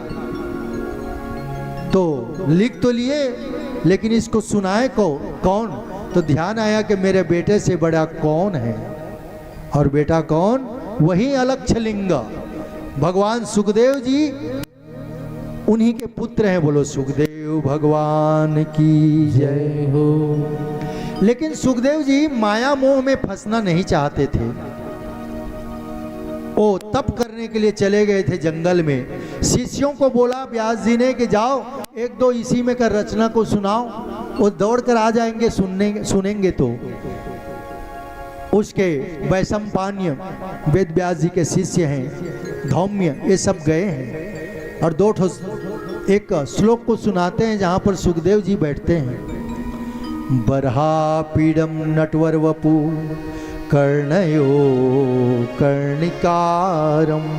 बड़ी सुंदर ये श्लोक है ये। बरहा पीडम नटवर वपु कर्णयो कर्णकारम बिभ्रद्वासम कनक कपीशम बैजंती चमालम। सूत जी ने भी कहा, सुखदेव जी भी आगे चल करके परीक्षित को करते हैं कि भगवान की झांकी तो देखो, छोटे से बालक 5 वर्ष के कनेर का फूल लगाए हैं, अपने इस पगड़ी में खोचे हैं, पीताम्बरी में बंसी को धारण किए हैं और नंगे नंगे पैर से शाम के वक्त गोधली वेला में बछड़े को चरा करके आ रहे हैं। उनकी सुंदरता को तो देखो। रंध्रान बेड़ू रधर सुधया पूजयेन गोप वृंदे वृंदा अरण्यम स्वपद रमणम प्राविशत गीत कीर्ति। इतनी सुंदर श्लोक को सुखदेव जी के पास जहां तप कर रहे थे ध्यानस्थ होकर के सुनाते हैं दोनों तीनों चेले लोग। सुखदेव जी ने आंख तो खोली अपनी, लेकिन कुछ समय विचारने के बाद सुखदेव जी ने आंख को बंद कर दिया। दौड़ के आए, गुरुजी को बताए। गुरुजी ने कहा, व्यास जी ने क्या कोई परिवर्तन आया? बोले हाँ गुरुजी, परिवर्तन तो आया, सुंदर श्लोक सुनाए हैं, आपके पुत्र ने आंख खोली है और फिर बंद कर दी जस की तस। उसके बाद कोई मूवमेंट नहीं कर रहे हैं, शानदार उसी प्रकार ध्यानस्थ है। सुखदेव जी को कहा, आपने पहली बार क्यों खोल दिया आंख को? और जब खोल ही दिया था तो चले जाना था। सुखदेव जी ने कहा, कौन झंझट में पड़े, ऐसे भगवान को कौन माने। बोले अच्छा। श्लोक में वर्णन है कि बरहा पीडम नटवर वपु, जो नटराज हैं, नटखट हैं। तो मैं सोचता हूं सुखदेव जी ने कहा कि नटखट कौन उठाए, इसका नखरा कौन उठाए। मुझे ऐसा भगवान नहीं चाहिए जो हर हमेशा नटखट करता रहे, इसलिए मैंने आंख बंद कर दिया। व्यास जी ने भी अपने शिष्यों को कहा, एक काम करो, पहला वाला श्लोक को कैंसिल करो, दूसरा श्लोक सुनाओ। बोले कौन सा सुन लो? मैं देता हूं, अब जा करके सुनाना। बोले ठीक है।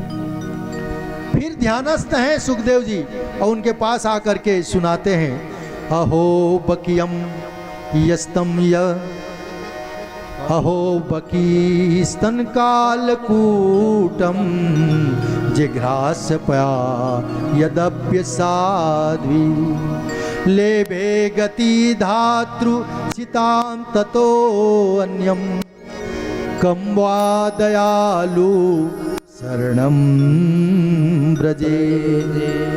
ये श्लोक को सुना है तो सुखदेव जी प्रसन्न हो जाते हैं।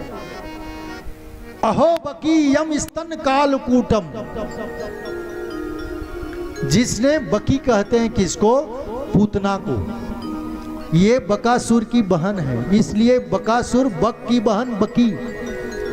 जिसने भगवान को मारने के लिए अपने स्तन में कालकूट विष लगा करके भगवान को पिलाने गई, उसको भी माता की गति गई। कम वा दयालु शरणम ब्रजे। ऐसे भगवान को छोड़कर हम किसके शरण में जाएं? इसलिए धन्य हो। इस श्लोक को जब सुखदेव जी ने सुना है, बोले पहली वाला श्लोक प्रभाव का था, लेकिन ये दूसरी श्लोक जो है स्वभाव का है। और ऐसा यदि मेरे गोविंद का स्वभाव है तो सुखदेव जी उड़ जाते हैं, बुद्धम शरणम गच्छामि, पिताजी के शरण में चले जाते हैं।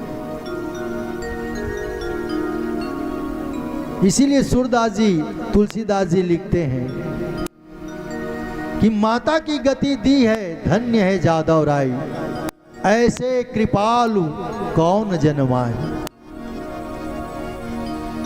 ऐसा कौन दयालु होगा?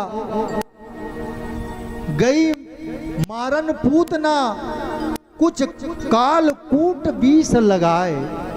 स्वभाव में है पूतना का विष लगा करके मारने गई है। अब मातु की गति दीन धन्य जादव राय। ऐसा जादव, ऐसा यदुवंश का छोरा जिसने स्वयं को मारने आई है, उसी को मोक्ष देती है, माता की गति देती है।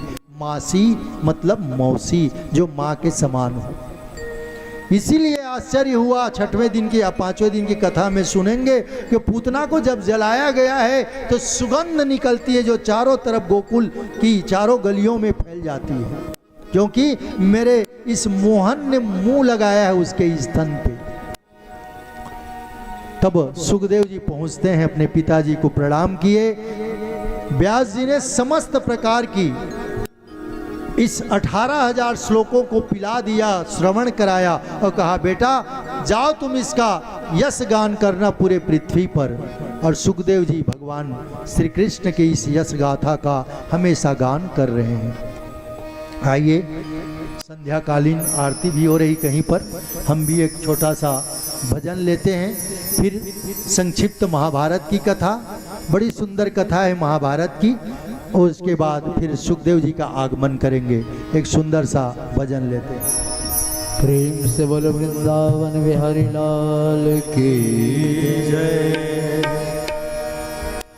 कोई कहे गोविंद कोई गोपाला, कोई कहे गोविंद कोई गोपाला, मैं तो कहूँ सांवरिया बांसुरी वाला, मैं तो कहूँ सांवरिया बांसुरी वाला।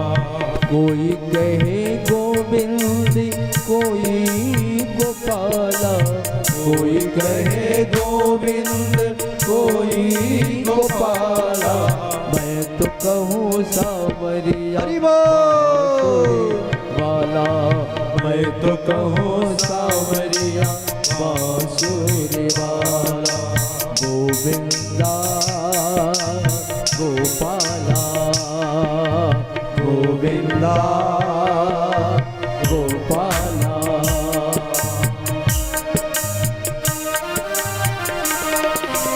हाँ राठौर जी बैठे रहते हैं, यदि दर्द करे तो इसी बहाने खड़ा होकर के थोड़ा सा झूम लिया करें।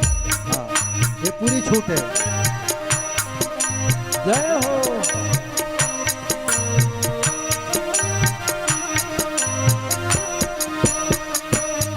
और राधा ने श्याम कहा मीरा ने गिरधर, राधा ने श्याम कहा मीरा ने गिरधर।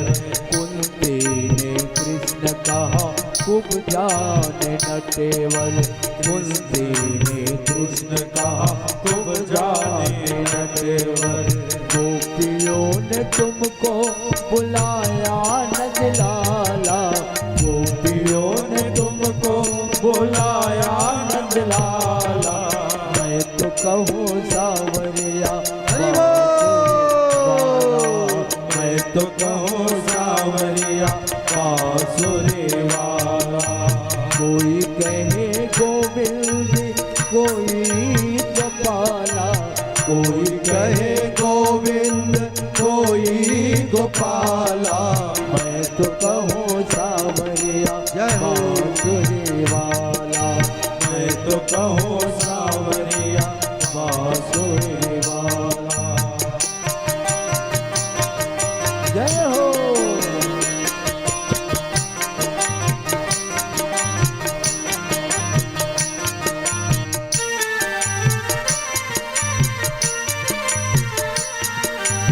जय हो।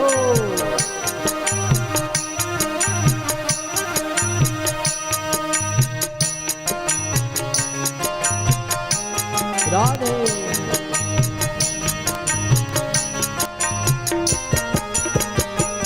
ओ मैया तो कहते हैं तुमको कन्हैया, मैया तो कहते हैं तुमको कन्हैया। ओ घनश्याम कहते हैं बलदाओ भैया, घनश्याम कहते हैं बलदाओ भैया।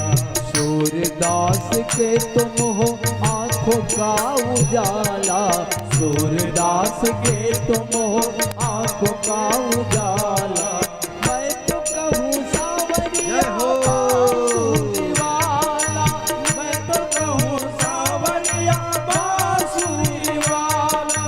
कोई कहे गोविंद कोई गोपाला, कोई कहे गोविंद कोई गोपाला, मैं तो कहूँ सांवरिया बांसुरी वाला। ओ मैं तो कहूँ सांवरिया बांसुरी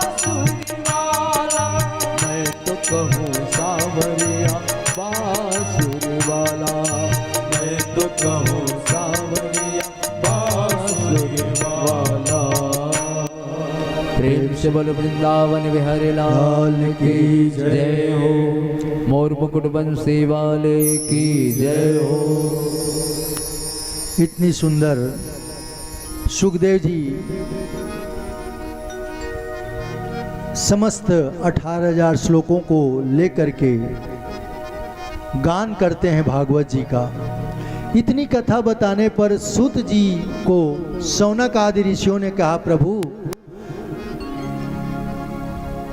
हम तो आपको परीक्षित के बारे में पूछे थे कि ये परीक्षित है कौन, और आपने तो कहां से कहां कथा बता दी।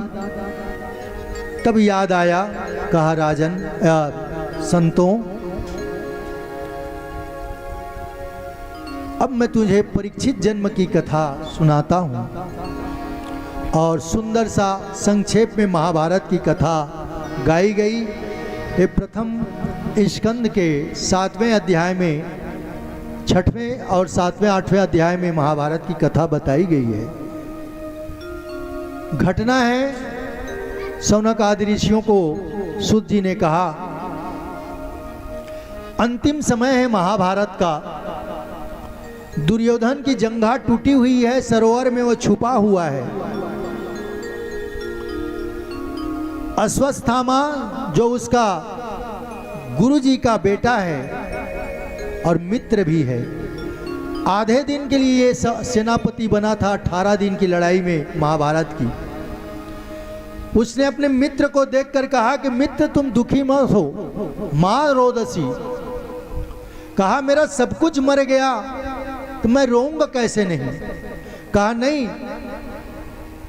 मैं आज 5 पांडव को बिना मारे नहीं रहूंगा, मारूंगा ही। ऐसा प्रण करके यह जो ब्राह्मण पुत्र है अश्वत्थामा, द्रोणाचार्य का पुत्र, प्रतिज्ञा करके चला जाता है। और भगवान कृष्ण सब कुछ जानते हैं। युद्ध जो भूमि है लाशों से शवों से पट गई थी। अंतिम समय था, विजय हो ही गया था पांडवों का। तो आज भगवान कृष्ण 5 पांडव को लेकर दूर चले जाते हैं उत्सव मनाने के लिए। अश्वत्थामा इसी समय आता है, रात के अंधेरे को फायदा उठाते हुए। 5 पांडव नहीं थे तो उनके जगह इनके पुत्र सोए हुए थे। द्रौपदी भी थी, शिविर में 5 पुत्र सोए हुए थे ओढ़कर, कद काठी में वैसे ही थे 5 पांडव जैसे। रात को आया है ये हंता अश्वत्थामा और 5 के गला को सोए हुए पांडु पुत्रों के गले को काट कर ले जाता है अपने मित्र के पास। अट्ठहास करता है कि मित्र तुम्हारे दुश्मनों के गला मैं काट के ले आया, एक नहीं 5 का गला काट के लाया हूं। अत्यंत खुशी हुई दुर्योधन को, हर खुश हो जाता है। लेकिन जैसे ही दिन के उजाले होता है उतने में जब चेहरा दिखाई पड़ता है तो पांडव पुत्र थे, पांडव नहीं थे लोग। उतने में घनघोर विषाद हुआ दुर्योधन को। और दुर्वासा से श्राप था कि यही भीम की गदा से नहीं मरा है, श्राप से मरा है। दुर्वासा जी ने श्राप दिया था इसको। कथा लंबी हो जाएगी इसको, इसलिए मैं उसको स्पर्श नहीं कर रहा हूं। दुर्वासा का श्राप था, जिस समय तुम्हें हर्ष भी होगा और उसी समय यदि विषाद भी होगा, वही समय तुम्हारा मृत्यु होगी। अभी मार दिया जैसे अश्वत्थामा ने कहा कि 5 पांडवों के मारा हूं, खुश हो गया। लेकिन देखा है कि ये पांडु नहीं, पांडु पुत्र हैं। विषाद हुआ और जंघा तो टूटी ही थी इसके भीम की गदा से, तो तुरंत इसकी वहीं पर मृत्यु हो जाती है। और धिक्कारता है गुरुपुत्र को कि एक तूने क्या किया, सब कुल हमारे मर गए हैं, एक पुत्र ही बचे थे, मेरा नहीं सही पांडु का ही सही था, हमारा कुल तो चलता। आज तूने समस्त कुलों को नाश कर दिया है। इसलिए गहन दुखी में आकर के दुर्योधन प्राण त्याग देता है। जैसे ही कृष्ण भगवान समेत 5 पांडव आते हैं तो यहां हाहाकार मची हुई थी। द्रौपदी रो रही थी विलाप कर करके। अर्जुन को गुस्सा आया, प्रण करता है कि मेरे पुत्र को जिस किसी ने भी मारा है द्रौपदी तू रो मत, तेरे सामने लाऊंगा, उसके सिर को धड़ से अलग करूंगा। ये मेरी भीष्म प्रतिज्ञा, अटल प्रतिज्ञा है। दौड़ के भगवान कृष्ण आते हैं, रथ तैयार करते हैं, रथ में दौड़ करके अर्जुन बैठ जाते हैं। पता चला कि यह और कोई नहीं है, गुरुपुत्र अश्वत्थामा ने किया है। लेकिन डर के मारे अश्वत्थामा ने ब्रह्मास्त्र चला देता है, और ब्रह्मास्त्र जैसे ही चलता है सारे पूरे संसार में, ब्रह्मांड में त्राही त्राही मच जाती है। अर्जुन हाथ जोड़ लेता है और भगवान कृष्ण के शरण में जो रथ चला रहे हैं कहते हैं, मेरे केशव रथ रोको, ये सारी ब्रह्मांड पृथ्वी नष्ट हो जाएगी, उस दुष्ट ने ब्रह्मांड चला दिया है, इसलिए मैं क्या करूं।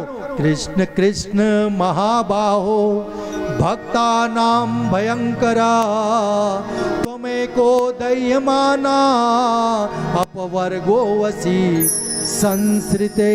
हे महाबाहो, हे मेरे केशव, हे मेरे कृष्ण, इस बाण से हमें बचाओ, सारा दग्ध हो गया है पूरा ब्रह्मांड, ये ब्रह्मास्त्र छोड़ा है।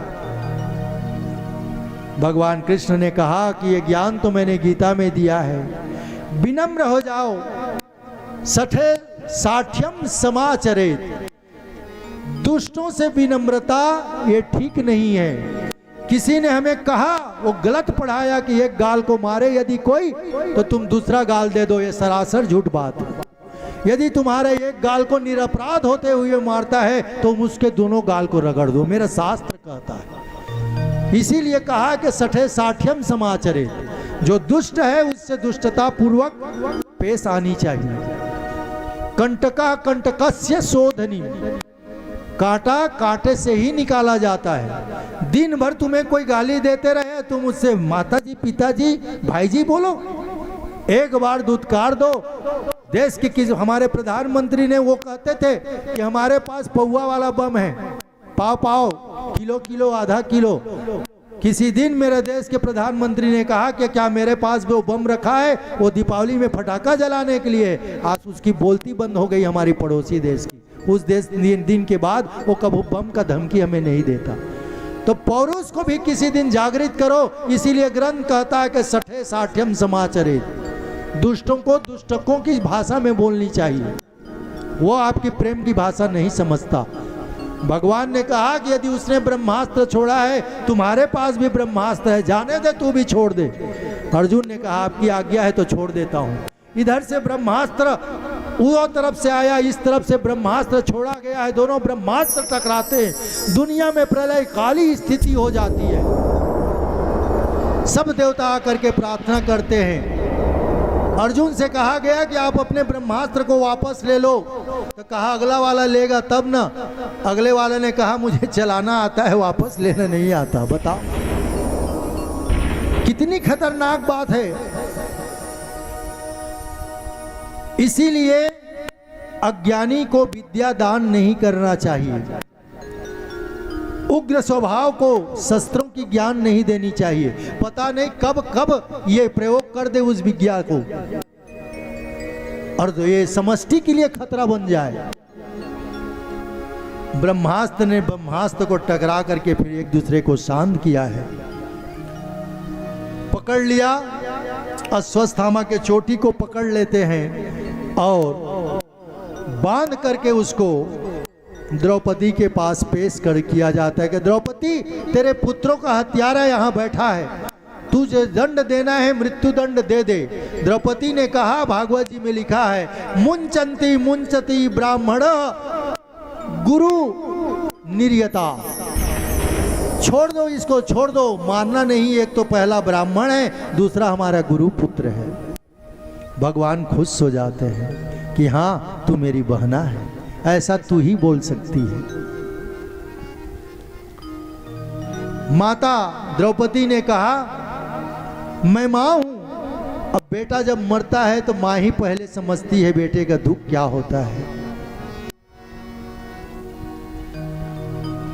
केवल मैं वो लाइन दोहराऊंगा, गाना है हाँ, 4 लाइन।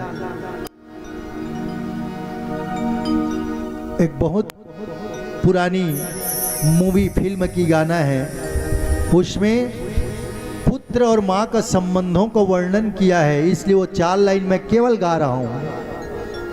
आप भी उस गाने को सुने होंगे। मैं भी तो एक माँ हूँ माता, माँ ही माँ को पहचाने, बेटे का दुख क्या होता है और कोई क्या जाने हो, उसका खून में देखूं कैसे जिसको दूध पिलाया है। चलो बुलावा आया है, माता ने बुलाया है। ओ चलो बुलावा आया है, माता ने बुलाया है। ओ प्रेम से बोलो जय माता दी, ओ प्रेम से बोलो जय माता दी। ओ मस्त पहाड़ी जय माता, ओ शेरा वाली जय माता दी, जय माता दी, जय माता दी, जय माता दी, जय माता दी, जय माता दी, जय माता दी,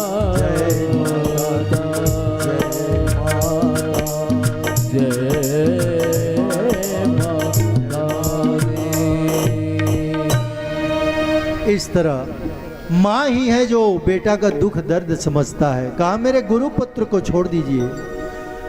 भीम थोड़ा उग्र था कि पांचाली तू बोलती है, कितना बड़ा अपराध किया है इसने, हमारे सोते हुए पुत्रों को मार दिया है। कहा मैं भी बहुत रो रही हूं, मुझे भी दुख है।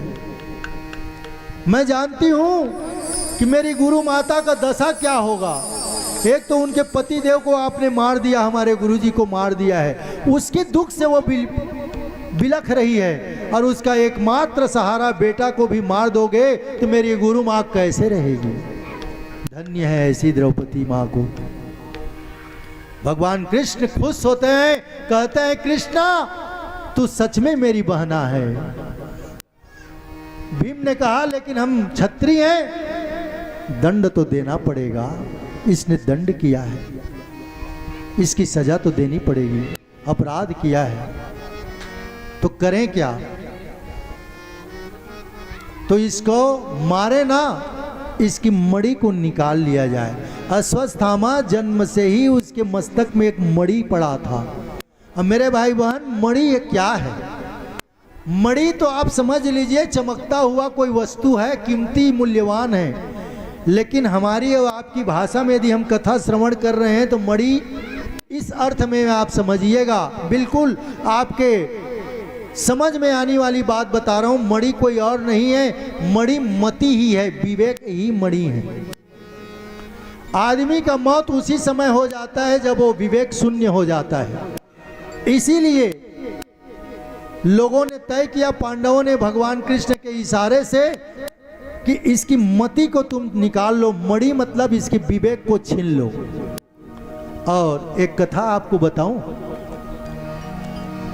एक बड़ा व्यापारी था, वो बड़ा दान करता था, संपदा की कमी नहीं थी, बड़ा व्यापारी था। लेकिन एक दिन रात को सोया, ध्यान से सुनिएगा, बड़ी सुंदर कथा आपको बता रहा हूं कि आदमी को चाहिए क्या, केवल 1 मिनट का। रात को जो सोया ना, तो माँ भगवती पराम्बा लक्ष्मी जी उसके स्वप्न में आ गई। लक्ष्मी जी ने कहा कि व्यापारी, यूं तो मैं कभी किसी के पास जाती नहीं, लेकिन तूने मेरा संपत्ति का सदुपयोग किया है, धर्म कर्म में उसका उपयोग किया है। जहां दान की जरूरत थी वहां पर तूने दान दिया है, अर्थात मेरी लक्ष्मी का तूने ठीक से उपयोग किया है, इसलिए मैं बड़ी प्रसन्न हूं। लेकिन प्रसन्नता होने के बावजूद भी तुझे मैं सावधान कर रही हूं कि मैं अब तुम्हारे घर से कल चली जाऊंगी। तेरे पास अब कोई संपदा नहीं बचेगा, धन नहीं बचेगा, मैं चली जाऊंगी। तुझे वरदान में कुछ मांगना है तो तू मांग ले। स्वप्न में चल रहा है। तो व्यापारी बड़ा होशियार था, उसने कहा कि माता आपकी इच्छा को मैं रोक सकता हूँ, आपको मैं प्रणाम करता हूँ, लेकिन निर्णय मैं अकेले नहीं ले सकता क्योंकि मेरे घर में संयुक्त परिवार है। ध्यान से सुनिएगा, हम अपने आप को ही सब कुछ मानते हैं, इसलिए कभी कभी निर्णय में गलत कर बैठते हैं। यदि कोई निर्णय विश्व को आपके समाज को, आपके घर को यदि प्रभावित करती है तो उस निर्णय को लेने के लिए आपके सब घर के सदस्यों का, सबका विचार को आपको जानना जरूरी होता है। हाँ, फाइनल टच आप दीजिएगा, लेकिन विचार हर घर के सदस्यों का लेना चाहिए। व्यापारी ने कहा माता मैं आपको रोक तो सकता नहीं, तो कहा तुम वरदान मांग लो, क्या चाहते हो, मैं आखिरी बार अब तुम्हारे घर से चली जाऊंगी। तो कहा मैं निर्णय करके बताऊंगा, हम लोग संयुक्त तो परिवार के लोग हैं, तो सबका क्या विचार है, जब उनकी विचार आ जाएगी तो मैं आपको अपना विचार बता दूंगा, इसलिए एक दिन का मोहलत दे दीजिए। आप वरदान यही दीजिए कि कल फिर स्वप्न में आइए या कल मेरे पास आइए, तब मैं अपना विचार बताऊंगा। कहा ठीक है, तू मेरा बड़ा ख्याल रखता था, धन का सदुपयोग करता था, इसलिए मैं फिर कल आऊंगी।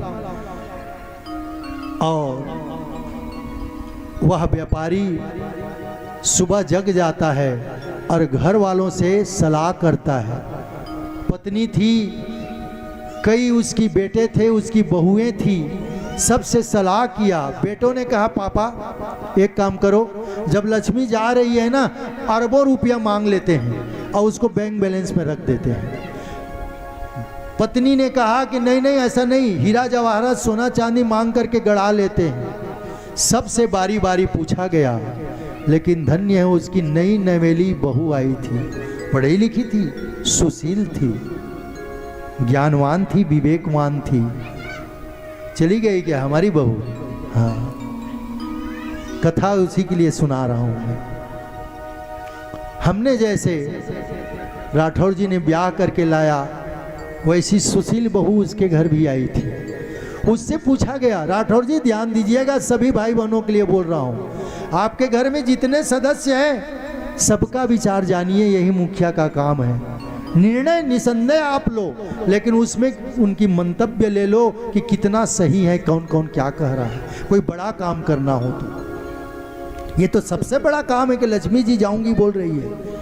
किसी ने बैंक बैलेंस माना, किसी ने LIC कराया, किसी ने म्यूचुअल फंड को मांगने के लिए कहा, किसी ने अकुत धन मांगने के लिए कहा बेटी तू बहू है, तेरा भी मेरे घर में उतना ही, तेरे वजन बातों का उतना ही वजन है जितना मेरे बेटे का है, तू बोलना। कहा पापा जब लक्ष्मी जा ही रही है तो हम करोड़ों रुपया गड़ा ले, लक्ष्मी जाएगी तो ये सब के सब चले जाएंगे, पत्थर हो जाएंगे, मिट्टी हो जाएगा, वो माता ही नहीं रहेगी तो ये क्या काम का। इसलिए मेरे विचार से आप लक्ष्मी जी से एक ही मांगना। बोले क्या?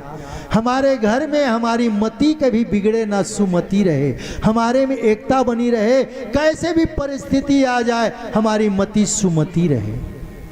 फिर दूसरे रात को स्वप्न में माता आई कि बोले व्यापारी क्या मांगा? कहा माँ जब आप जा रही हो तो मैं रोक तो सकता नहीं, लेकिन एक चीज मांगता हूँ कि हमारे घर में जितने सदस्य हैं उसमें सुमति बनी रहे। कहा इसको किसने कहा है? कहा मेरी घर की छोटी बहू ने। मैं जान ली, लक्ष्मी जी बोलती हैं ये घर की गृह लक्ष्मी भी ऐसे ही जवाब दे और ऐसे ही मांग सकती है, इसलिए तूने मेरे जाने का सारा रास्ता रोक लिया, अब मैं तेरे घर से कभी नहीं जाऊंगी। क्यों? जहां सुमति तहां संपत्ति नाना, जहां कुमति तहां विपत्ति निधाना, जहाँ सुमति तहाँ संपत्ति नाना, जहाँ कुमति तहाँ विपत्ति निधाना। कितना भी दुख आए, यदि आपके घर के विचार में कुमति ना आए, सुमति रहे, तो आप बड़े से बड़े दुखों को भी आप झेल सकते हो। लेकिन यदि आपका विचार एक दूसरे परिवार के सदस्यों से टकराने लगेगा तो छोटे से भी आप समस्या को उसका समाधान नहीं पाओगे, नहीं तो बड़े से बड़े समस्या का समाधान आप हंसते हंसते निकाल दोगे। इसलिए मेरे भाई बहन और राठौर जी, कथा आप सुन रहे हैं ध्यान से, और जो भी कथा सुन रहे हैं सुमति प्रधान है। और मैं उस बहू से भी कहना चाह रहा हूँ, यदि वो सुन रही है तो, कि बेटा कैसे भी परिस्थिति आए मति बिगड़ने मत देना, सुमति रहना, थोड़ा तत्काल जवाब मत दो, थोड़ा ठहर के जवाब दो। बातन हाथी पाइए, अब बात ही हाथी पाओ। इसी मुख से मिठाई खिलवाता है, यही मुख हमें गाली भी खिलवाता है। इसलिए वचन में, बोलने में थोड़ा सा कंट्रोल करें, नियंत्रण करें। कहा जाता है कि बाण से बना हुआ कितना भी भयंकर घाव हो, समय पाकर, दवाई पाकर वो ठीक हो सकता है। ध्यान रखिएगा, बाण से, गोली से बना यदि घाव दवाई के द्वारा ठीक हो सकता है, लेकिन वाणी से बना घाव जीवन पर्यंत ठीक नहीं होता। वो आप लोग तो राजनीतिक में उतरते हैं, जानते हैं, यदि वोट लेने जाओगे ना तो आपका 3 और 4 पीढ़ी वो याद करता है वोटर। ठीक है, अभी तो ठीक है, लेकिन इसके पिता के पिता ने मुझे ऐसा कहा था, इसलिए इसको वोट नहीं दूंगा। वाणी को बीड़ा बनाइए, बाण मत बनाइए। बीड़ा बनेगा तो आपके घरों से संगीत की सुमधुर ध्वनि निकलेगी, और बाण कर्कश रूप से बनेगा तो हर घर से लड़ाई झगड़ा निकलेगा। इसलिए नवविवाहिता मेरी आंचल बहू से मैं कहूँ, आंचल ही नाम है ना, हाँ, कि बेटा वाणी को कंट्रोल में रखना, नियंत्रण में, तत्काल जवाब मत देना, मति को कभी कुमत की ओर ध्यान मत देना। सुमति हमेशा परिवार को में बनाए रखना। तुम्हारा परिवार, भगवान से प्रार्थना करूं कि इस विचार के साथ उत्तरोत्तर उन्नति करता जाए। ऐसा है। मति को निकालना मतलब मणि को निकाल लिया गया। स्वस्थामा का मणि निकला है, बेचारा आज भी घूम रहा है उस दर्द से। कहा जाता है कि वह हिमालय के पर्वतों में आज भी विक्षिप्त रूप से घूम रहा है। और 7 चिरंजीवों में इनका भी पहला नाम है अश्वस्थामा, बलिर्व्यासो, व्यास कृपश्च, हनुमानश्च। ये 7वां में पहला नाम ही अश्वस्थामा का है। और इसने गुस्सा में आकर के क्या किया, एक ब्रह्मास्त्र चला देता है उत्तरा के गर्भ में। और आज उत्तरा रोने लगती है और रो करके कहती है, पाहि पाहि महायोगिन देव देव जगतपते, नान्याम त्वद भय पश्य यत्र मृत्यु परस्परम। बड़ी सुंदर है कहावत, शायद इसी से निकली है कि तोला नहीं सखियां तो तोर पेट के पीला लत सखियां। देखो यहीं से निकली है।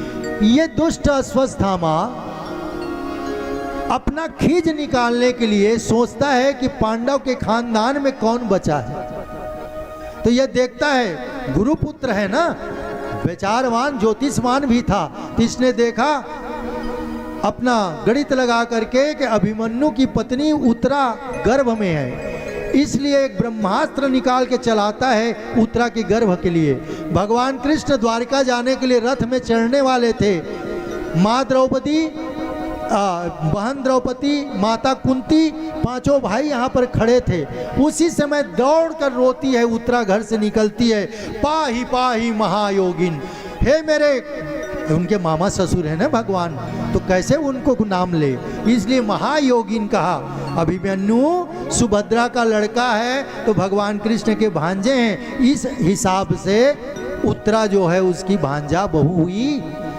तो उसने मामा ससुर को कहा कि पाहि पाहि महायोगिन देव देव जगतपते, हे मेरे महायोगी, हे मेरे जगतपति, मैं आपकी शरण में आई हूँ। अब पेट को पकड़ी है, जोर से दर्द उठा है, क्योंकि वो ब्रह्मास्त्र प्रवेश करने वाला है गर्भ पर, उसकी त्रास को झेल नहीं पा रही है। भगवान देखते हैं, अरे ये तो वही अश्वस्थामा का बाण है।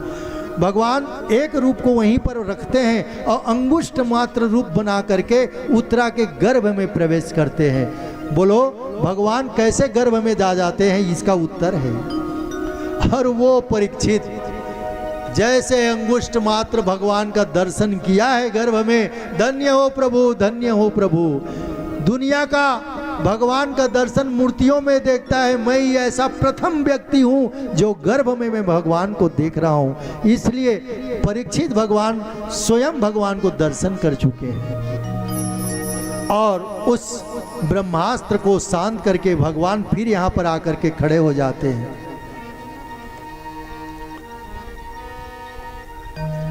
कुंती को कहा, बुआ अब मैं द्वारिका जा रहा हूं। कुंती ने कहा कि बेटा अब तू हमारा बेटा ही नहीं है तो तू जगत का पति है। कहा, बुआ मैं तेरा भतीजा हूं, वसुदेव पुत्र हूं। कहा, किसको भुलावा दे रहा है तू? मैं जान गई हूं कि तू बेटा नहीं दुनिया का बाप है। कहा, नहीं मैया, नहीं बुआ। कहा, नहीं अब भुलावे में मैं नहीं आऊंगी, तू हम सब का भगवान ही है। कहा, भगवान मानती है तो वरदान मांग ले। भैया तुझे कुछ मांगना है? युधिष्ठिर ने कहा कि नहीं मैं सत्य पर अडिग रहूं। सबने अलग अलग प्रकार का वरदान मांगा है और कुंती बुआ ने कहा, स्तुति किया है, कृष्णाय वासुदेवाय देवकी नंदनाय च नंद गोप कुमाराय गोविंदाय नमो नमः। नमः पंकजनाभाय नमः पंकज मालिने नमः पंकज नेत्राय नमस्ते पंकजांग्रे। इतनी सुंदर स्तुति की है कुंती ने। मेरे भाई बहन, एक सुंदर, अभी जो कोविड पीरियड चल रहा था ना, तो मेरे संपर्क में जितने थे जो व्हाट्सएप ग्रुप में जुड़े थे, तो बहुत करीबी लोगों ने बहुत कहा कि डर लग रहा है। और दोबारा लौट के आया ना, वो तो बड़ा भयावह था, इतना डर लगता था। तो वो बहुत करीबी लोगों ने जो मेरे निकट हमेशा कथा वार्ता में रहते हैं, उन्होंने कहा कि गुरुजी कोई मंत्र दीजिएगा। मैं यहाँ से वो मंत्र आपको दे रहा हूँ। कितनी भी संकट क्यों ना हो, कितनी भी मन आपका विचलित क्यों ना हो, परिस्थिति व्याकुल क्यों ना हो गई हो, इसको सतत जाप कीजिएगा। जो मैं मंगलाचरण में भी गाता हूं उसको, इसीलिए उस मंत्र को गाना ही चाहिए।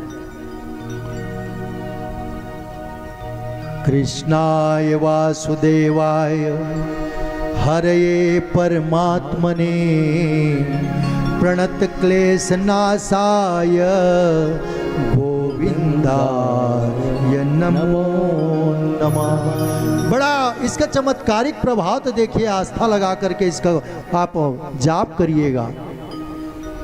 सो रहे हैं तो करिए ना, आप यदि इतना व्यस्त हैं, आपको मौका नहीं है, तो सोते सोते में इसको 21 बार, 11 बार, 2 बार, 1 बार, जैसे आपको उचित लगे इसको जाप जपन करिए। समस्त कष्टों का निवारण करने के लिए महामंत्र है। कृष्णाय वासुदेवाय हरये परमात्मने प्रणत क्लेश नाशाय गोविंदाय नमो नमः। ऐसे मंत्रों से भगवान की स्तुति की है। कहा, बुआ कुछ मांग ले। कहा, गोविंद मैं एक ही चीज यदि तू मांगने के लिए बोल रहा है तो मैं मांगती हूँ। बोले क्या? पिबः सन्तु न सस्व तत्र तत्र जगत गुरु।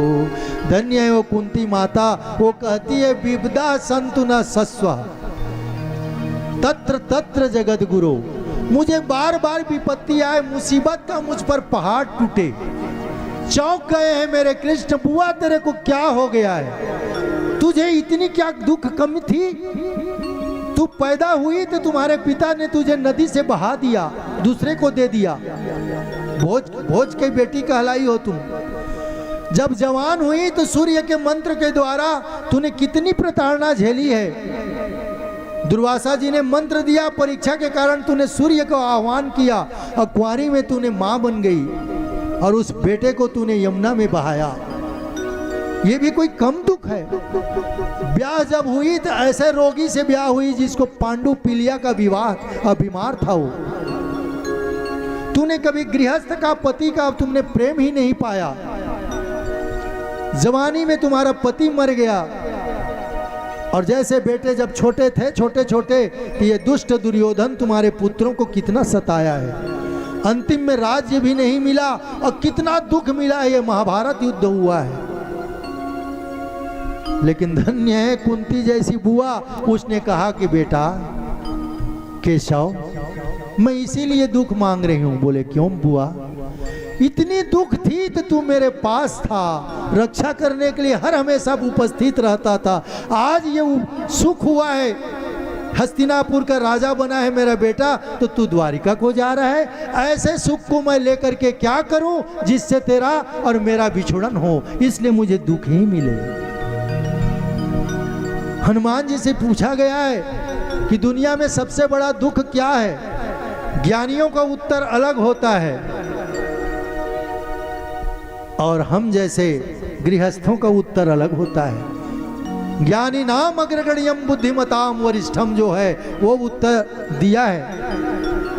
कह हनुमंत विपत्ति प्रभु सोई, कह हनुमंत विपत्ति प्रभु सोई, जब तब सुमिरन भजन न होए, जब तब सुमिरन भजन न होए। ये ज्ञानी का उत्तर है कि वो हनुमान जी कहते हैं कि प्रभु मेरे लिए तो वही दुख है जिस समय जिस पल आपका सुमिरन और भजन नहीं करूं, मेरे लिए तो परम दुख है वो। कुंती ने भी कहा कि बेटा तुझसे बिछड़कर एक पल भी यदि मेरी जिंदगी चले वही मेरे लिए सबसे बड़े दुख है। इसलिए मैं चाहती हूं कि दुख रहे और तू हमें हमेशा हमारी रक्षा करते रहे। भगवान हंसते हैं, कहा बुआ तू भी ना। एक उस द्वापर के अंतिम में कुंती ने दुख मांगा है और आज इस कलयुग में कोई मांगा है तो एक मात्र दुख मांगने वाला कोई है तो मेरे नरसिंह मेहता है। ये कलयुग का संत है नरसिंह मेहता। और अवकाश अब नहीं है, बहुत समय कम बचा है, इसलिए नरसिंह मेहता के परिचय में इतना कहूँ कि महात्मा गांधी का जो प्रिय भजन है ना, जानते हैं? वैष्णव जन तो तेड़े कहिए जो पीर पड़ाई जाने रे। इसको मेरे नरसिंह मेहता ही ने लिखा है। गुजरात का बहुत बड़ा भक्त था।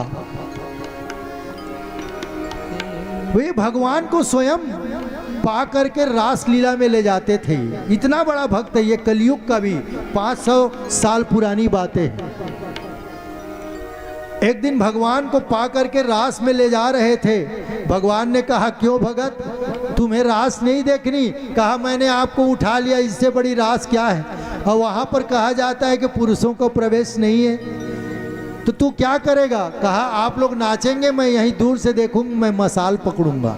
और एक बड़ी जलती हुई लुकाठी लेकर के मसाल दरवाजे में खड़ा था नरसिंह मेहता। और भगवान रास रचा रहे हैं। राधिका से लेकर गोपेश्वर मेरे महादेव भी बैठे हुए हैं। भव्य रास चल रहा है और ये मसाल को पकड़ करके हाथ में देख रहा है दूर से। गेट में खड़ा है द्वारपाल और इतना मगन हो गया नरसिंह मेहता कि वो मसाल जलते जलते फिर उसमें मिट्टी तेल डालता, फिर वो जलता, लेकिन जलते जलते वो मसाल पूरा जल गया। अंतिम में इसके हाथ जलने लगा। इतना हाथ जल करके इतना ठूठ हो गया, उसी हाथ में मिट्टी तेल डालता और हाथ ही जल रहा है इसका। राधा रानी ने कहा कि कैसे आप भगवान हो, तुम्हारा भक्त का हाथ जल रहा है और तुम मेरे साथ नाच रहे हो, नृत्य कर रहे हो। दौड़ करके आया मेरे गोविंद और आ करके भक्त के हाथ को पकड़ा और बुझाया उसको। पगला गए हो क्या? होश नहीं थी नरसिंह मेहता को। कहा क्या हुआ? मैं तो आपकी नृत्य देख रहा था। कहा नृत्य देख रहे हो, हाथ जल गया तुम्हारा, ये ठूठ हो गई। और भगवान ने हाथ फेंक करके फिर ठीक किया। बोलो नरसिंह मेहता भक्तराज वरदान मांग लो। नरसिंह मेहता ने कहा प्रभु दे रहे, तो मेरे को चाहिए कुछ नहीं, यदि दे ही रहे हो तो एक वरदान देना, मेरा एक ही बेटा है वो मर जाए। बताओ एक ही बेटा है, वो मर जाए। बोले कैसा भगत हो तू, ऐसी कोई मांगता है? कहा हाँ प्रभु, मैं तो अपने जीवन जी लिया, लेकिन मैं चाहता हूं कि मेरा बेटा जिंदगी जिए, उसके वंश ये ना कहे कुकर्म करने लग जाए, और ये ना कहे कि ये नरसिंह मेहता का खानदान है जो शराब पी रहा है, जो कुकर्म कर रहा है। इसलिए मेरे बाद मेरा वंश ही ना चले, जिससे कोई कह तो ना सके कि नरसिंह मेहता का कोई वंश था जो खराब निकला। ऐसे ऐसे भक्त हुए हैं जो नरसिंह मेहता, एकमात्र ये कुंती भी कह रही है कि प्रभु यदि तुझे देना है तो मुझे दुख ही दुख दे, जिससे तू मेरे से बिलग मत हो, मेरी रक्षा करने के लिए हमेशा रहा।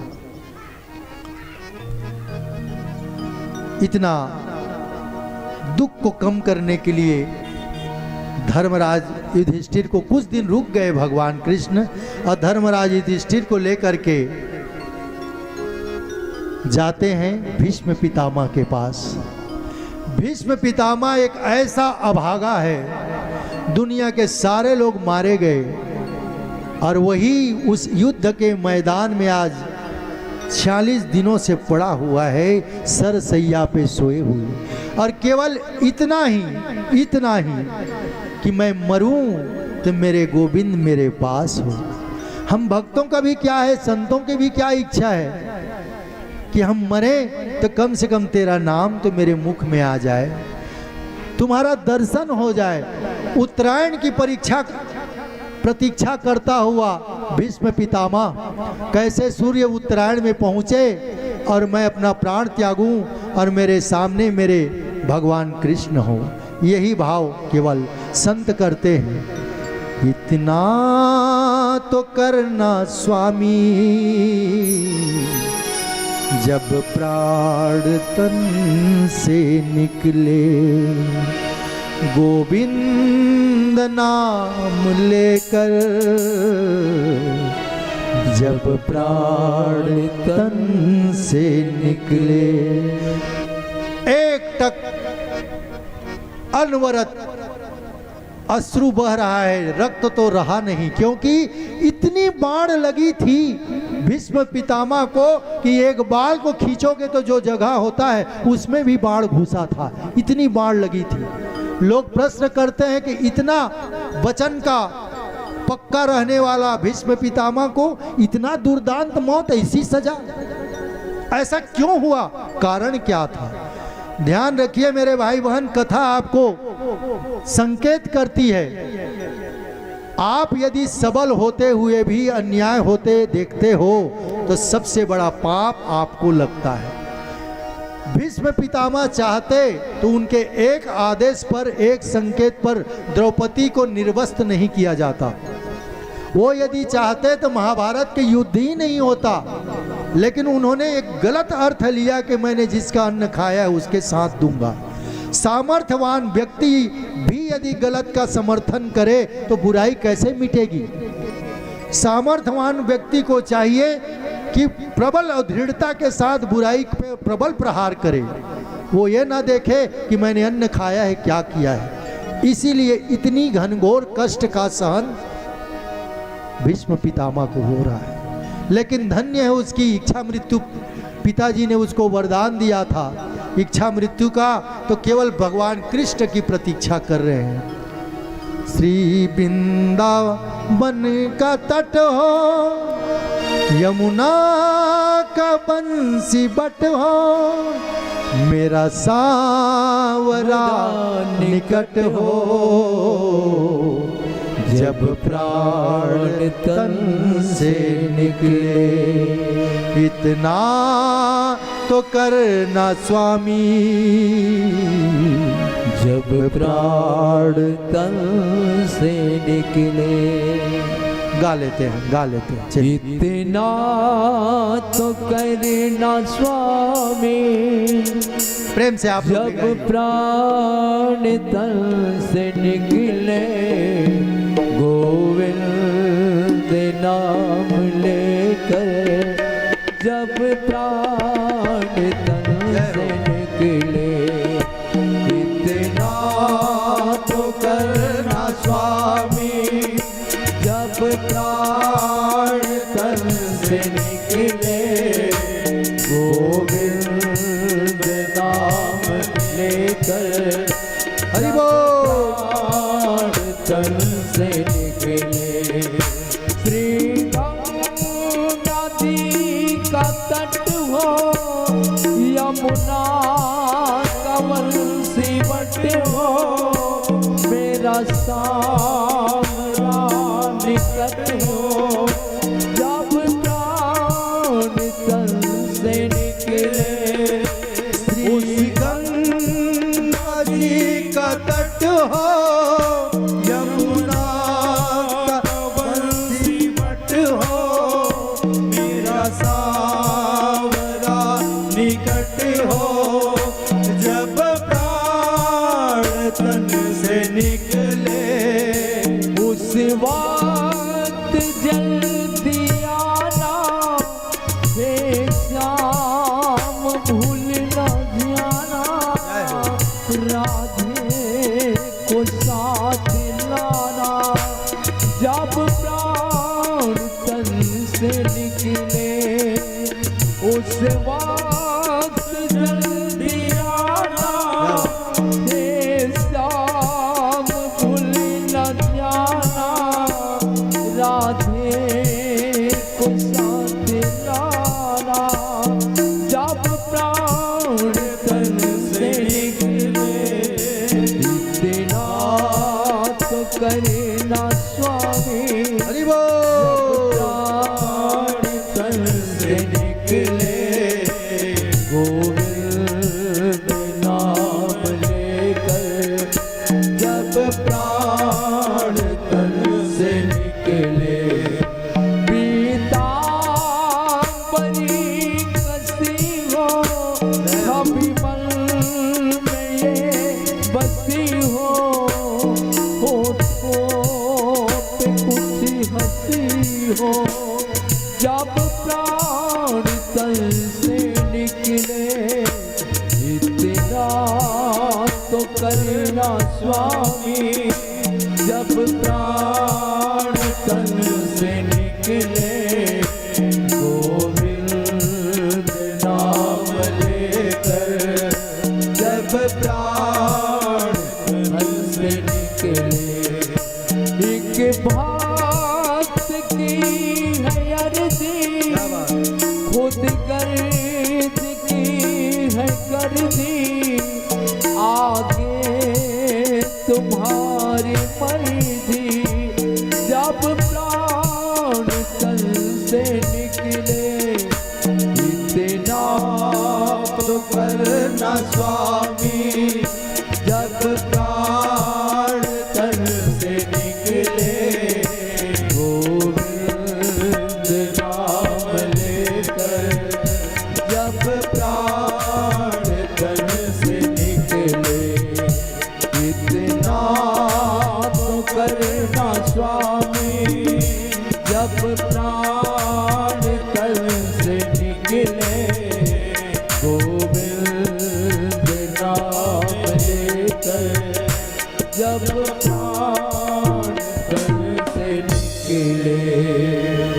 इतना तो करना स्वामी, जब प्राण तन से निकले। गोविंद नाम लेकर, जब प्राण तन से निकले। प्रेम से बोलिए बाके बिहारी लाल की जय। जैसे ही दूर से पितामह ने देखा है कि भगवान कृष्ण पूरे पांडवों के साथ राजमाता कुंती और महारानी द्रौपदी के साथ आ रहे हैं, अपने भाग को संवारते हैं कि मेरा पुण्य आज फलित हो रहा है, कि मेरे इष्ट मेरे भगवान मेरे अंतिम समय में आ रहा है मेरे सामने में। कहा पितामह को प्रणाम करता हूं मैं, और साथ में राजराजेश्वर युधिष्ठिर राजमाता कुंती भी पधारी हैं।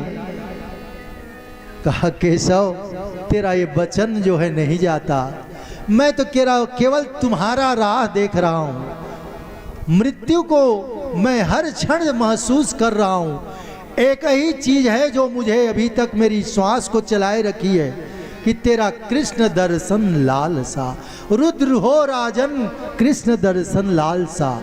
7वां दिन की कथा में सुनोगे गोपी गीत में कि गोपियां कहती हैं रुद्र हो राजन, आंख से आंसू बह रहा है गोपियों का, क्यों बहा रही हो गोपियों? तो कृष्ण दर्शन लालसा, कैसे उस कृष्ण की इस छलिए की दर्शन हमें प्राप्त हो। इसलिए केशव केवल तुम्हारी दर्शन करने की अभिलाषा बच गई है। इस शरीर में एक बूंद रक्त नहीं बचा है, पूरा विरक्त हो गया हूं मैं। श्वास बस चल रही है, वो भी तेरा नाम ले रहा है। पितामह मैं तो आ गया हूं आपके दर्शन करने के लिए, कुछ उपदेश करो ना। देखिए भगवान भी कैसे बोलते हैं, हजारों बाण से छिद्र हुआ भीष्म पितामह को भगवान बोल रहे हैं कुछ उपदेश करो ना। नए नए राजा बने युधिष्ठिर, कैसे राज चलाएंगे? आपका इतने वर्षों तक का अनुभव है, आप बताइए ना इसको। भीष्म पितामह ने कहा केशव तेरी ये कृष्ण, तुम्हारी ये हठीलापन चुटिलापन अभी तक नहीं गया है। तू पूछता है तो मैं बताता हूं राजनीति के बारे में। बेटा युधिष्ठिर, राजा का धर्म होता है कि अपने आंखों से कभी भी गलत काम होते ना देखे। यदि शत्रु कितना भी बलशाली क्यों न हो, एक बार उसका प्रतिकार करे। जैसे ही बोला भीष्म पितामह ने, द्रौपदी जो है जोर से हंस देती है खिलखिलाकर। भीष्म पितामह ने कहा कि कुलीन घर की बेटियां बेवक्त हंसती नहीं, और यदि तू जोर से हंसी है तो लगता है कुछ उसमें रहस्य है। बता बेटी क्यों हंसी है? द्रौपदी ने कहा नहीं पितामह क्षमा चाहती हूँ, अचानक मुस्कान हो गया, निकल गई। कहा नहीं नहीं नहीं, तुम हंसी हो तो जरूर कोई राज है, क्यों हंसी मेरी बातों में? क्या मैं बूढ़ा हो गया, गलत शब्द निकल गया? बेटी मुझ पर हंसोगी तो क्या, अब तो मैं कुछ क्षण का मेहमान हूँ, मैं मरूंगा तो मन में एक पीड़ा रहेगी कि तू हंसी क्यों है, उस बात को मैं नहीं जान पाया। बता देना बेटी। कहा पितामह यदि ऐसी बात की आपने सौगंध दी है तो मैं बता रही हूं, लेकिन मैं बताती नहीं। उस समय ये ज्ञान आपका कहाँ गया था जब भरी सभा में दुष्ट दुशासन दुर्योधन के आदेश पर मेरा चीरहरण कर रहा था? ये ज्ञान कहाँ गया था जब आप सभा में बैठे थे, जुआ में बिना शर्त मेरे पति लोग मेरे को हार रहे थे, यद्यपि मुझ पर इनका कोई हक नहीं था, आपने प्रतिरोध किया और आज मेरे पति को ज्ञान दे रहे हो कि अन्याय का प्रतिरोध करना चाहिए, चाहे प्रतियोगी जो सामने वाला है दुष्ट शत्रु चाहे कितना भी बलवान क्यों हो। आप सर्वसमर्थ थे, यदि आप चाहते तो सब कुछ रुक सकता था। आपका ज्ञान कहाँ गया था? इसलिए मुझे बरबस हठात हंसी आ गई है। आंसू के दो कोरों से दो निकलता है भीष्म पितामह। कहा बेटी तू गलत नहीं कह रही है, सत्य कह रही है, लेकिन मैंने अन्न खाया था दुर्योधन का, इसलिए उसका अन्न रक्त बन करके मेरे शरीर में संचरण कर रहा था। इसलिए कहा गया है जैसे खाओ अन्न वैसे होता है मन, और जैसे पियोगे पानी वैसे होता है वाणी। इसलिए सुचेता रखना चाहिए। यदि किसी बड़े अनुष्ठान में बैठे हो तो घर में ये तामसिक चीज भोजन मत करो। प्रतिबंध बताता हूँ राठौर जी, सुनिएगा इसको। बड़ा अनुष्ठान में बैठे हो भागवत पुराण में तो तामसिक भोजन नहीं होना चाहिए, क्योंकि जैसे खाओगे अन्न वैसी होता है मन हो जाता है। तो इसीलिए इस प्रकार की कथा भागवत में लहसुन और प्याजों का वर्जित रहता है। पहले जमाने में जमीन में सोने के लिए बोला जाता था। ये सब तप है बहुत बड़ी।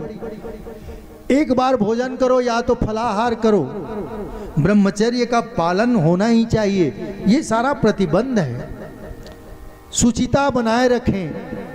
लेकिन आज के युग में हम थोड़ा सा बदल देते हैं। हम ये कहते हैं कि आप जितना भी भोजन करके आए, लेकिन मुख्य उद्देश्य होना चाहिए कथा श्रवण करना, कथा सुने। कहा जाता है कि जमीन में बैठे, कुर्सी में बैठे, सोफा में बैठे, कहीं पर भी बैठो, सुनो तो। कथा सुनना मुख्य है। लेकिन जितना हो सके तप करना चाहिए। तो ये सब बातें हैं। इसीलिए यदि मन को स्वच्छ रखना है तो भोजन में शुद्धता होनी चाहिए।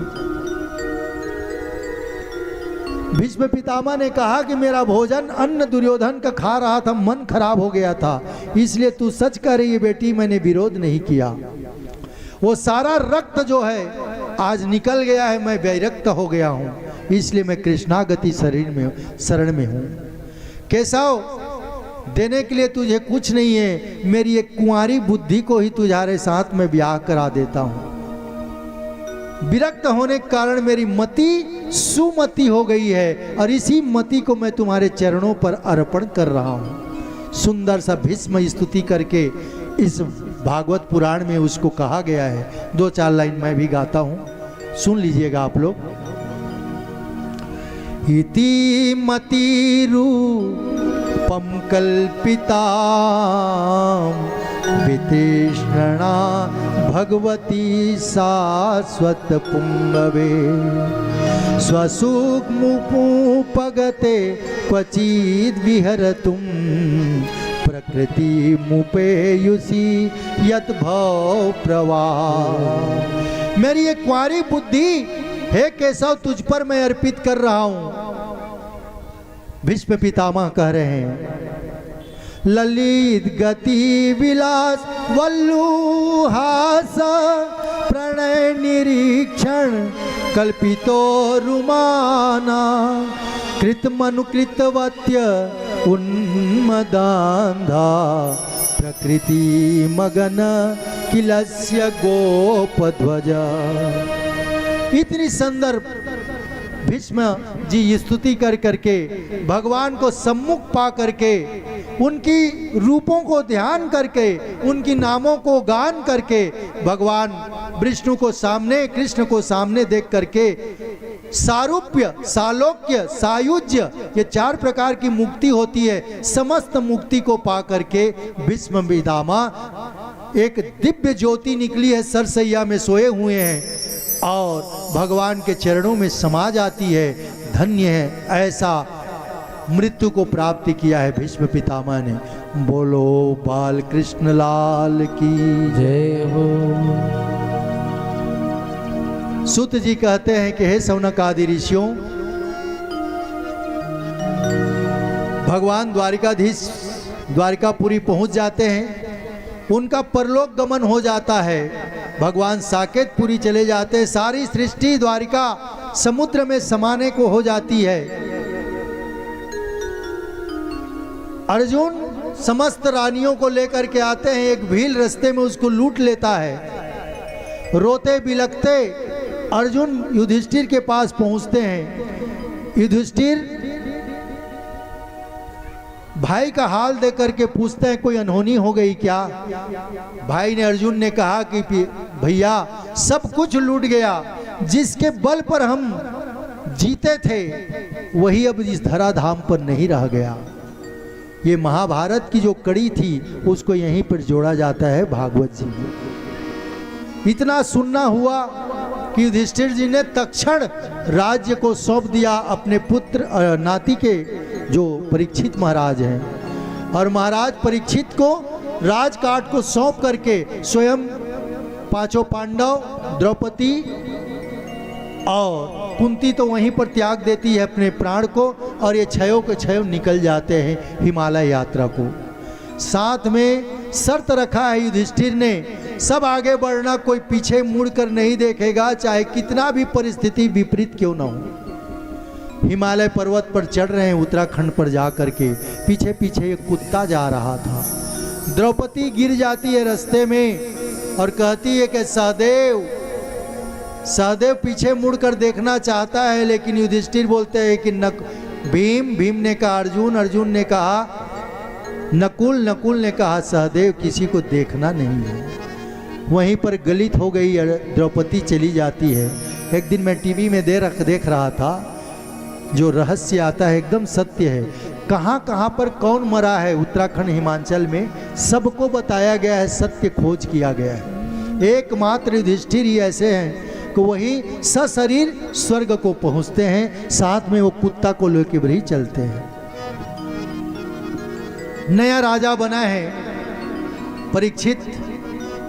नया राजा जब बनता है तो समझ में नहीं आता, नया नया चुनाव होता है ना, नया सत्ता संभालोगे, चाहे सरपंच का संभालो, चाहे कोई भी पंच इसका संभालो, चाहे वो मुख्यमंत्री हो चाहे प्रधानमंत्री का हो, तो आपके आसपास रहने वाले चाटुकार आपको सही स्थिति का आकलन करने नहीं देते। जय हो जय हो जय हो, आपकी जय हो, आपकी जय हो। आप सही स्थिति को पता नहीं पाओगे कि असल में मेरे बारे में आम जनता सोच क्या रही है। तो पहले के राजा क्या करते थे, पहले के राजा भेष बदल करके वस्तु स्थिति को जानने के लिए निकल पड़ते थे। राजा परीक्षित भी वस्तु स्थिति को जानने के लिए निकल पड़े।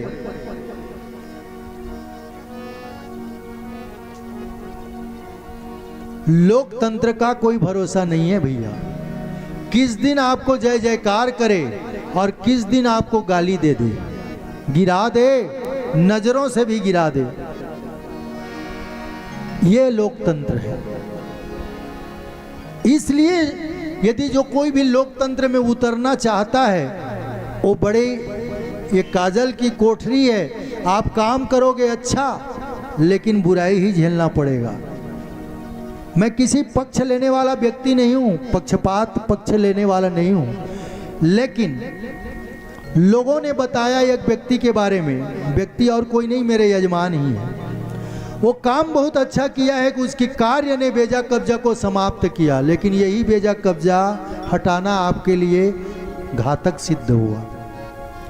तो उस समय उन्होंने जय जयकार किया, लेकिन समय आया तो फिर आपको गिराने में भी कमी नहीं कर दी। ये लोकतंत्र है। तो इसमें कोई छोटा दिल ना करे, सबको झेलना पड़ता है। इसीलिए सुयोग्य जो लोग होते हैं वो टटोलते हैं कि जो मेरा अभी जय जयकार कर रहा है कि वास्तव में ये है कि नहीं है। राजा दशरथ चक्रवर्ती राजा थे, मानस पढ़िएगा, मानस में हर उत्तर दिया गया है। कैसे बोलना है, कैसे बैठना है, क्या पहनना है, क्या खाना है, राजनीति से लेकर हर प्रकार की नीति मानस में है।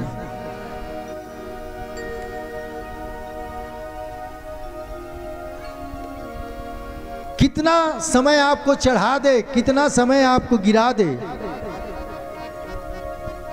जब हनुमान जी को लंका के रणांगन में, राज्य में ले जाया गया, मेघनाथ जब बांध करके ले जाता है, ध्यान से सुनिएगा, राजनीति वहां से सीखें।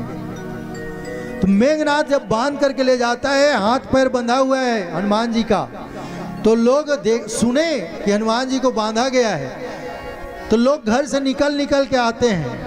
कौतुक सुनी आए पुरवासी, मारे चरण करे बहुहा। समय नहीं है इसलिए मैं जल्दी जल्दी बोल रहा हूँ, अब 7:30 हो गया है, बिल्कुल आरती के लिए तैयार कर लें। घर से निकल करके हनुमान जी को मारते थे। जय हो महाराज रावण की जय हो, इंद्रजीत मेघनाथ की जय हो, आपने अच्छा किया। ये दुष्ट बानर सबको उजाड़ रहा था, अक्षय को मार दिया। लेकिन कुछ क्षण पश्चात आग लगाई गई उसके पूंछों पर और सारा लंका जला। तो यही लोग क्या बोल रहे हैं जो जय जयकार कर, देखिए लोकतंत्र कैसे होता है।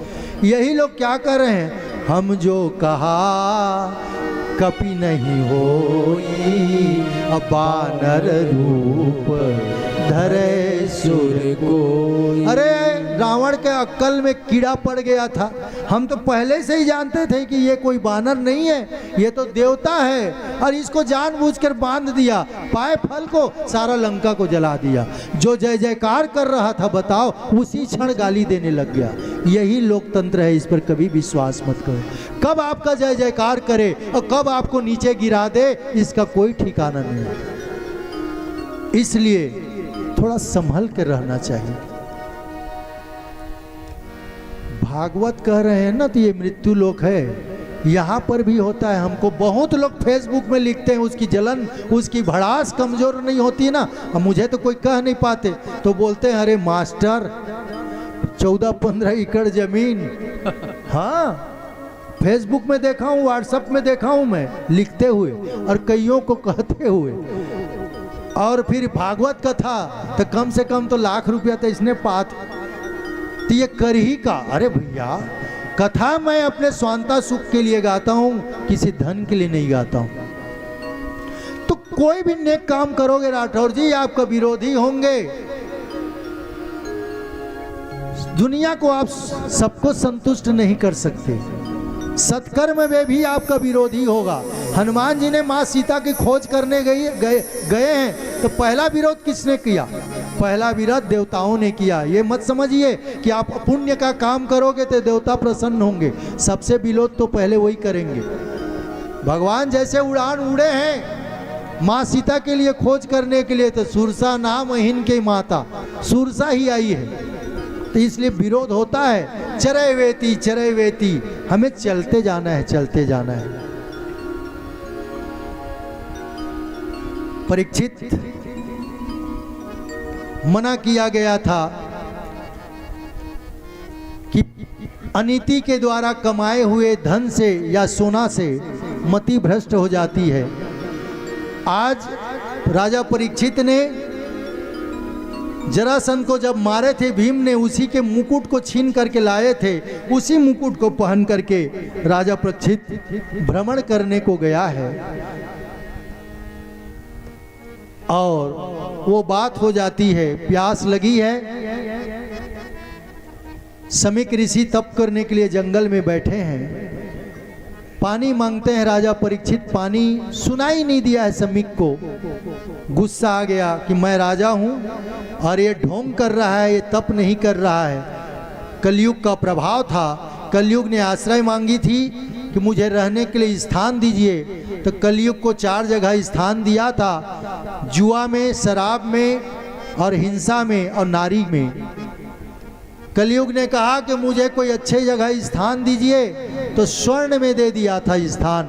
आज अनीति के द्वारा उसी कमाए गए स्वर्ण में कलयुग बैठ गया और शिकार खेलने के लिए गया है। समीक ऋषि को पानी मांगा, समीक ऋषि ने नहीं जानता था, तप में लीन थे, समाधिस्थ थे, इस कारण पानी नहीं दिया। राजा ने अपना अपमान समझा और मरे हुए सर्प को उसके गले में लपेट दिया और घर आ गया है। तत्क्षण समीक का पुत्र सिंह ऋषि आते हैं। लड़के लोग चिढ़ाते हैं कि तेरे पिता के सिर में, गले में सर्पों की, मरे हुए सर्प की माला पहना दी गई है। चिढ़ाए तो गुस्सा आ गया और गुस्सा आ करके श्राप दे दिया है। इति लंघित मर्यादम तक्षता सप्तमे अनि दक्षन्ति स्मः कुलंगार चोदितो में तद्रुहम। जिसने मर्यादा का उल्लंघन किया, इदिति लंघिते मर्यादम, जो सर्प, मरे सर्प को मेरे पिताजी के गले में डाल दिया है, 7 दिन पश्चात यही सर्प जीवित होकर के उस जिसने भी किया है उसको डसेगा और उसकी मृत्यु हो जाएगी। जैसे ही नींद समाधि खुला है समीक ऋषि का, श्रृंगी ने कहा पिताजी मैंने श्राप दिया है, आपका अपमान किया है। ध्यान लगाया तो श्राप किसने किया है तो पता चला कि राजा परीक्षित है। बोले बेटा तूने गलत किया, उसी से सारा धर्म पनपता था, वो नहीं रहेंगे, राजा धर्मज्ञ थे तो ये सारा संसार खत्म हो जाएगा। अब दे ही दिया है तो जाओ एक काम करो, जाओ और तुम उसको सूचना दे दो, वो अपने जीवन का मुक्ति पाने का उपाय करेंगे। सब कुछ छोड़ करके जन्मेजय को दे दिया है। जैसे ही सुना है राजा तो गंगा के किनारे आ जाते हैं और आ करके सभी संतों से, महंतों से, महात्माओं से एक ही प्रश्न करते हैं कि यदि आदमी म्रियमाण हो, जो मरने वाला हो, अंतिम समय में उसको करना क्या चाहिए।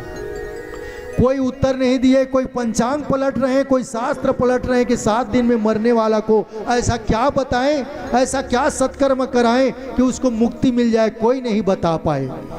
लेकिन दिल में जुर्रत है तो मोहब्बत नहीं मिलती। शेर सुना रहा हूँ, दिल में अगर जुर्रत नहीं तो मोहब्बत नहीं मिलती, खैरात में इतनी बड़ी दौलत नहीं मिलती।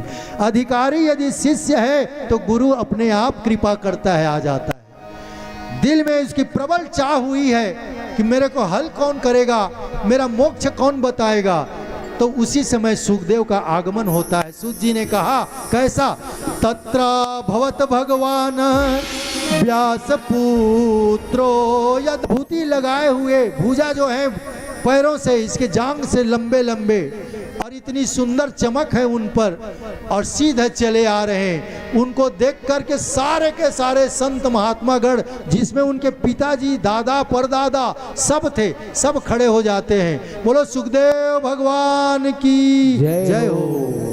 मैं भी यही कहूँ, इस झांकी को आज हम अपने आंखों में बिठाएं और सुंदर झांकी को रख करके रात में यदि सोएं तो भगवान की जो महिमा गाई गई है उस कल्पना को याद करें, और उसी कल्पना, उसी झांकी के साथ आज कथा को विराम दिया जाता है। कल ठीक 2:30 बजे, कल गलत मत करिएगा, थोड़ा आज था तो बिल्कुल हमें लेने के लिए, बल्कि 5 मिनट यदि पहले भी हो जाए तो भी चलेगा, और हम यहाँ 2:30-35 तक पहुँच ही जाएँ, ऐसा व्यवस्था रखिएगा। आज की कथा विराम लेती है। कथा विराम कल शिव पार्वती सती जो प्रसंग है और ध्रुव चरित है उसकी कथा कही जाएगी, तो बड़ा आनंद के का साथ कल सुनिएगा। कल सुबह से शुरू से बैठेंगे प्रथम सत्र से, और ज़्यादा अच्छा है। और वैसे तो आज प्रथम ही दिन है, तो मैं गांव वालों से अपेक्षा करता हूं कि सब कोई आए और 2:30 बजे से बढ़िया सुंदर कथा सुने। माना कि धूप तो रहती है 2:30 बजे, लेकिन मैंने सुना है कि यजमान थोड़ा कूलर का भी बोल तो दिए हैं, कराइएगा, फिर आनंद के साथ कथा हम सब सुनेंगे। आइए रुद्राष्टक का पाठ करेंगे। नमामि समीसान निर्वाण रूपम विभुम व्यापकम ब्रह्म वेद। पीछे में है रुद्राष्टक साहब, वो पीछे में लग गया। निर्गुणम निर्विकल्पम निरीहम चिदाकाश महाकाश वासम वदेहम निराकार ओंकार मूलम तुरीयम गिरा ज्ञान गोतीतमीशं गिरीशं करालं महाकाल कालं कृपालं गुणागार संसार पारं नतोऽहम् तुषाराद्रिसंकाश गौरव गंभीरं मनोभूत कोटि प्रभा श्री शरीरम स्फुरमौलिकल्लिनी चारुगंगा लसत बाल बाल जो कंठे भुजंगा चलत कुंडलम भ्रूसु नेत्रम विशालम प्रसन्नाननं नीलकंठं दयालं मृगादेशचर्मा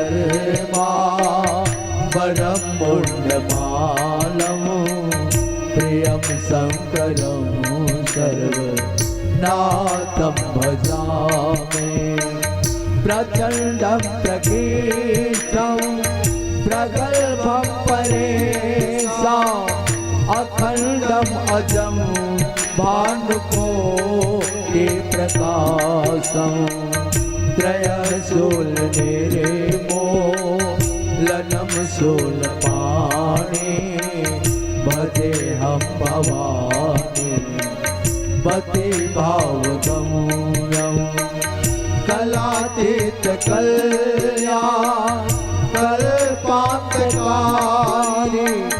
सदा सज्जया नंददा पुरारे चिदानंद संगो मोहा पहारे प्रसिद्ध प्रसिद्ध प्रभु मन मधारे नया वधुमानाथ पादार बिंदम भजन्ति हलो के परे वानराना न तावत् सुखं शान्ते संतापनाशं प्रसिद्ध प्रभो सर्व भूता दिवासं न जानामि योगं जपम नैव पूजा न तो हम सदा सर्वदा सम्बुद्धोऽभ्यं जरा जन्म तो तातव्यमानम् प्रभु पायापन नमामि ससंगो प्रभु पायापन नमामि ससंगो प्रभु पायापन नमामि ससंगो रुद्राष्टकमिदं प्रोक्तं विप्रेण हरतो से यः पठेन्नरा भक्त्या तेषां शम्भो प्रसीदते। हरे कृष्णा कृष्णा कृष्णा हरे हरे हरे राम राम राम हरे हरे हरे कृष्णा कृष्णा कृष्णा हरे हरे हरे राम राम हरे हरे हरे कृष्णा कृष्णा कृष्णा हरे हरे हरे राम राम हरे हरे। आज की कथा यहीं विराम लेती है। आरती जला लीजिएगा। आरती जला लीजिए आप लोग बड़े प्रेम के साथ और नजदीक आ जाइए। सब कोई आरती गाइएगा भी, लिखा है यहाँ कहीं, और आरती भी करिएगा साथ में।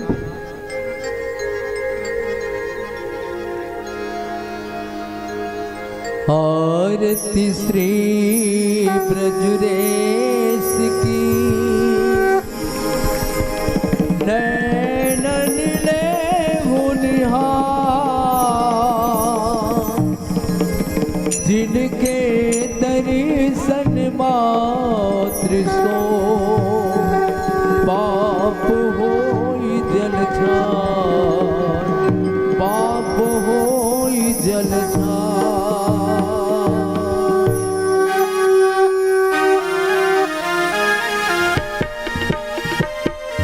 प्रेम से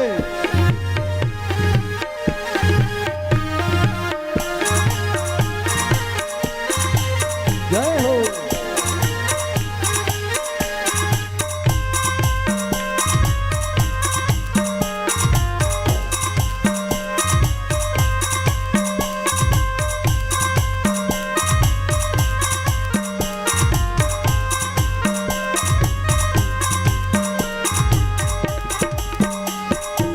भागवती भगवान की है आरती पापियों को पाप से है तारते। श्री भागवत भगवान की है आरती पापियों को पाप से है तारती। श्री भागवत भगवान की है आरती पापियों को पाप से है तारते। भागवत भगवान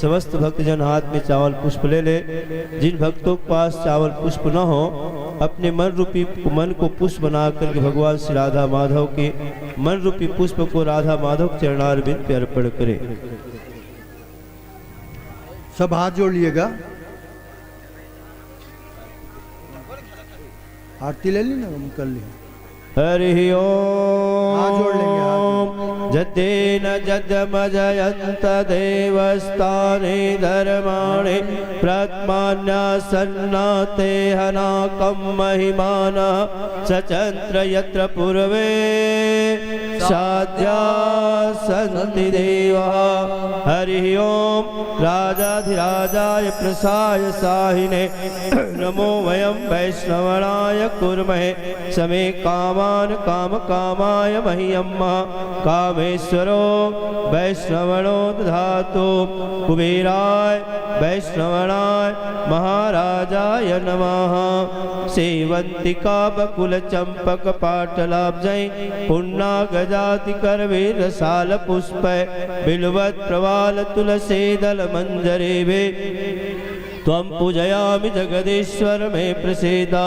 नाना सुगंधि पुष्पाणि यथा कालोद्भवानि च पुष्पांजलि मया दत्तो गृहाणां परमेश्वर। कृष्णाय वासुदेवाय हरे परमात्मने पड़त्र कलेशनाशाय श्री गोविंदाय नमो नमः। कृष्णाय वासुदेवाय देवकी नंदनाय च नंद गोप कुमाराय श्री गोविंदाय नमो नमः। मंत्रहीनं क्रियाहीनं भक्तिहीनं श्रेष्ठा यत्पूजितं मया देवा परिपूर्णं दस्तु मे। पापोऽहं पापकर्माहं पापात्मा पापसंभव त्राहि मां जगन्नाथ सर्वपापहरो हर। भूर्भुवः श्री राधा कृष्णार्पणम्।